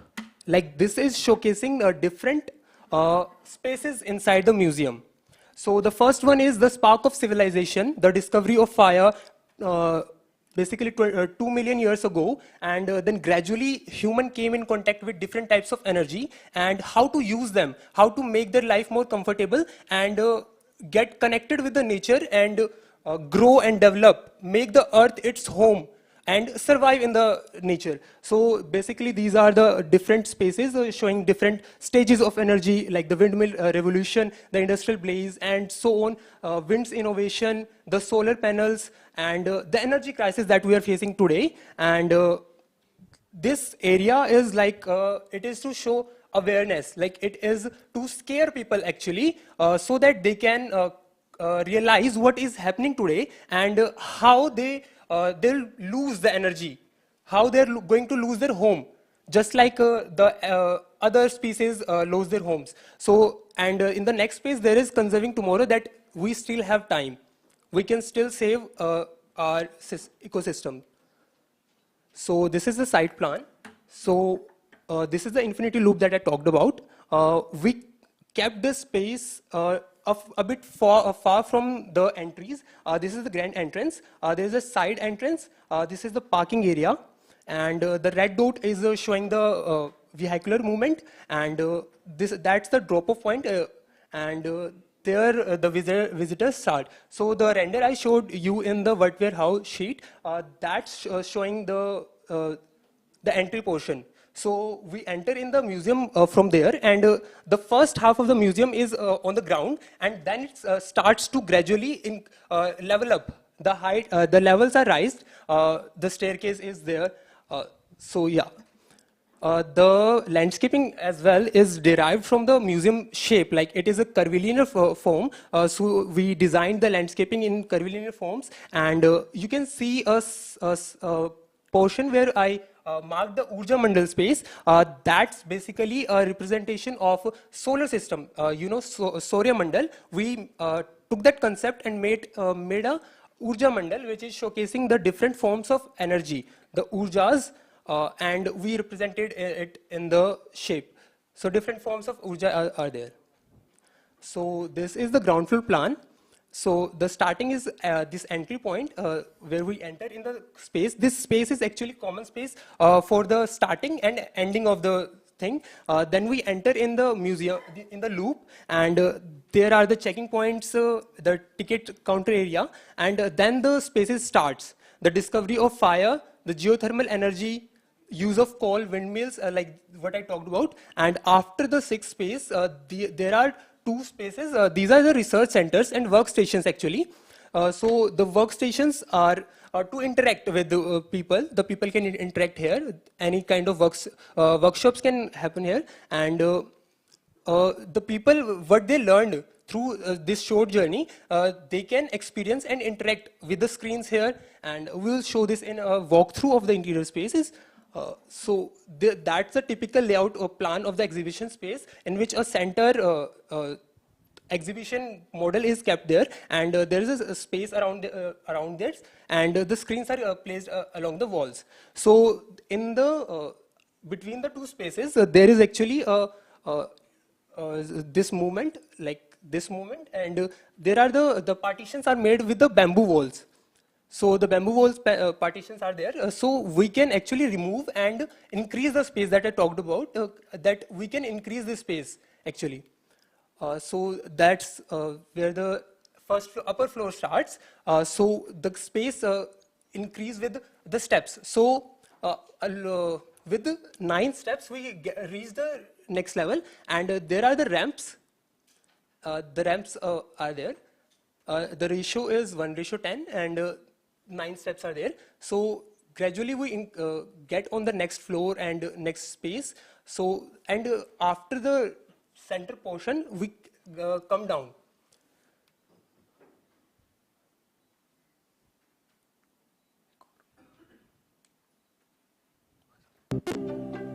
So yeah, this is the video that we prepared for the interiors.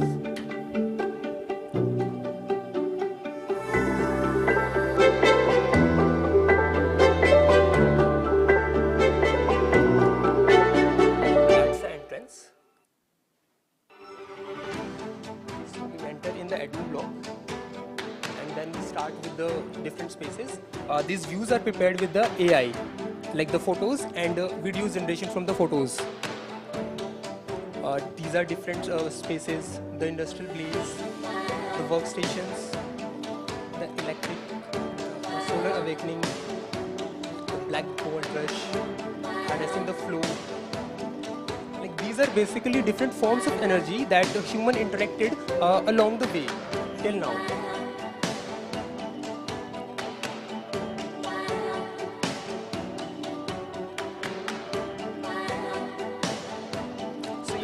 Utilize the rooftop of the ground floor as well by making the food courts over the roof, and the access to this area is using the stairs that I'll show.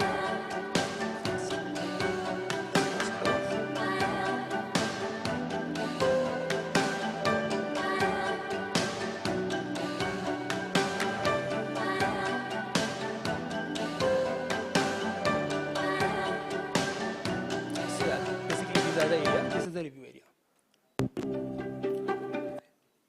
So yeah, these are the sections. The lower one is showing how the space goes up in the air and comes down. The columns are kept in along the way, and that's the horizontal section of the floor that is kept on the ground. So this is the section, and that's the space that I talked about, like the section of the research center.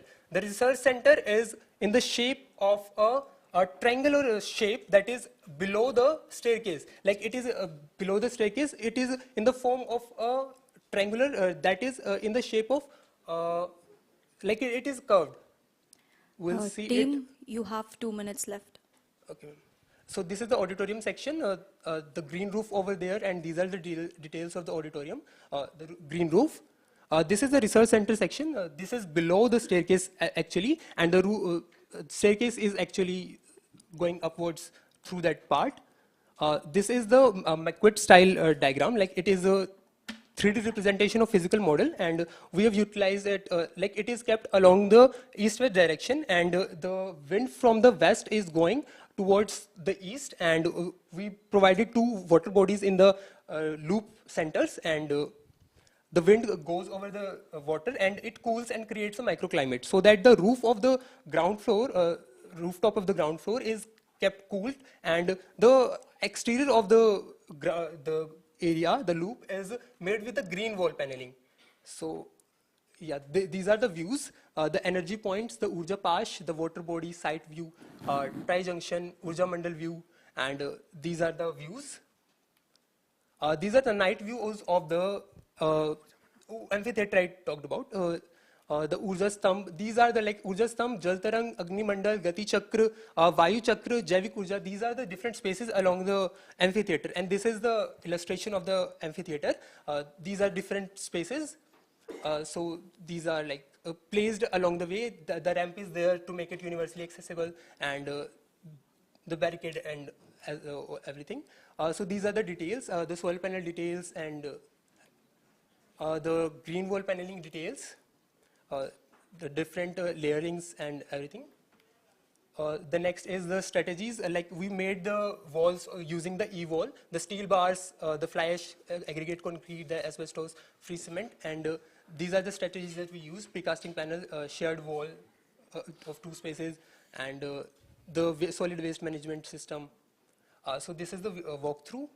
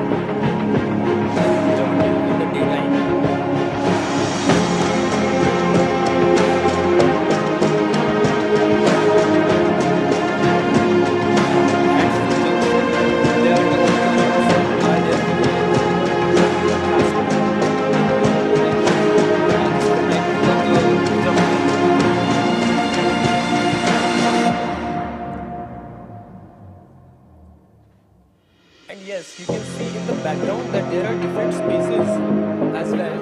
So we have utilized the site as well. So there are not just 2 spaces, but multiple spaces. Some views will come like the AI tribute space, different forms of energies like Jaivik Urja that I talked about. That's Gati Chakra, Surya Stambh.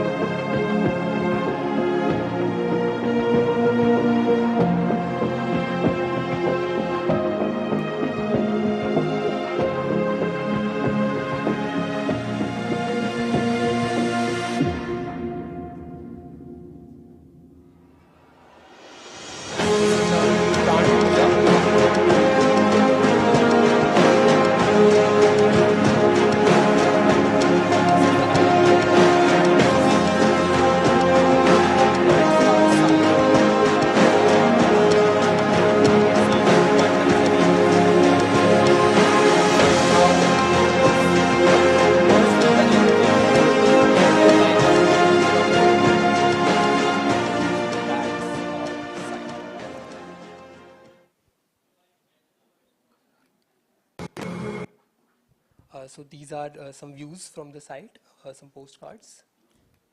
And thank you for visiting our Urja Pash.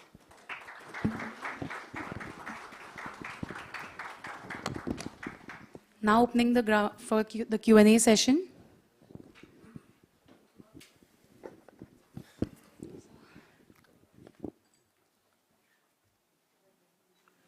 Yeah, good afternoon, guys. So, architectural preferences aside, you definitely have captured everything energetic about energy. I can say you left no stone unturned. Like everything is there. And I suppose, including you, who was constantly energetically moving the red dot, you didn't stop. I hope that hand is not hurting. Okay. Also, I love the fact that you're so optimistic that you've got stargazing, planet gazing, and northern lights in Gurgaon, which I'm sure is visible throughout the year. But having said all of that, I love the enthusiasm and the fact that you've put everything in it, and the proposal is vanilla, plain, unapologetic, and it probably will appeal to 95% of the population that visits it. Maybe not the architects, but 95% of your visitors will actually love it. So congratulations. Thank you, sir.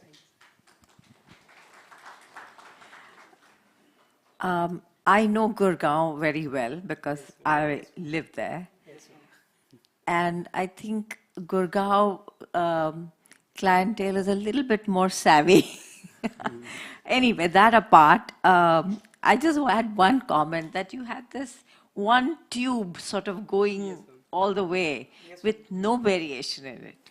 Do you think the entire space of a similar, very narrow kind of a width, without any relief, is the right solution? Actually, we have there are some reliefs, there are the workstations I showed in the center. Yeah, center. These are like some spaces that are on the way, like they can interact. There's a pause, then again the loop starts. But it's a very narrow loop. Yes, ma'am. That's actually 5 meters of span. Like the width is 3 meters. It is actually a large span thing. That's why it's showing in narrow thing. Yes, ma'am. Okay.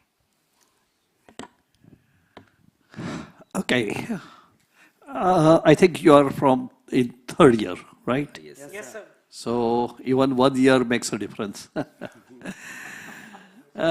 Okay, very honestly, the concept was good, but miles to go. It is having just a good idea, but don't know what to do with it, is as miserable as not having it. Overall, architectural experience has a certain shortcoming. When you go through it, you see not the building or the space or how exactly you are going to experience it. But okay, the concept in that, as I said, was good. Definitely, you will do better. Thank you. Thank you. Hi.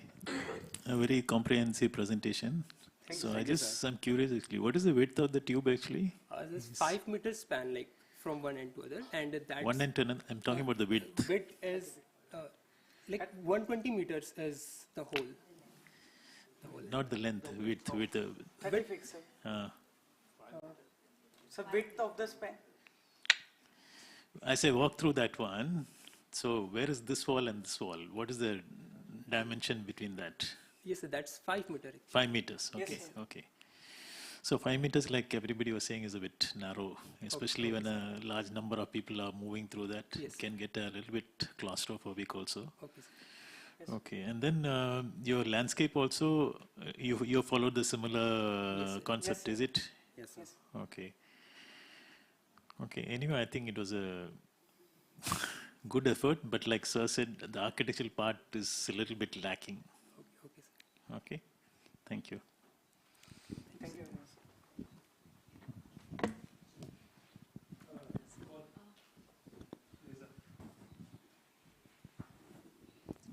So I came in halfway, but it's more like a fantasy land, I think, than reality. But I think if you have fantasies, you can implement it. If you have a dream, you can achieve it. So it's a good thought, I think. Go ahead. Thank you, sir.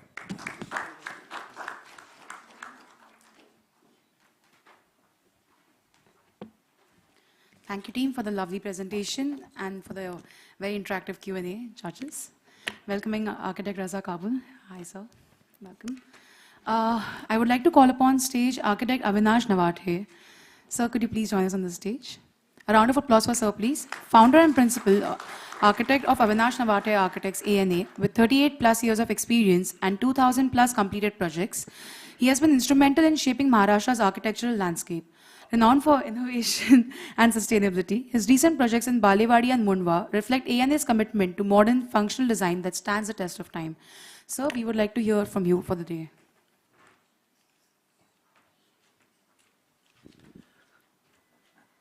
Good afternoon. First of all, thank you, AIS Design Olympiad, for having me here. This is my second year, and really it was great. As they say, when you want to learn, you teach. And in the same vein, I would say that if you want to know what future holds for you, be a jury. And I think I have learned a lot, and thanks to all the new generation and their ideas and everything, the way they presented. Like Professor Rawal said, everybody has the professor in him. And so we can always go on, finding out the faults. But overall, this was a great experience. And congratulations to all the participants. And thank you for having me here. Thank you. Sir, it's always a pleasure. Calling upon Mr. Vikram Khanna to share a token of appreciation from us. A round of applause for sir, please.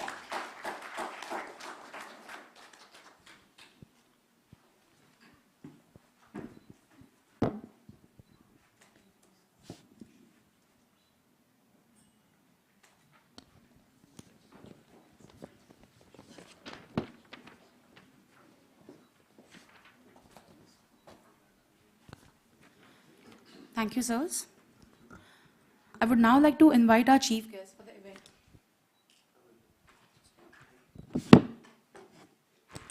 Sorry. I would now like to invite our chief guest for the event, Professor Rajan Rawal, to the stage. A round of applause for sir, please. And the applause keeps going on. Professor Rajan Rawal, a distinguished architect and academic at CEPT University and senior advisor at CARBSE, a pioneer in engineer-efficient built environments, his work in passive design, net zero energy buildings, and urban microclimates has shaped national policies and global collaborations. The first Indian architect to be a fellow of both ASHRAE and IBPSA, he continues to drive innovation in sustainable architecture and energy efficiency. A round of applause for sir. We would like to hear from him for the day.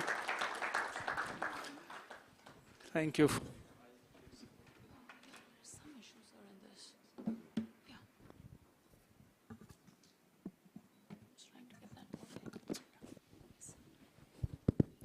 Thanks, AIS team, for inviting me here. Couple of things which I want to say. Why some students would participate in this, and why should they do it? What's the reason? What's the motivation? And I think my reading is that. And this is sort of appreciation towards all the students who are participating. These are the kind of activities which builds, number one, competitive edge or competitive sense into the fraternity. Very important that you step out of the classroom. Being a faculty member, I can be a little more candid. The classroom is where half of the time faculty members are trying to pose their ideas on the students, and students get frustrated with that. These are the chances which you can take and show your creativity, show your rigor, and kind of depth, which I see it as somebody was mentioning, that even the smallest detail, the construction details, was worked out. And this is where I think you can step out, you can work on your own without any burden of your own faculty member in the classroom. You must explore these avenues more and more. And if you get success, definitely the kind of credibility you will bring back to your classroom and back to your academics definitely will put you on a little higher pedestal than your peers.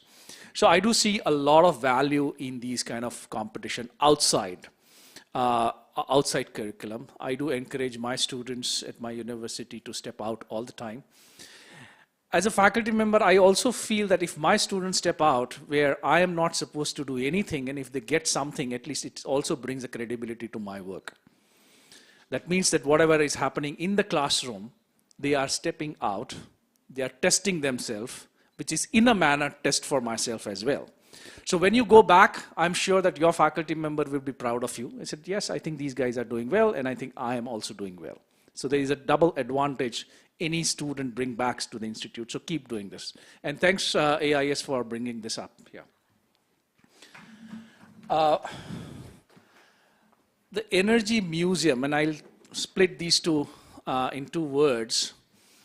The problem with the energy, and probably the same thing which excites us, is it's the only commodity in the world which cannot be stored. And this is where the most challenging part, if you look at the supply chain management or supply chain activity of any commodity, whether it's a food or it's a cloth or even if it's a real estate or the roti kapda and makan, something gets produced somewhere without keeping the end user in mind. Same thing happening with the shirt, or same thing happening with the floor space.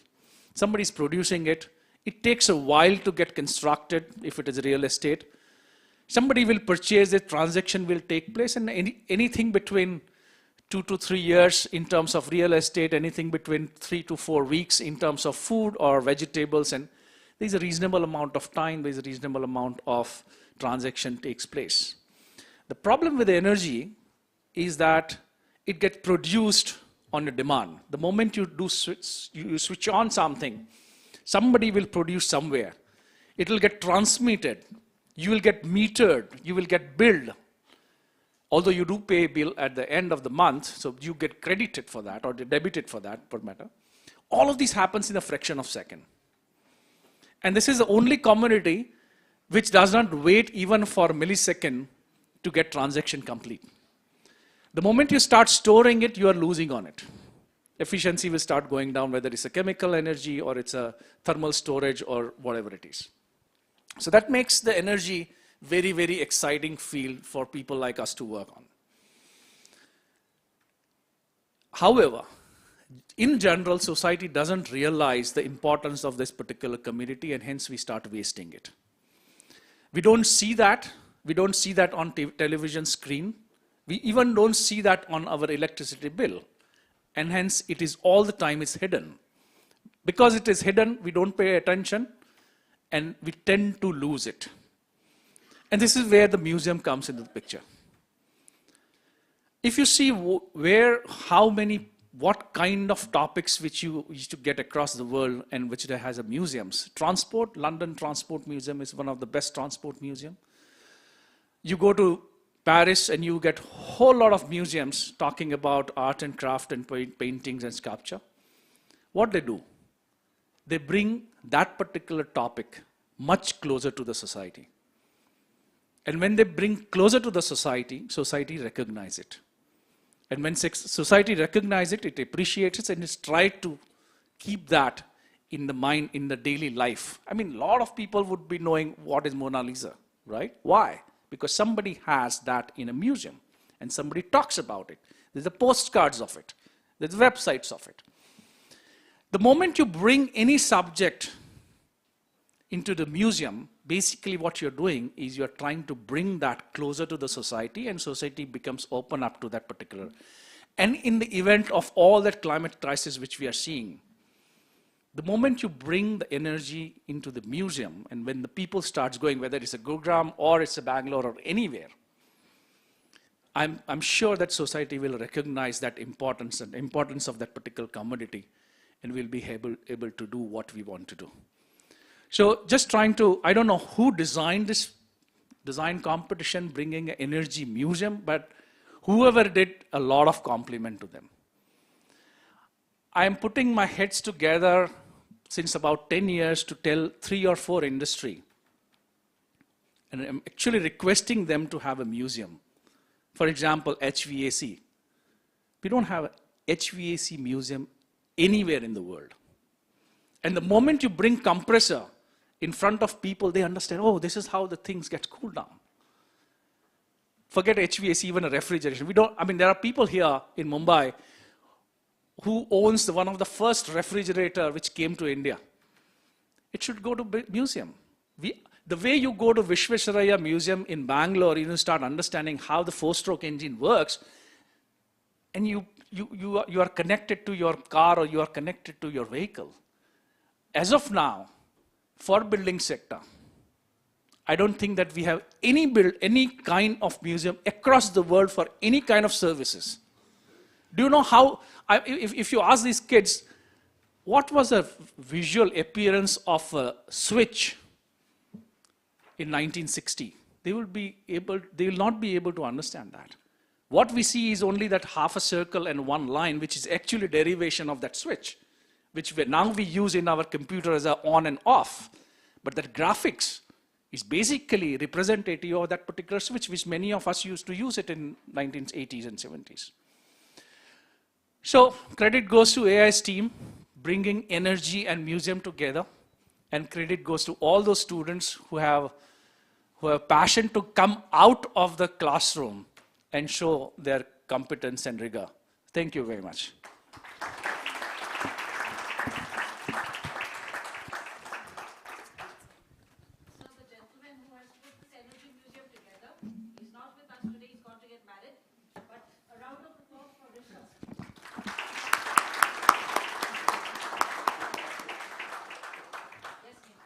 Calling upon Mr. Khanna to felicitate Professor Rajan Rawal. A round of applause for Sir, please.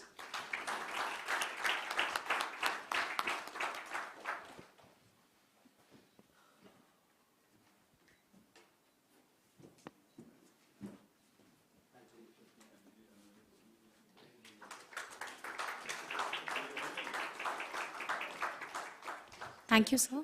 Yeah, I just want to say that, Rishabh is the one who put energy and museum together, but Danish was the person who first proposed the ADO. So, big hand.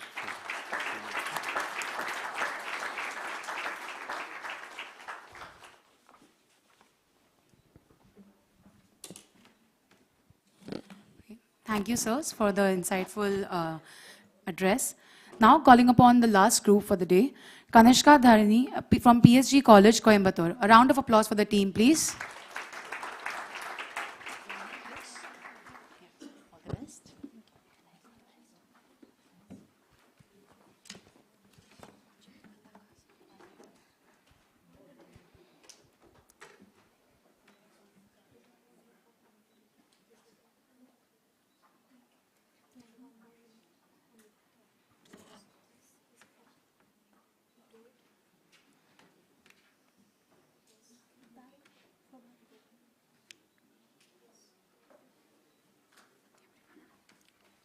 So, good afternoon to one and all present here. We are from PSG Institute of Architecture and Planning, Coimbatore, Tamil Nadu, which comes under the South Zone. I'm Joy Sweetie S from third year. So, as third year students, transitioning from smaller scale projects to designing a large energy museum has been an incredible journey. The experience has not only challenged us, but also enriched our understanding of design on a grander scale. Our next few minutes, let us take you through the outcome of remarkable experience. We all know that energy is all around us. Welcome to the first energy museum, Ethereum, where 5 elements of nature unfolds as a story of sustainability and innovation. The primary objective of her design is to showcase India's journey to net zero emission through interactive exhibits and sustainable design. Coming to the site details, the site is located in Kuniyamuttur, Coimbatore, Tamil Nadu. The site offers seamless connectivity for transportation and has a diverse audience potential. Coming to the site context and design strategies, the site is surrounded by schools, colleges, commercial and residential zones, and has a scenic Sangolum lake behind. To address the noise pollution and urban densities, we have incorporated green buffers, water elements, and renewable energy solutions. The Sangolum lake behind, which influences the microclimate of the site, is polluted. However, our design incorporates a unique feature utilizing the lake's water for purifying it and reusing it, which contributes to the lake's restoration and sustainability. Coming to the climatic analysis, the Coimbatore has tropical wet and dry climate. Based on the analysis, we have optimized our design based on 3 key factors: sun path, wind movement, and precipitation. Our site features to reduce urban heat island by introducing solar canopy roofing, kinetic facades, sensory gardens, and wind chimes. Over to Varshini.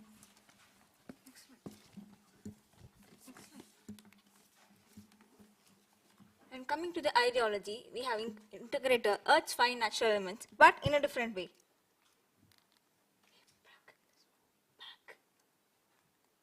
At the Earth zone, we have integrated them with the ancient civilization through geothermal energy. At the water zone, the industrial revolution with water wheels and steam engines. At the fire zone, with the fossil fuels and solar energy. In the wind zone, with the modern era of renewable energy. And the space zone, with the future developments, which harness the past and embrace the future with multi-sensory experiences and community-centric spaces. For the form, we have inspired from the lotus, as it symbolizes renewable energy because it's a self-sustaining plant. It purifies even polluted water and it regulates its temperature, even the changing environmental conditions. And its petals are designed to maximize sunlight absorption. And for the zoning, we have placed the center integrated zone, which combines all the 5 elements. And we have placed the earth zone, which then leads to water, fire, air, and space, and finally to the research zone.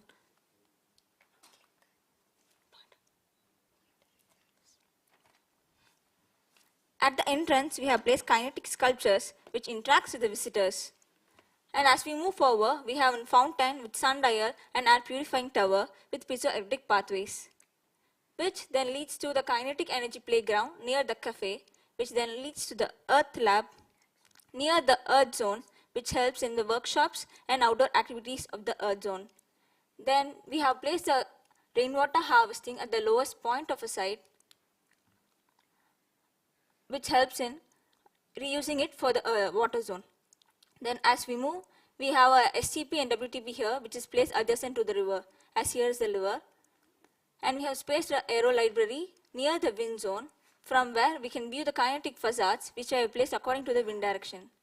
At here, we have placed energy harvesting plants and sensory gardens. And here we have placed bioluminescent forest, which lights the solar canopy parking. At here, we have geodesic dome, which promotes sustainability by providing efficient gadgets and planting seeds.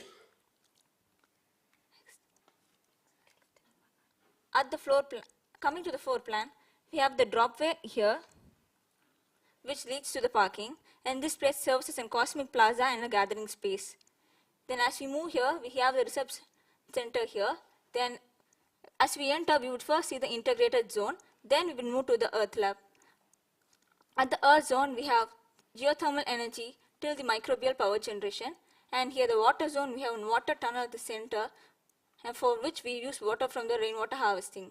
And coming to the fire zone, we have both indoor and outdoor spaces, which tells us the journey of the fire. And this is the wind zone, where we have a ramp which leads us to the elevated deck. Here we have a piezoelectric wind energy harvester.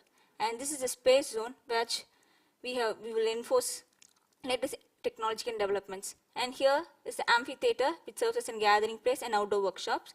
And here we have research center, which helps in the educational facilities, classrooms, and auditoriums, which is placed near to the parking. Next. And this is the circulation of the site with the fire exits. Next. And this is the elevation and section. Here we have a water tunnel, and this is the retractable roof. And this is in south elevation of a site, where we have incorporated piezoelectric facade. And according to the sun movement and wind direction, we have placed a kinetic facade.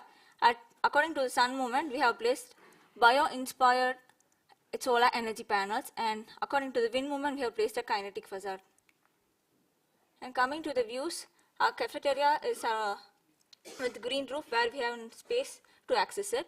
And this is a cosmic plaza, a pathway, and this is the aerial view. Over to Monica.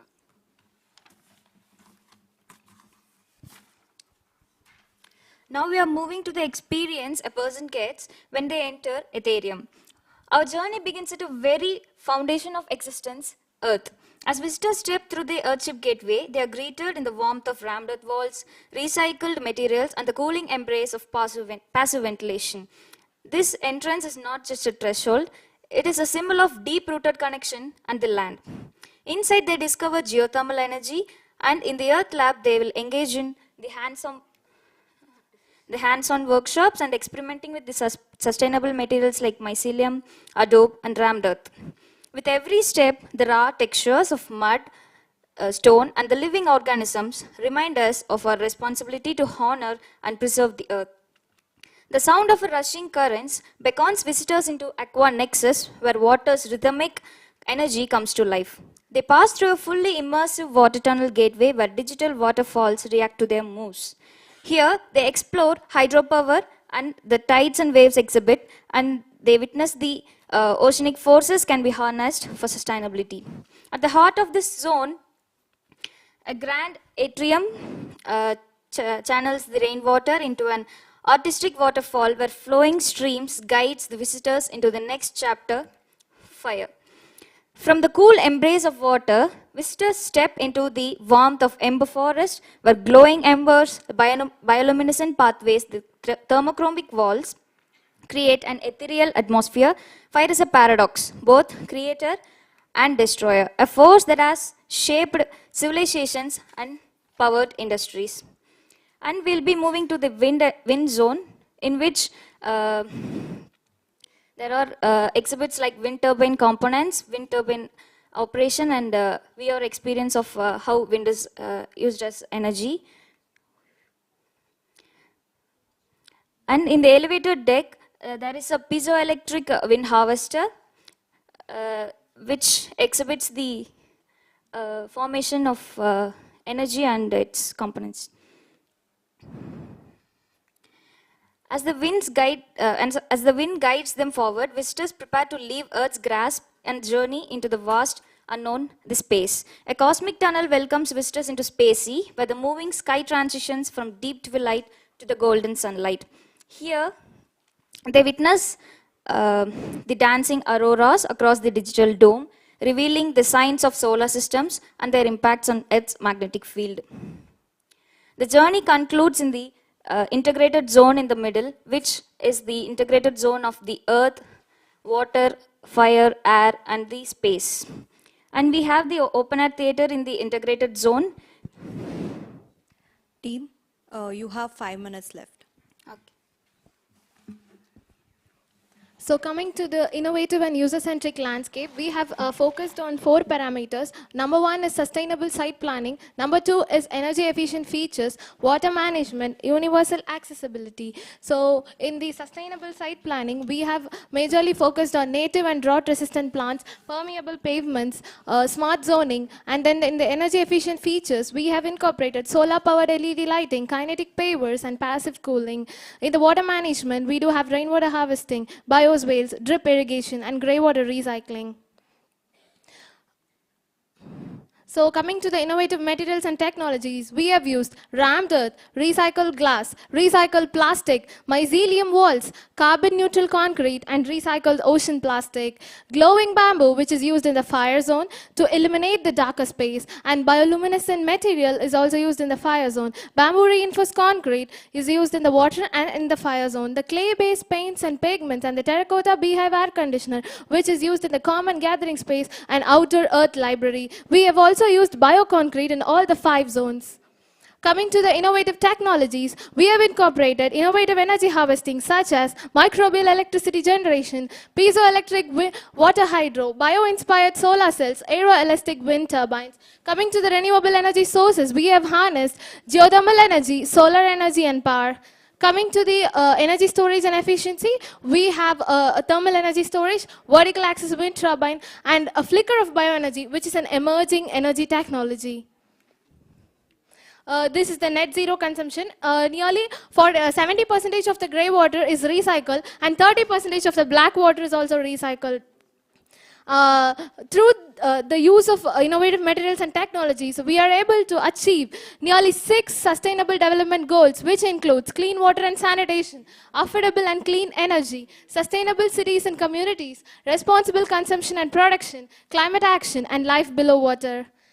We have tried to satisfy most of the LEED and GRIHA rating principles as well. Welcome to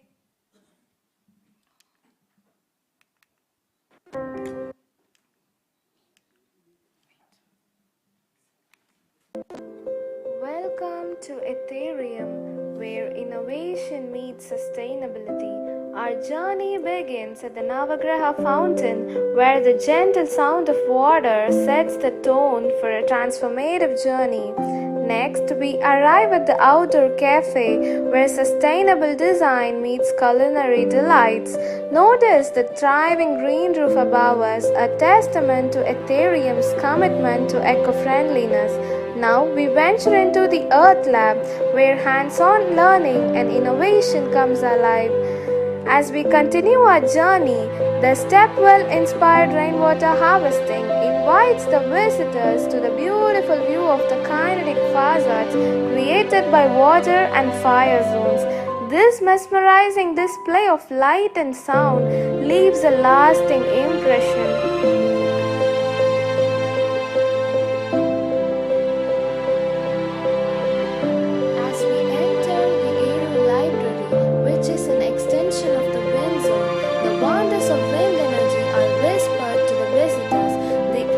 Harvesting garden where plants generate energy showcases the incredible potential of bioenergy.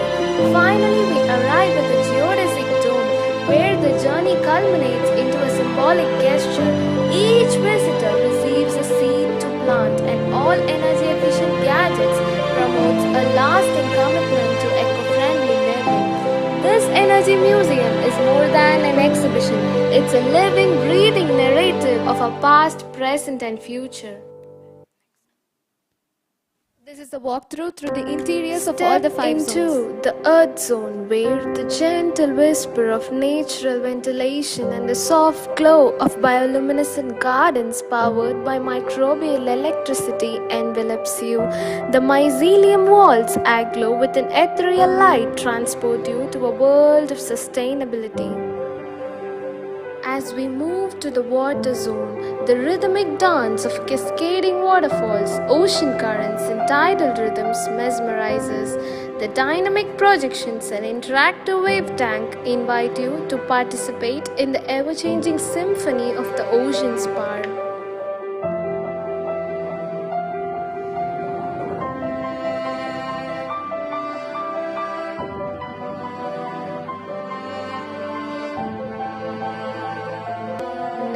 The fire zone unfolds as the ember forest glowing embers and LED lights guide you through a realm of primal energy. The ancient flames that shaped villages power the world, showcasing solar energy and biomass exhibits. Control the virtual fire dance and let the warmth of innovation ignite your imagination. The Wind Energy Gallery immerses you in the mechanics and innovations of wind power on the elevated deck surrounded by piezoelectric wind harvesters. Feel the gentle breeze generating energy in real time. As we ascend to the space zone, suspended clouds and the celestial ceilings simulate the breathtaking beauty of the cosmos. The Aurora Zone, kaleidoscope of colors, showcases the ethereal dance of northern and southern lights. Explore the power of cosmic energy and let the celestial gateway transport you to the infinite expanse. Next comes the impact on public, the walkthrough's impact on public. Team, you are running over time. Please wrap it up in next one. I can power the future with my ideas and actions. I have discovered that I can generate power with movement, sun and even water. Renewable energy is my superpower. I can power the future with my ideas and actions. Energy is my friend. So this is a team of 4. Thank you so much. The future of energy is not just about finding new sources, but about finding ways to new energy. As we navigate the energy challenges of tomorrow, let us remember the lessons of the elements. Let us embrace the wisdom of the earth, the fluidity of water, the power of fire, the breath of air, and infinite potential of space. Because in the dance of elements, we find the blueprint of sustainability, and in their balance, we discover the future of energy. Thank you.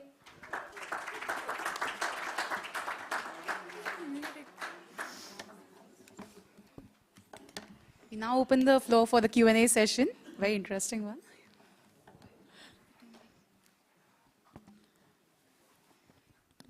Peter Jackson, who made Lord of the Rings, would have hired you if he had seen this presentation. You truly captured the feeling of being energetic, being cosmic, being God knows what all, Ethereum, this, that, all the names, all the, and you can hire one of us to do the architecture for you from the outside, because the whole spirit of the museum is so amazingly captured. I mean, I would have loved to visit this museum. Just tell me when it's ready. Congratulations.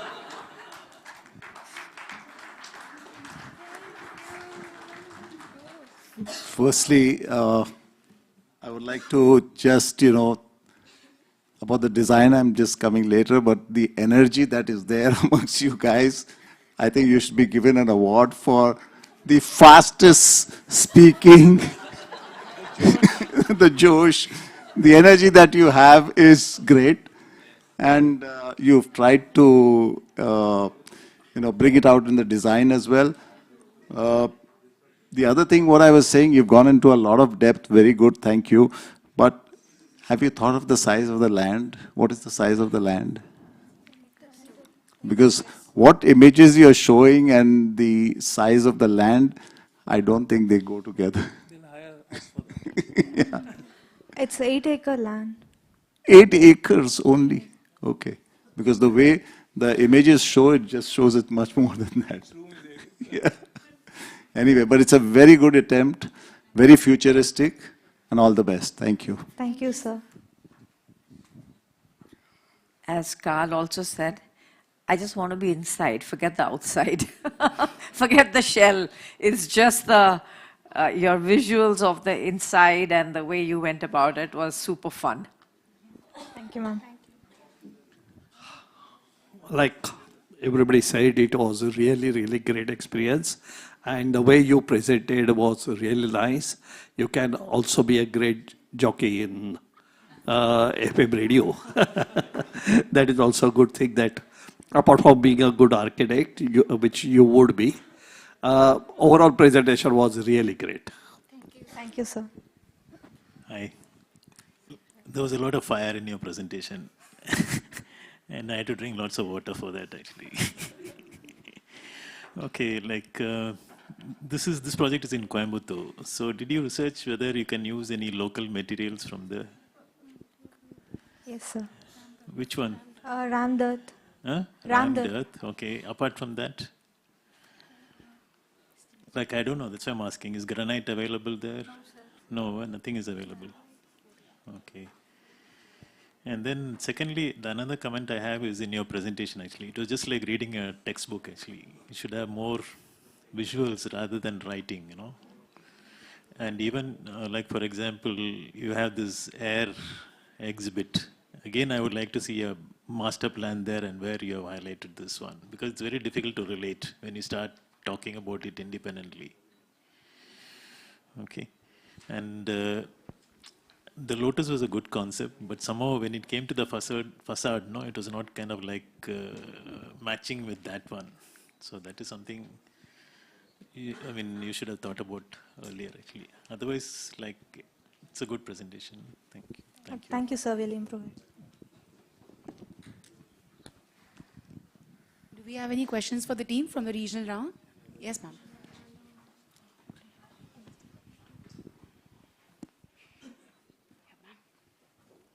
Well, I don't have a question, but immediately while looking at the presentation, जैसे इन्होंने Lord of the Rings कहा, मुझे Avatar movie याद आ गई.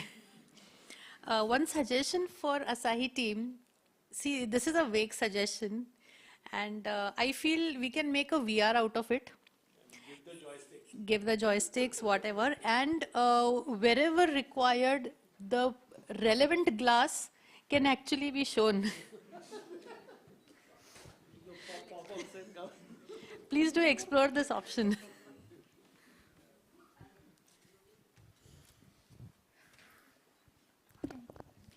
Thank you.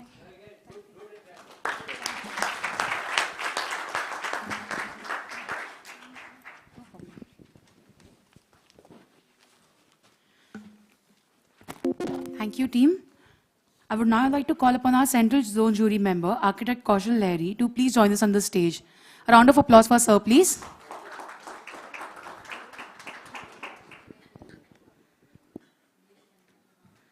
Sir, a few words from you for the day. Hello all. Thank you for inviting me as a Central Zone jury, first of all. And it has been great interaction with all local guys, Asai members, to know the material well, and other fellow colleagues. And it has been nice experience. And the students bring a great energy for the Energy Museum. And thank you.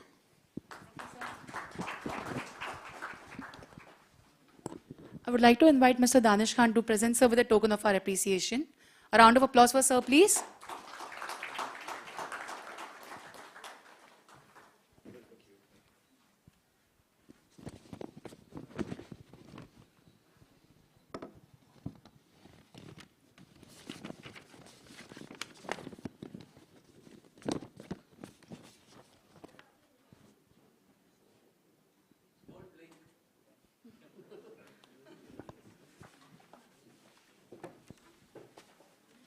Thank you, sir, for the lovely words. Thank you, sirs.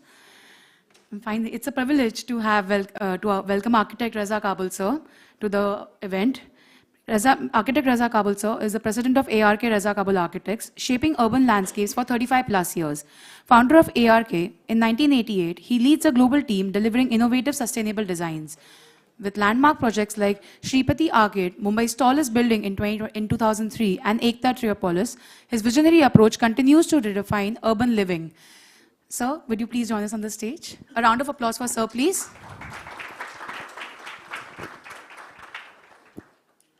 We would like to hear from you, sir, for the day. Thank you. Thank you for having me. Firstly, I want to apologize. I was having 2 more events and I got delayed over there. So you know how all our events are, they're always delayed.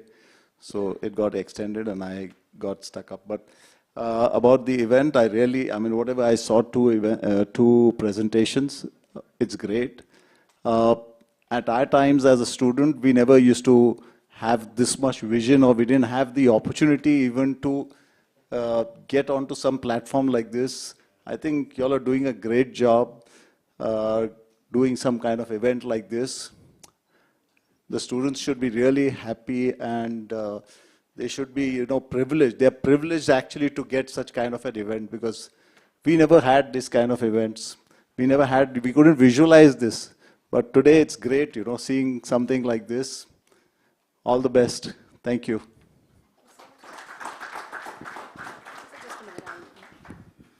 I would like to call upon Mr. Vikram Khanna to felicitate sir. A round of applause for sir, please.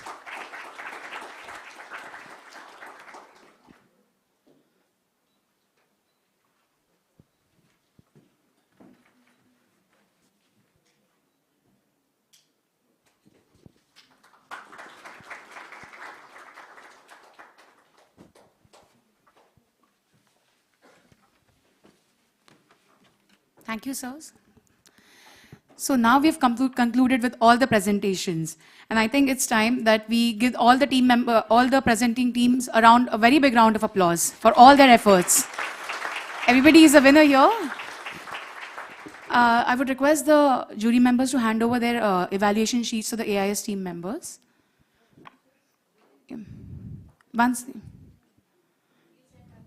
We'll just send our team members to you. In the meanwhile, I would request everybody to head out for tea and refreshments, and we can also reconvene in 15 minutes. Yeah, thank you, everybody. We'll have the technical team members to come in and hand over.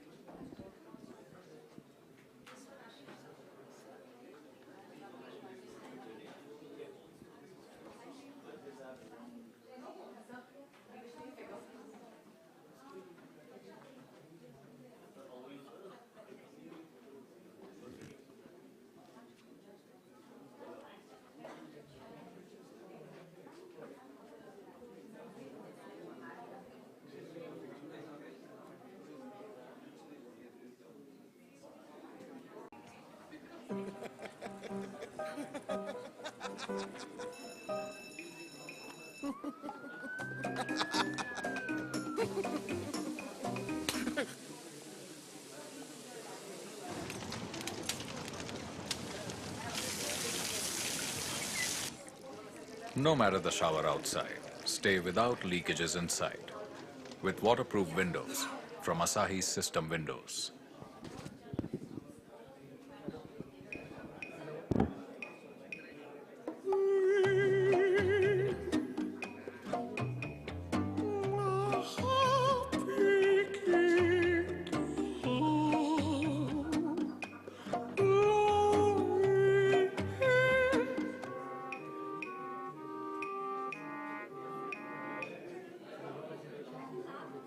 No matter the noise outside, enjoy the quiet inside. With noise-cancelling windows from Asahi's System Windows.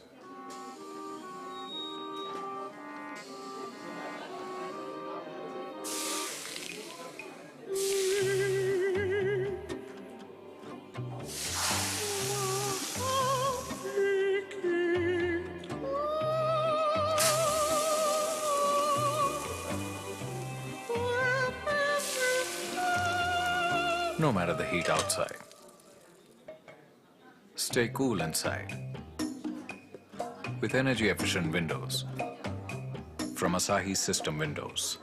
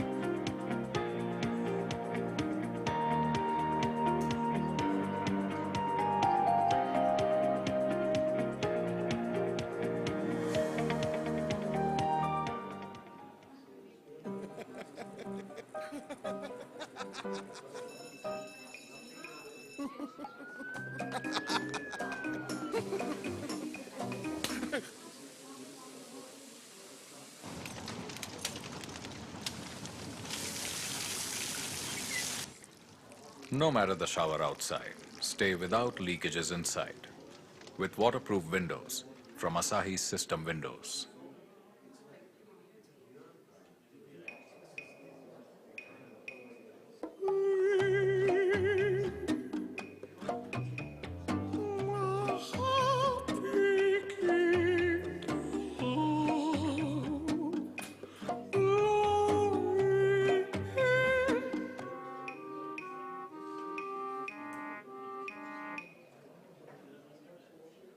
No matter the noise outside, enjoy the quiet inside.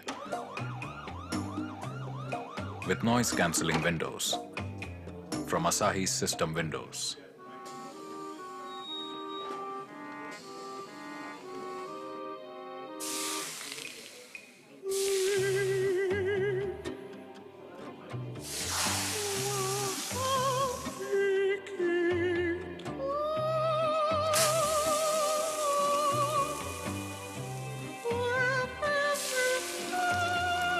No matter the heat outside,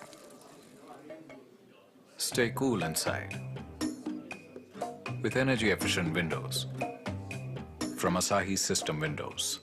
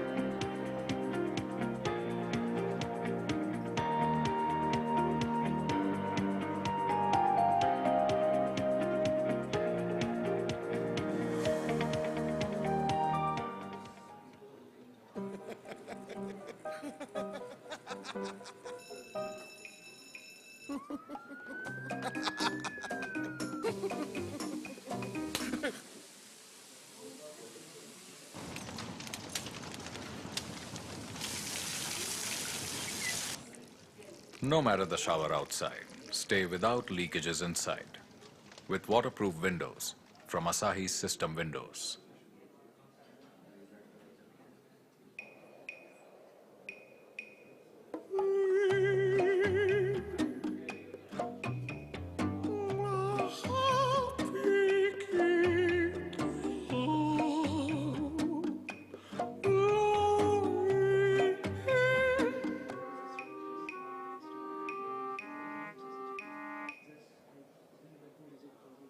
No matter the noise outside, enjoy the quiet inside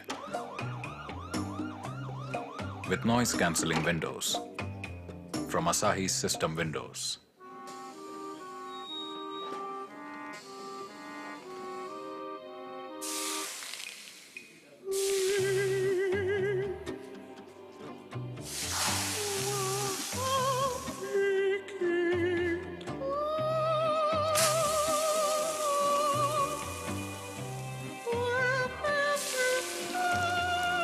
No matter the heat outside,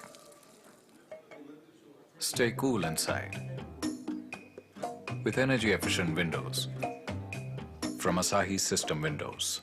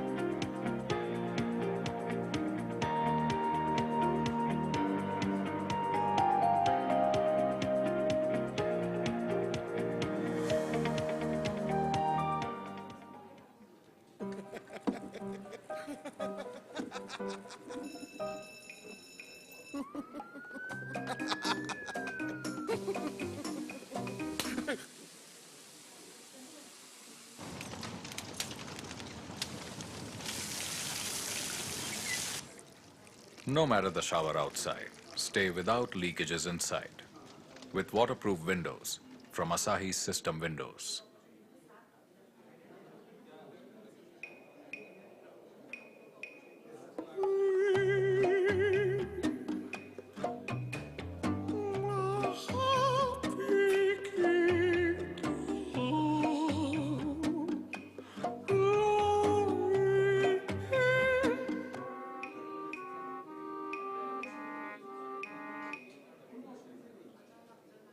No matter the noise outside, enjoy the quiet inside. With noise-cancelling windows from us. No matter the heat outside, stay cool inside. With energy-efficient windows from Asahi's System Windows.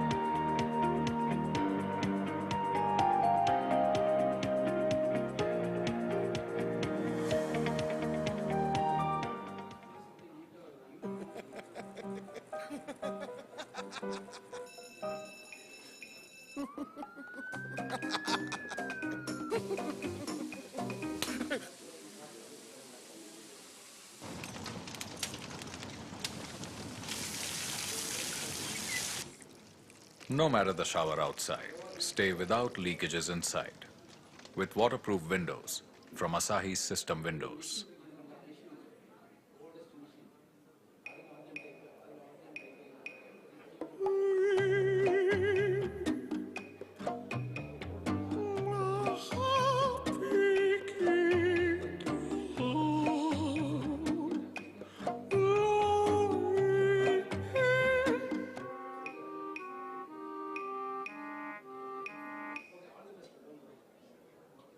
No matter the noise outside, enjoy the quiet inside. With noise-cancelling windows from Asahi's System Windows.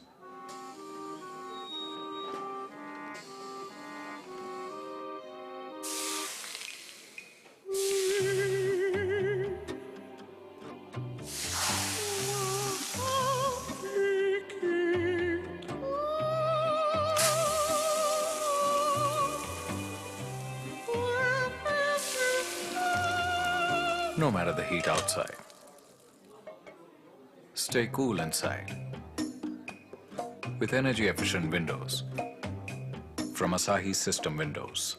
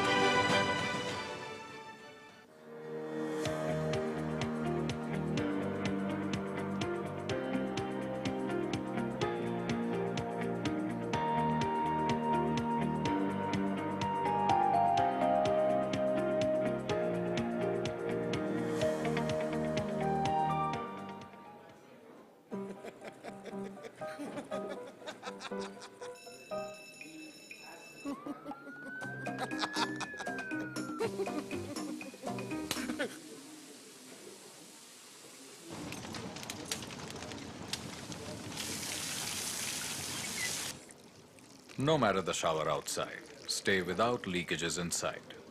With waterproof windows from Asahi System Windows.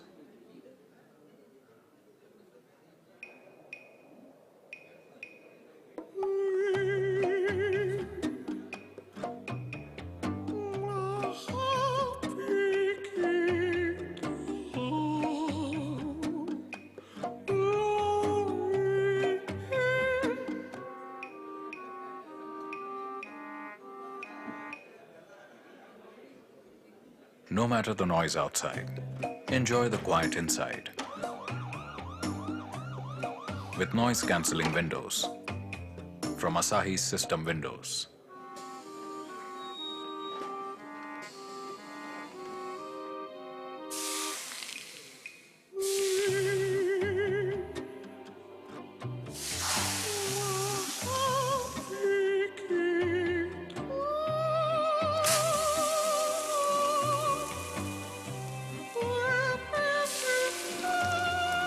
No matter the heat outside, stay cool inside with energy-efficient windows from Asahi System Windows.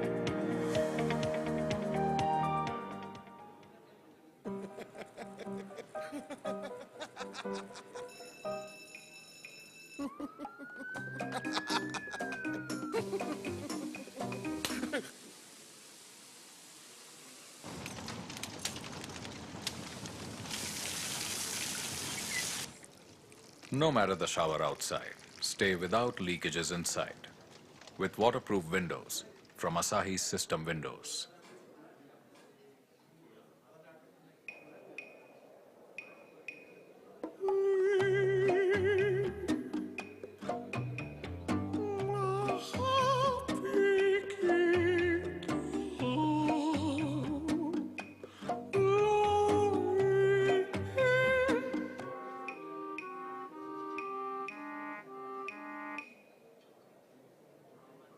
No matter the noise outside, enjoy the quiet inside. With noise-cancelling windows from Asahi System Windows.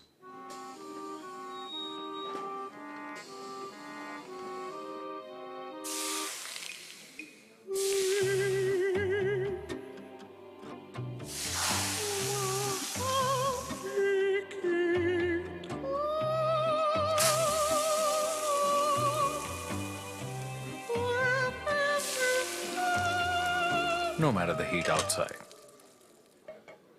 stay cool inside with energy-efficient windows from Asahi System Windows.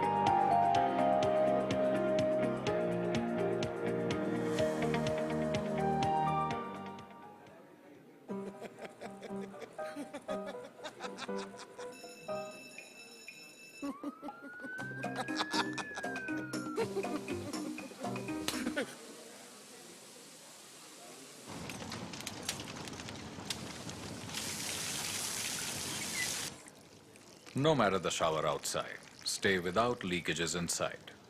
With waterproof windows from Asahi System Windows.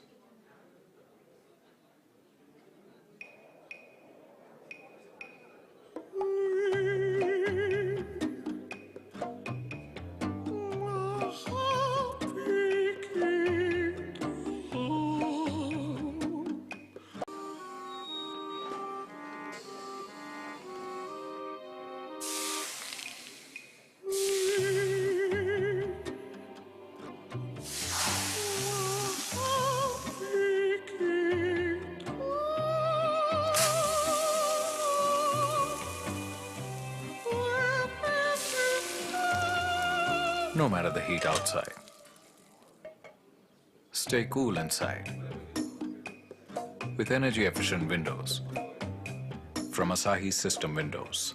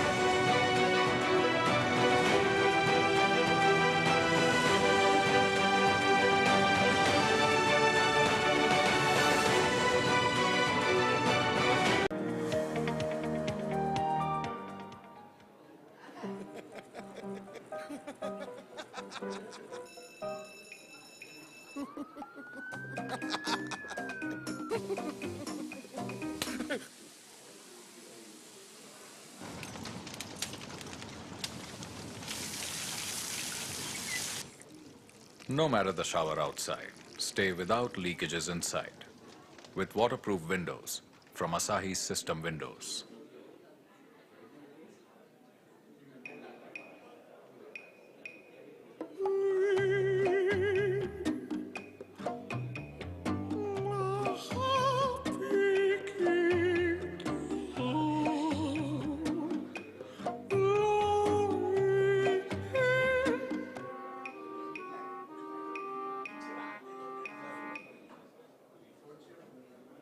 No matter the noise outside, enjoy the quiet inside with noise-cancelling windows from Asahi System Windows.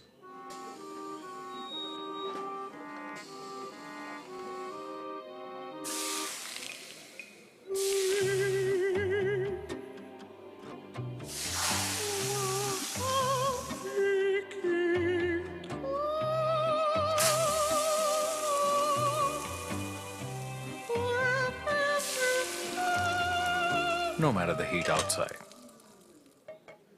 stay cool inside with energy-efficient windows from Asahi System Windows.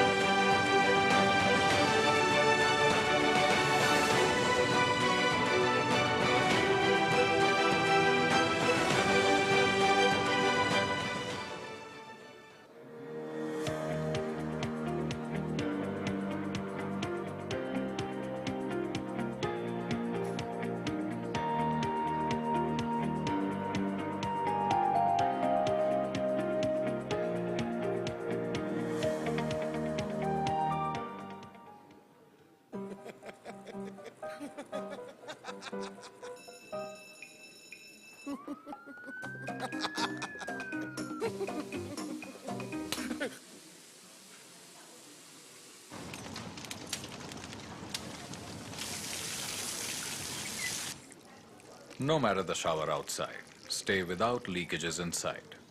With waterproof windows from Asahi's System Windows.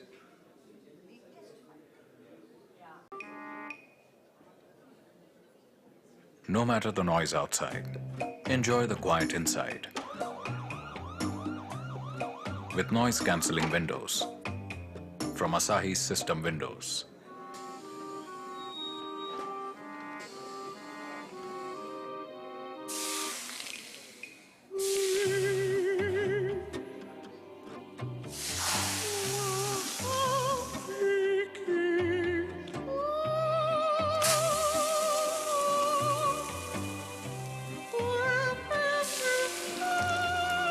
No matter the heat outside, stay cool inside with energy-efficient windows from Asahi's System Windows.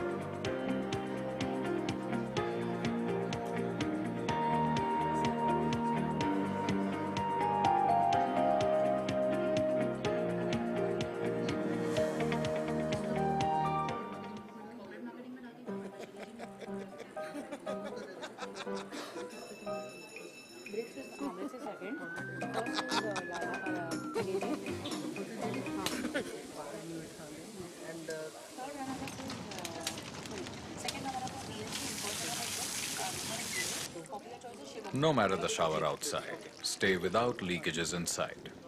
With waterproof windows from Asahi's System Windows.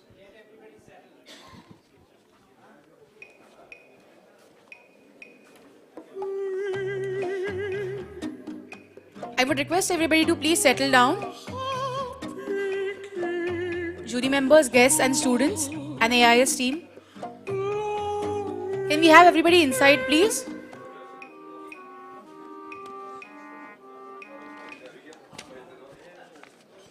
No matter the noise outside, enjoy the quiet inside. With noise-cancelling I would request everybody in the back to please settle down. Asahi's System Windows.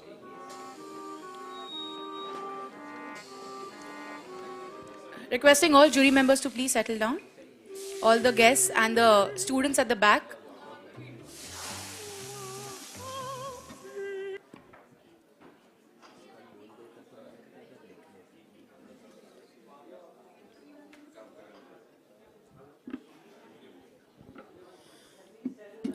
Requesting everybody to please settle down.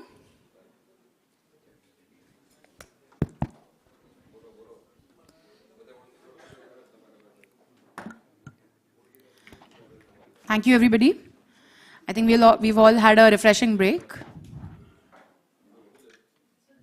Yes? Okay, just a minute. Yes. He wasn't able to join us today, but he's done the honors of judging them online. And Prithvish and Abhijit, you got the evaluation sheet also. You can share with Deva, you share and with but just read out what he has said, and then we can call the.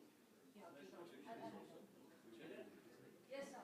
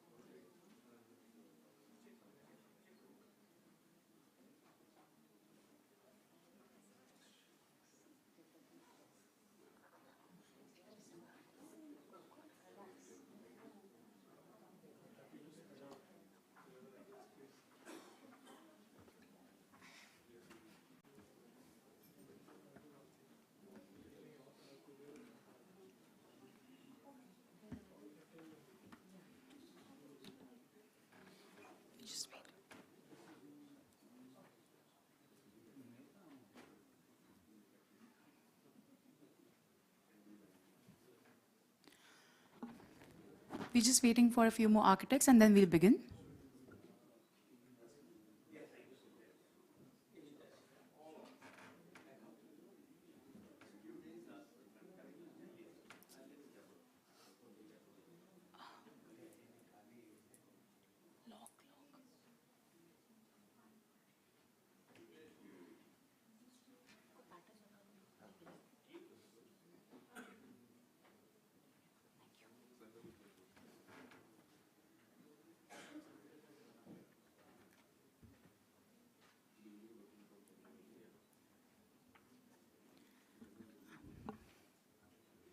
I hope everybody is refreshed after the tea break. We have the results in though. So that's there.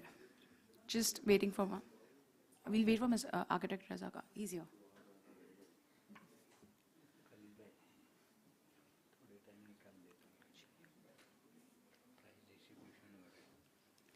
Requesting everybody to please settle down so we can begin. We actually have a message from architect JP Agarwal. Unfortunately, he couldn't make it with...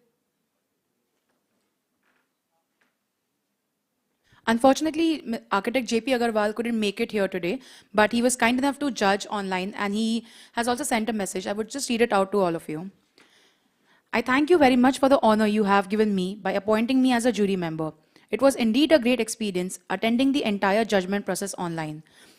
You have really made an excellent arrangement and it was so easy to witness the whole presentation far seated here in Kolkata.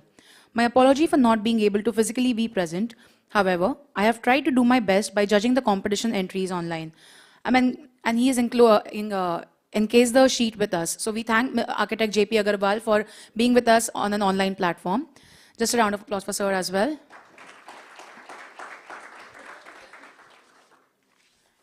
Moving on. I'm delighted to welcome Mr. Mahesh Arumugam, Director at Mainhard Facade Consultancy India and a leading expert in facade engineering with 22 years of experience. His expertise in aluminium glazing, precast concrete, BIVP and high-performance building envelopes has shaped iconic projects across the Far East, Middle East and India.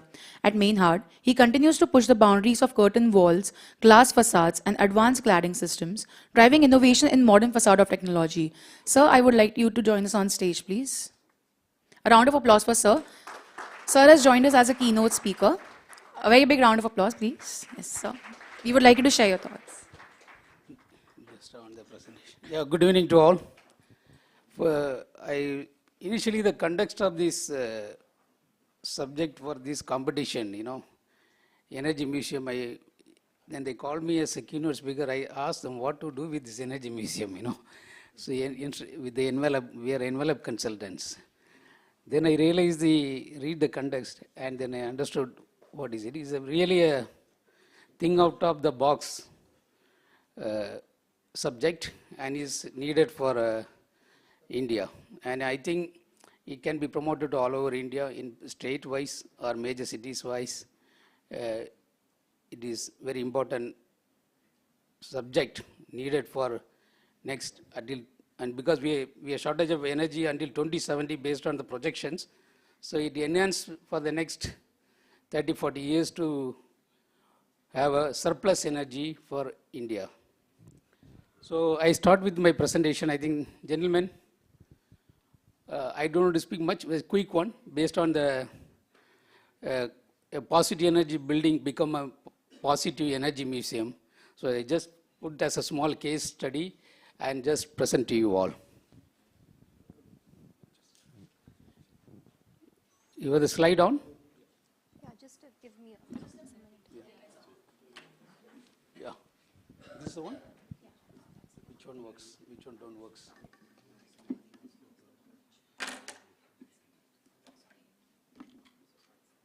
No issue.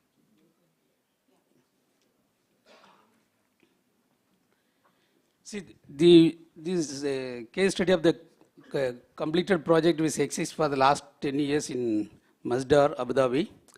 So it is the world's first positive energy building in Masdar in Abu Dhabi.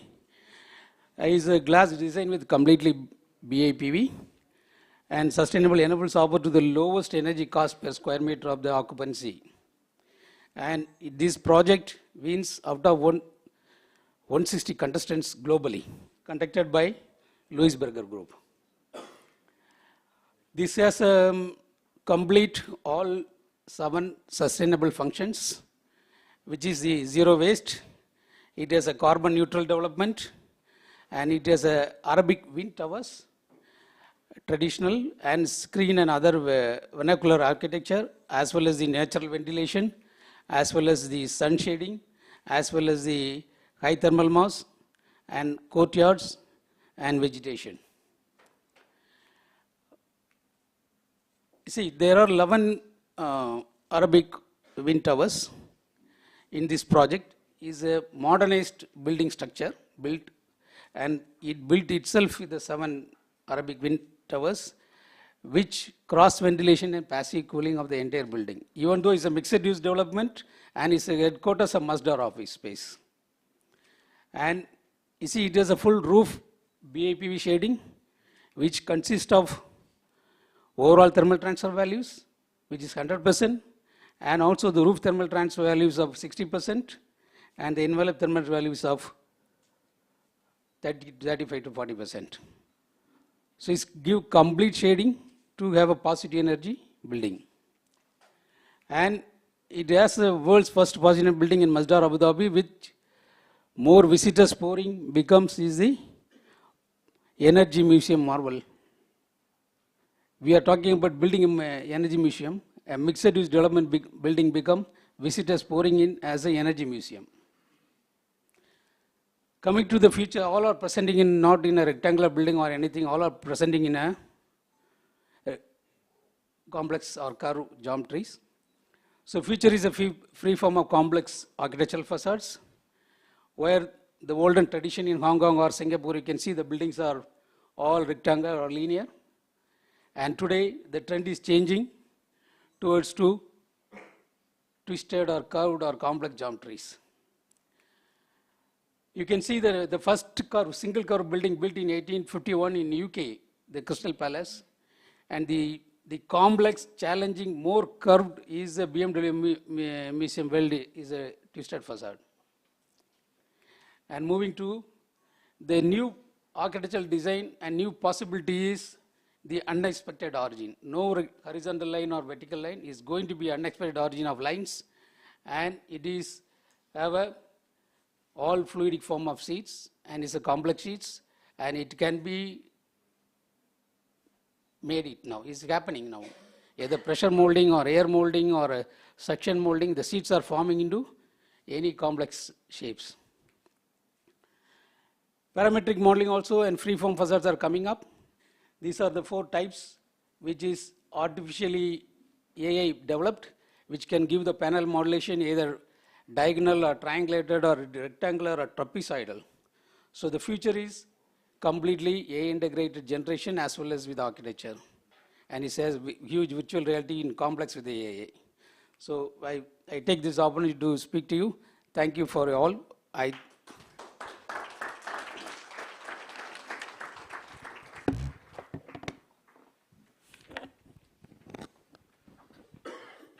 would like to call upon Mr. Vikram Khanna to felicitate Sir, please. A round of applause for Sir.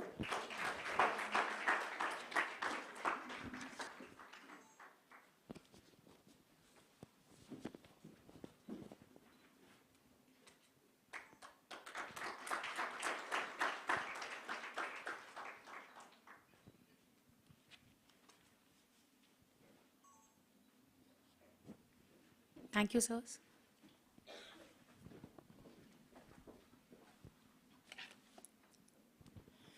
Thank you, sir, for the lovely address. Now, I would like to call upon Mr. Ashu Gupta, a certified expert in energy efficiency from the Abu Dhabi Urban Planning Council, PQP, and Indian Green Building Council, IGBC AP. With extensive experience in building simulation, energy modeling, and sustainable building performance, he has contributed to LEED, ESTIDAMA, and GRIHA certified projects. His expertise in industrial energy audits, BMS data analysis, and commissioning continues to drive innovation in high-performance buildings. He's joining us as a keynote speaker. A round of applause for Sir, please. Sir, a few words from you. Good evening, everyone. Good evening. Lot of energy required because everyone is talking about energy since morning, and I'm sure energy has been drained out, right? But I think the last presenter, which I am today, so I'll not take much time, but I want to give you the different perspective because all are architects and I was the single, I think, engineer sitting in the room and I was listening each and every one what's going on. So, but I'll tell you my story also because I was the same like a student. I was a student member for the air conditioning industry in 2008 when I graduated. I was not aware what is the sustainable building or the green building in the colleges actually. No one in the engineering colleges people were aware. When I started my career, a lot of people ask what is green. So a lot of people think the green is landscaping more or green is different. But when I deep down on it, that I think I learned so many things that there is always the green is not a new subject. We actually Indian were green. 25, 30 years back, we were green. We were making the same kind of building which doesn't require much air conditioning. But we have changed our lifestyle. We have changed our design and we are talking about now the certification, like these are the certification we need to comply with that green. I always say make a building and be more sustainable like our Prime Minister also say, the life for environment. And when I do a training, because I am also a trainer for Bureau of Energy Efficiency, I do a lot of ECBC training in India and done more than 300 trainings in India. So intent is that 5 elements of the nature like someone was already showing Jal, Vayu, Agni, Prithvi, Akash. And these are the 5 natural resources we need to conserve during our design. And as an architect, I'm telling you again, as an architect, when you are making, because when you in the field, try to understand these are not a very complex system. Sometimes we credit system become a very complex, but if you actually do this design and inbuilt with the engineering also, because engineering is now the actually end-to-end subject with the architect. Because like a body, if you make a proper building, very good building, very good body, but the inside, the artery or the veins doesn't work. Similarly, your engineering system doesn't work, it will not. So as an architect, when I do training, I always feel that very small, because you have to have the basic understanding of the engineering side as well, the MEP side when we talk about it. So I started the career, and then I worked in a company, then I started my startup also because a lot of people think that how this startups can work out, if it is, because this is the new area. I went to the US, then I did a master's in sustainability. When I came to India, I started 2013. And now I'm very happy to say that I'm running a consulting firm which is more than 200 engineers and the architects are working. We have constructed our own building that is a net zero building in Jaipur. 5 floor, 400 people sitting office and entire study walk the talk. 2 days back, we have got several certification from global net zero and all. But the intent is that what we are teaching, we are following that all strategies. And the same thing, the local materials, we utilize Rajasthan is abundance of the materials we have, the stones and all. And we have done it. So, and similarly for when we design a building, because your energy consumption, because today I was talking about energy. I'm not sure how many people are aware or not, 1 kWh of energy is equivalent to 900 gram of carbon emission. So you can imagine how much carbon emission we can conserve if we actually conserve energy. So we did the building because a lot of people design, then we say the air conditioning 150, 200 square feet per ton. We designed our entire building on the 350 square feet per ton. And it's running properly well. And it can be happen with the proper design. I have seen some building. Architect plays a very good role to playing building envelope, better U value, better glass, better wall. But still when we do the heat load calculation, a lot of people, the same formula is doing that, U value and all those. They don't consider that. And if you actually do a building envelope properly, your 25 to 30% energy can saved directly. I have seen the air conditioning load going down from 1500 ton to the 900 ton of air conditioning as well, if you have a building envelope proper. So these are the small ideas which I always say as a young engineer, learn. HVAC, because energy demand is going drastically change in next 20 years. And that's the reason all of us talking about energy, because my company has also done policy making for the state's government, and we have developed that energy efficiency action plan for 2030 and 2040 for the country. So 12 states we did in India, and we have seen how the drastically residential demand and the commercial demand is changing. What are you using right now, the air conditioning? Just as 5% of the country having air conditioning. If you compare any developed country, 85 to 90% people having an access of comfort. In India, doesn't have. So request is that please make a sustainable building design, because envelope and architects plays a very, very important role, because that's the reason out of 120 master trainer of ECBC in India, 80 are architects, because they have to train people, young generation, how to design building envelope more strong, so the air conditioning demand can increase, so the decrease on it. So that's, I think, from my side, but I will not take much time, and I will be more happy because I made some study, but just follow and see that we have made the case study. Only 25,000 square feet building, because a lot of people think big building can go green. A small building can also go the sustainable. Small houses can go the sustainable, but we need to design properly. So that is for my side. Thank you so much.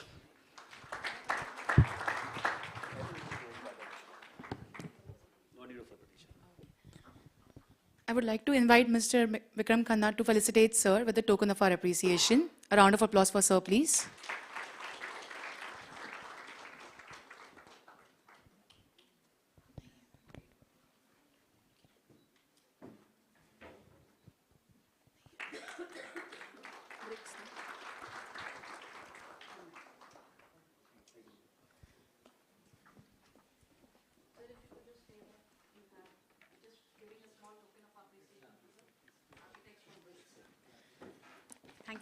Thank you, sir. It's okay. Thank you. I would now like to invite Professor Architect Sharduli Joshi and Professor Architect Kanchan Shinde from Brick School of Architecture, Pune, to come and join us on the stage. They have been really instrumental in guiding the students and being a great support for ADO. A big round of applause for both the professors. Requesting Kiran Lula ma'am to... Thank you.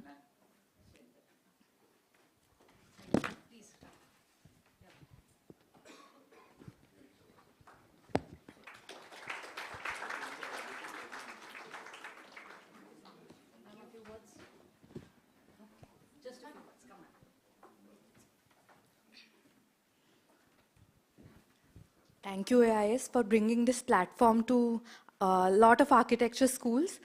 The briefs which you have been creating since so far are very intriguing for the students, and they are very excited every year to look forward to this competition and, this experience as well. It's very nice, and keep it up. Thank you so much.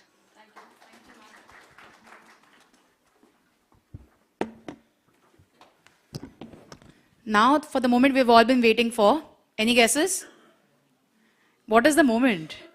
So we are all finalized with the winner announcements. I would like to call upon Mr. Mahesh Arumugam on the stage to award the second runner-up prize. A round of applause for Sir, please.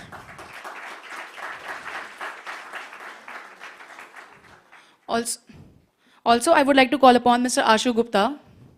A round of applause, please. Calling up all our national jury members. Architect Reza Kabul, sir, please join us on the stage. Architect Kalwadia, sir, please join us. Architect Sonali Bhagwati, ma'am, please. A round of applause for ma'am. The applause must keep going on, everybody. Architect Avinash Navate, sir, please join us. Architect Paul Moses, sir, please join us. Okay. So this is the second runner-up. That's Kanishka Dharani.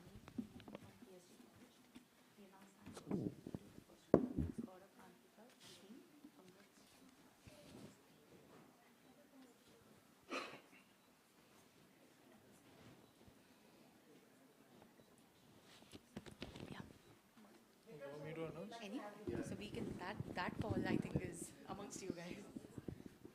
Okay, so ready for the results, everyone?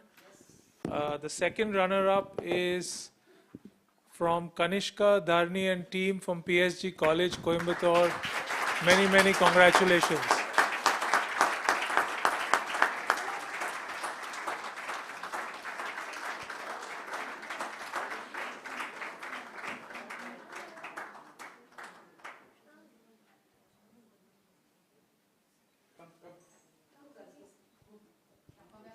Please bring your energy on the stage.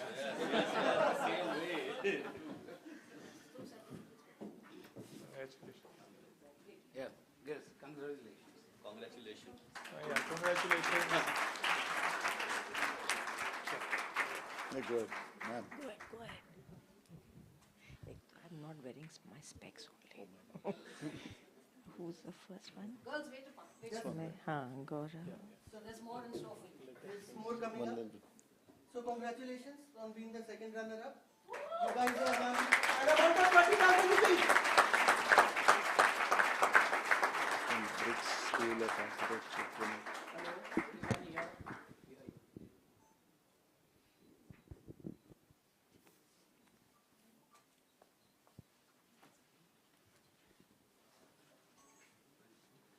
Avinash sir, Sonali ma'am, if you could come this side. Yeah, you can come. So, come. Everyone should be. Sir, there's a- Come on. Yeah, here, beta here.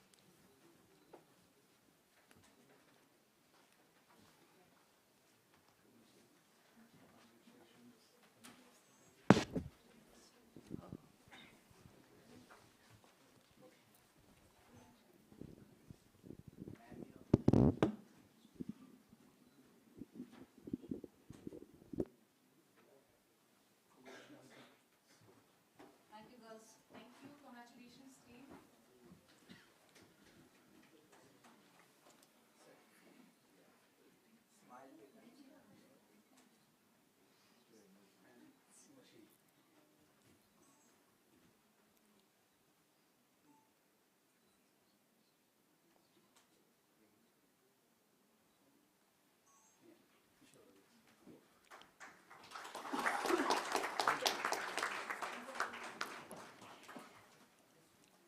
And the first runner-up is Gaurav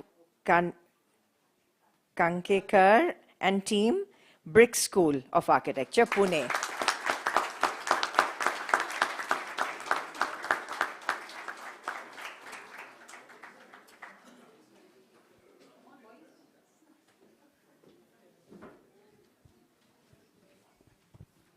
Sir, can you come closer, please?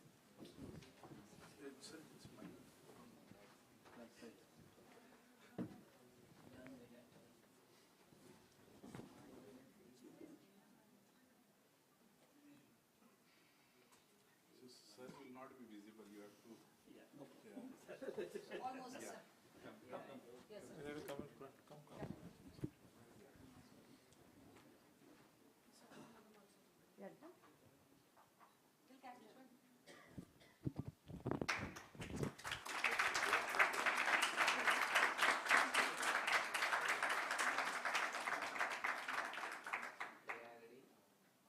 Everyone smile on your face.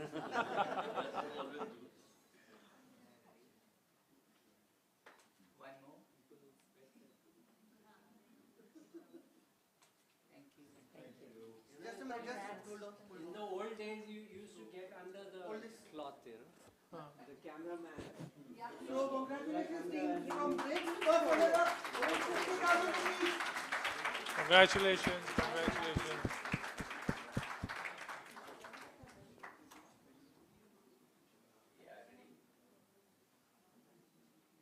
Ready? Yes. You have to say ready. Ready, please, ready. Wait. Thank you. Thank you. Congratulations. And of course, the winning team wants to know who's the winning team. Yes.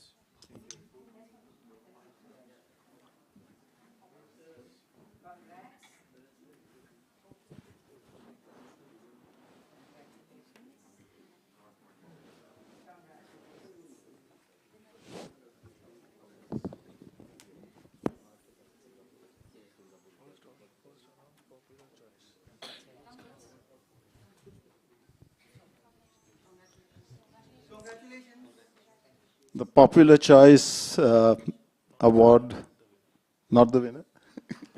Yeah, popular choice is architect Sangeet Sharma. Shivam Mishra and team. Oh, sorry. गड़बड़ करी ना क्यों यार? Shivam Mishra and team PS College Coimbatore. No. I think it was. No, sir. So. That was written here. Popular choice is NIT Trichy. Who has written that? Sorry. Sorry. Bye. Okay. Bye. So it's NIT Trichy. NIT Trichy. Yeah. No, I didn't read wrong. They gave it wrong. Sorry. So this is the first time we have got this award. Maybe because of that.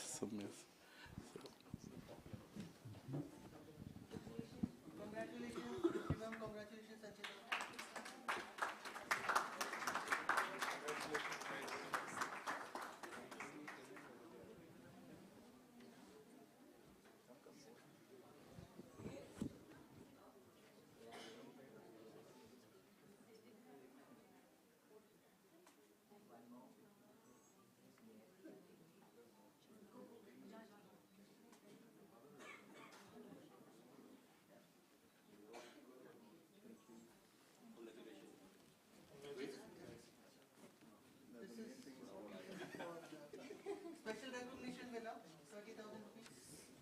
Congratulations.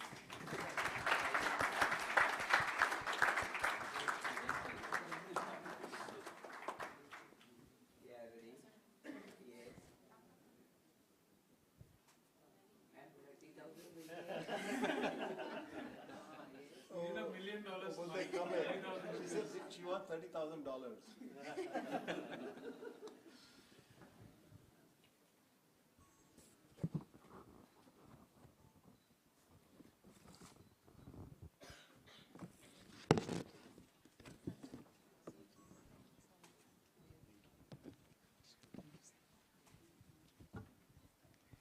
Thank you. Congratulations.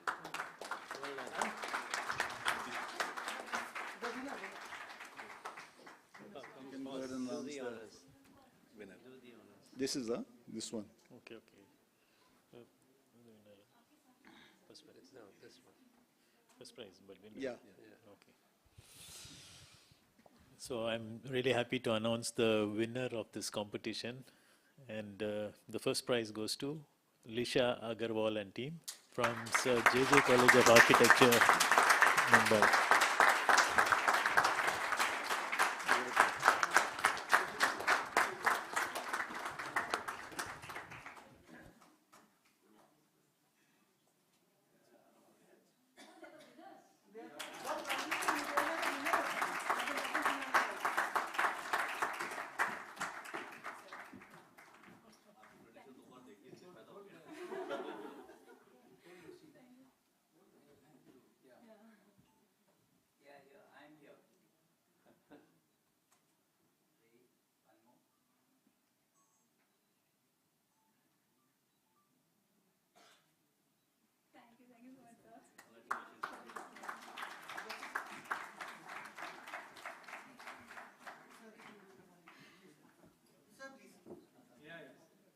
Grand prize winner, 1 lakh rupees.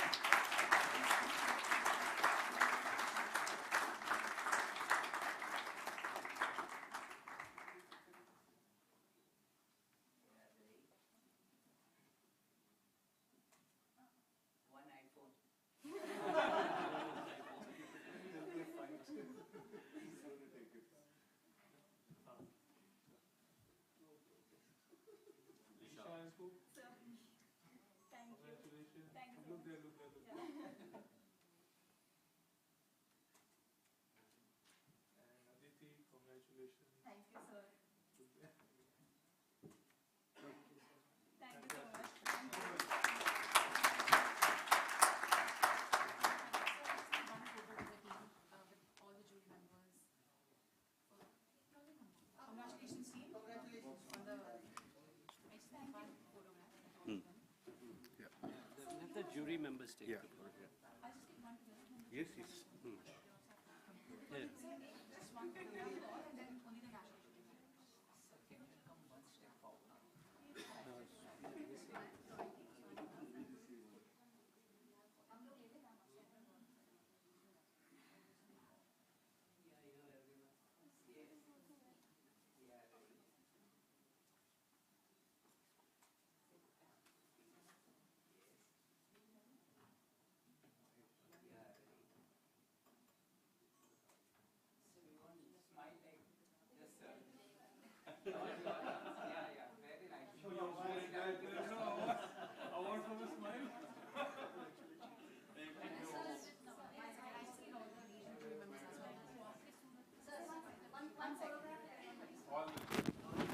Inviting all the jury members, regional jury members, to please join us on the stage for a group photo. Anshul Gujarati ma'am, please join us.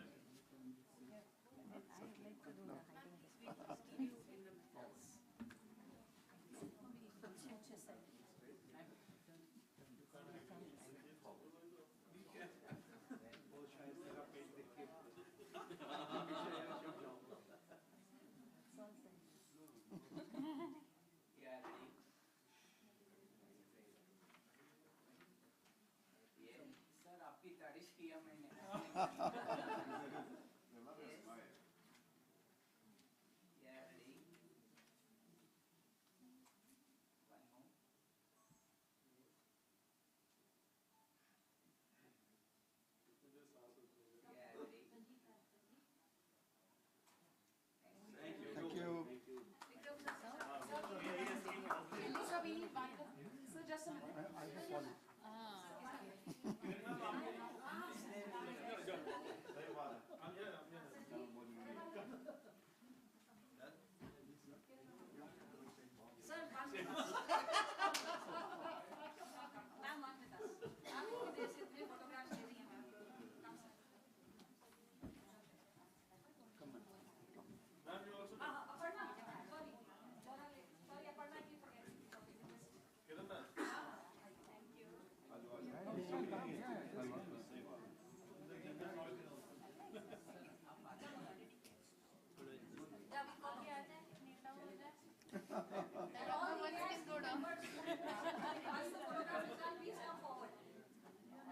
Yeah, yeah, yeah.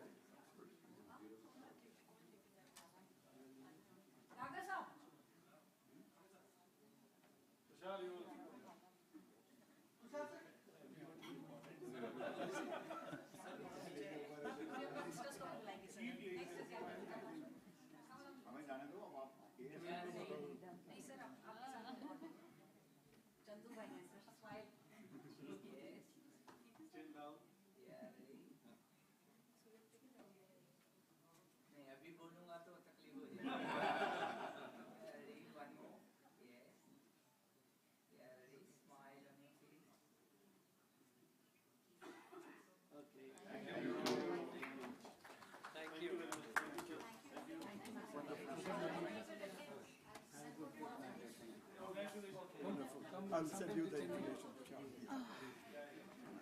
Thank you, sir. Thank you. Thank you so much. We just have a vote of thanks. Yes. Thank you. Yeah. Calling upon Ms. Mrigakshi Divekar for the vote of thanks.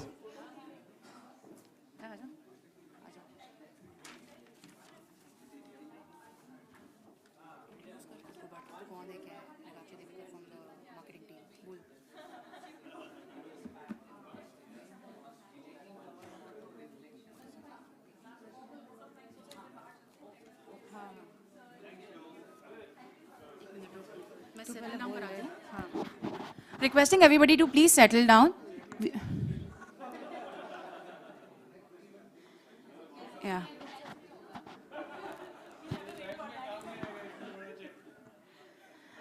I request everybody to please settle down. We just have a vote of thanks also to be done.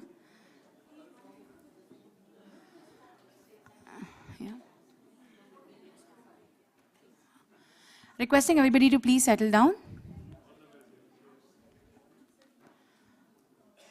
Calling upon Ms. Mrigakshi Devekar, who will now be giving the vote of thanks. A round of applause for Ms. Devekar, please.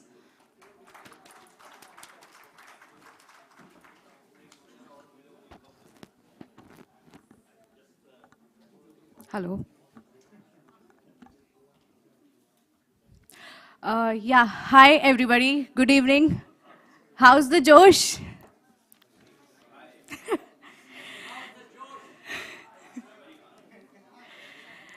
So, a very good evening to everybody. You have been such a wonderful audience, and what an amazing day it was, full packed with some creative presentations. And looking at your enthusiasm and engagement, I have no choice but to think that, yeah, creativity is the ultimate fuel. I mean, you cannot go and you cannot run out of it. So, as we conclude the AIS Design Olympiad 6.0, it's my privilege and honor to thank everybody who's present over here and those who could not join us but have been a greatest support throughout the journey. I would like to thank our esteemed chief guest, Professor Rajan Rawal.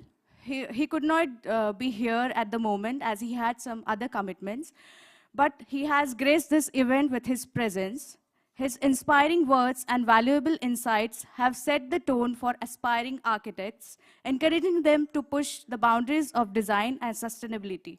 We hope to continue this association in the years ahead. A special thanks to our two distinguished keynote speakers, Mr. Ashu Gupta and Mr. Mahesh Arumugam, for sharing their wisdom and experiences.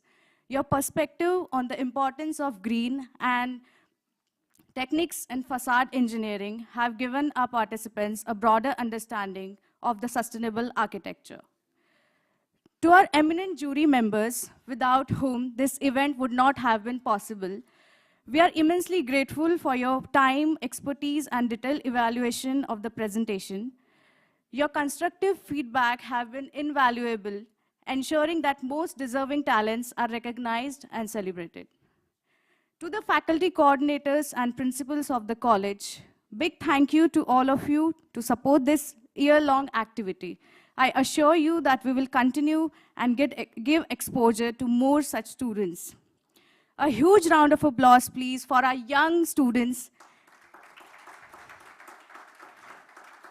You are the heart of AIS Design Olympiad, and your dedication, passion, and out-of-the-box thinking have made this event truly special.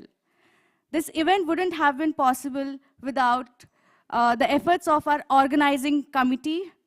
Your hard work behind the scenes ensured that everything ran smoothly. A huge round of applause to all of us, the organizing team, who worked tirelessly to make it a grand success. AIS Design Olympiad is not just a competition, it's a moment to inspire the future architects, foster innovation, and build a stronger design community. As we wrap up this edition, I assure you that AIS Design Olympiad 7.0 will be even bigger and better next year, with more collaboration, greater challenges, and larger platform for architectural excellence. Once again, thank you all for making this event such a grand success. Safe travels, and we look forward to meet you again next year for the Edu 7.0. I'm so sorry. Thank you so much, guys.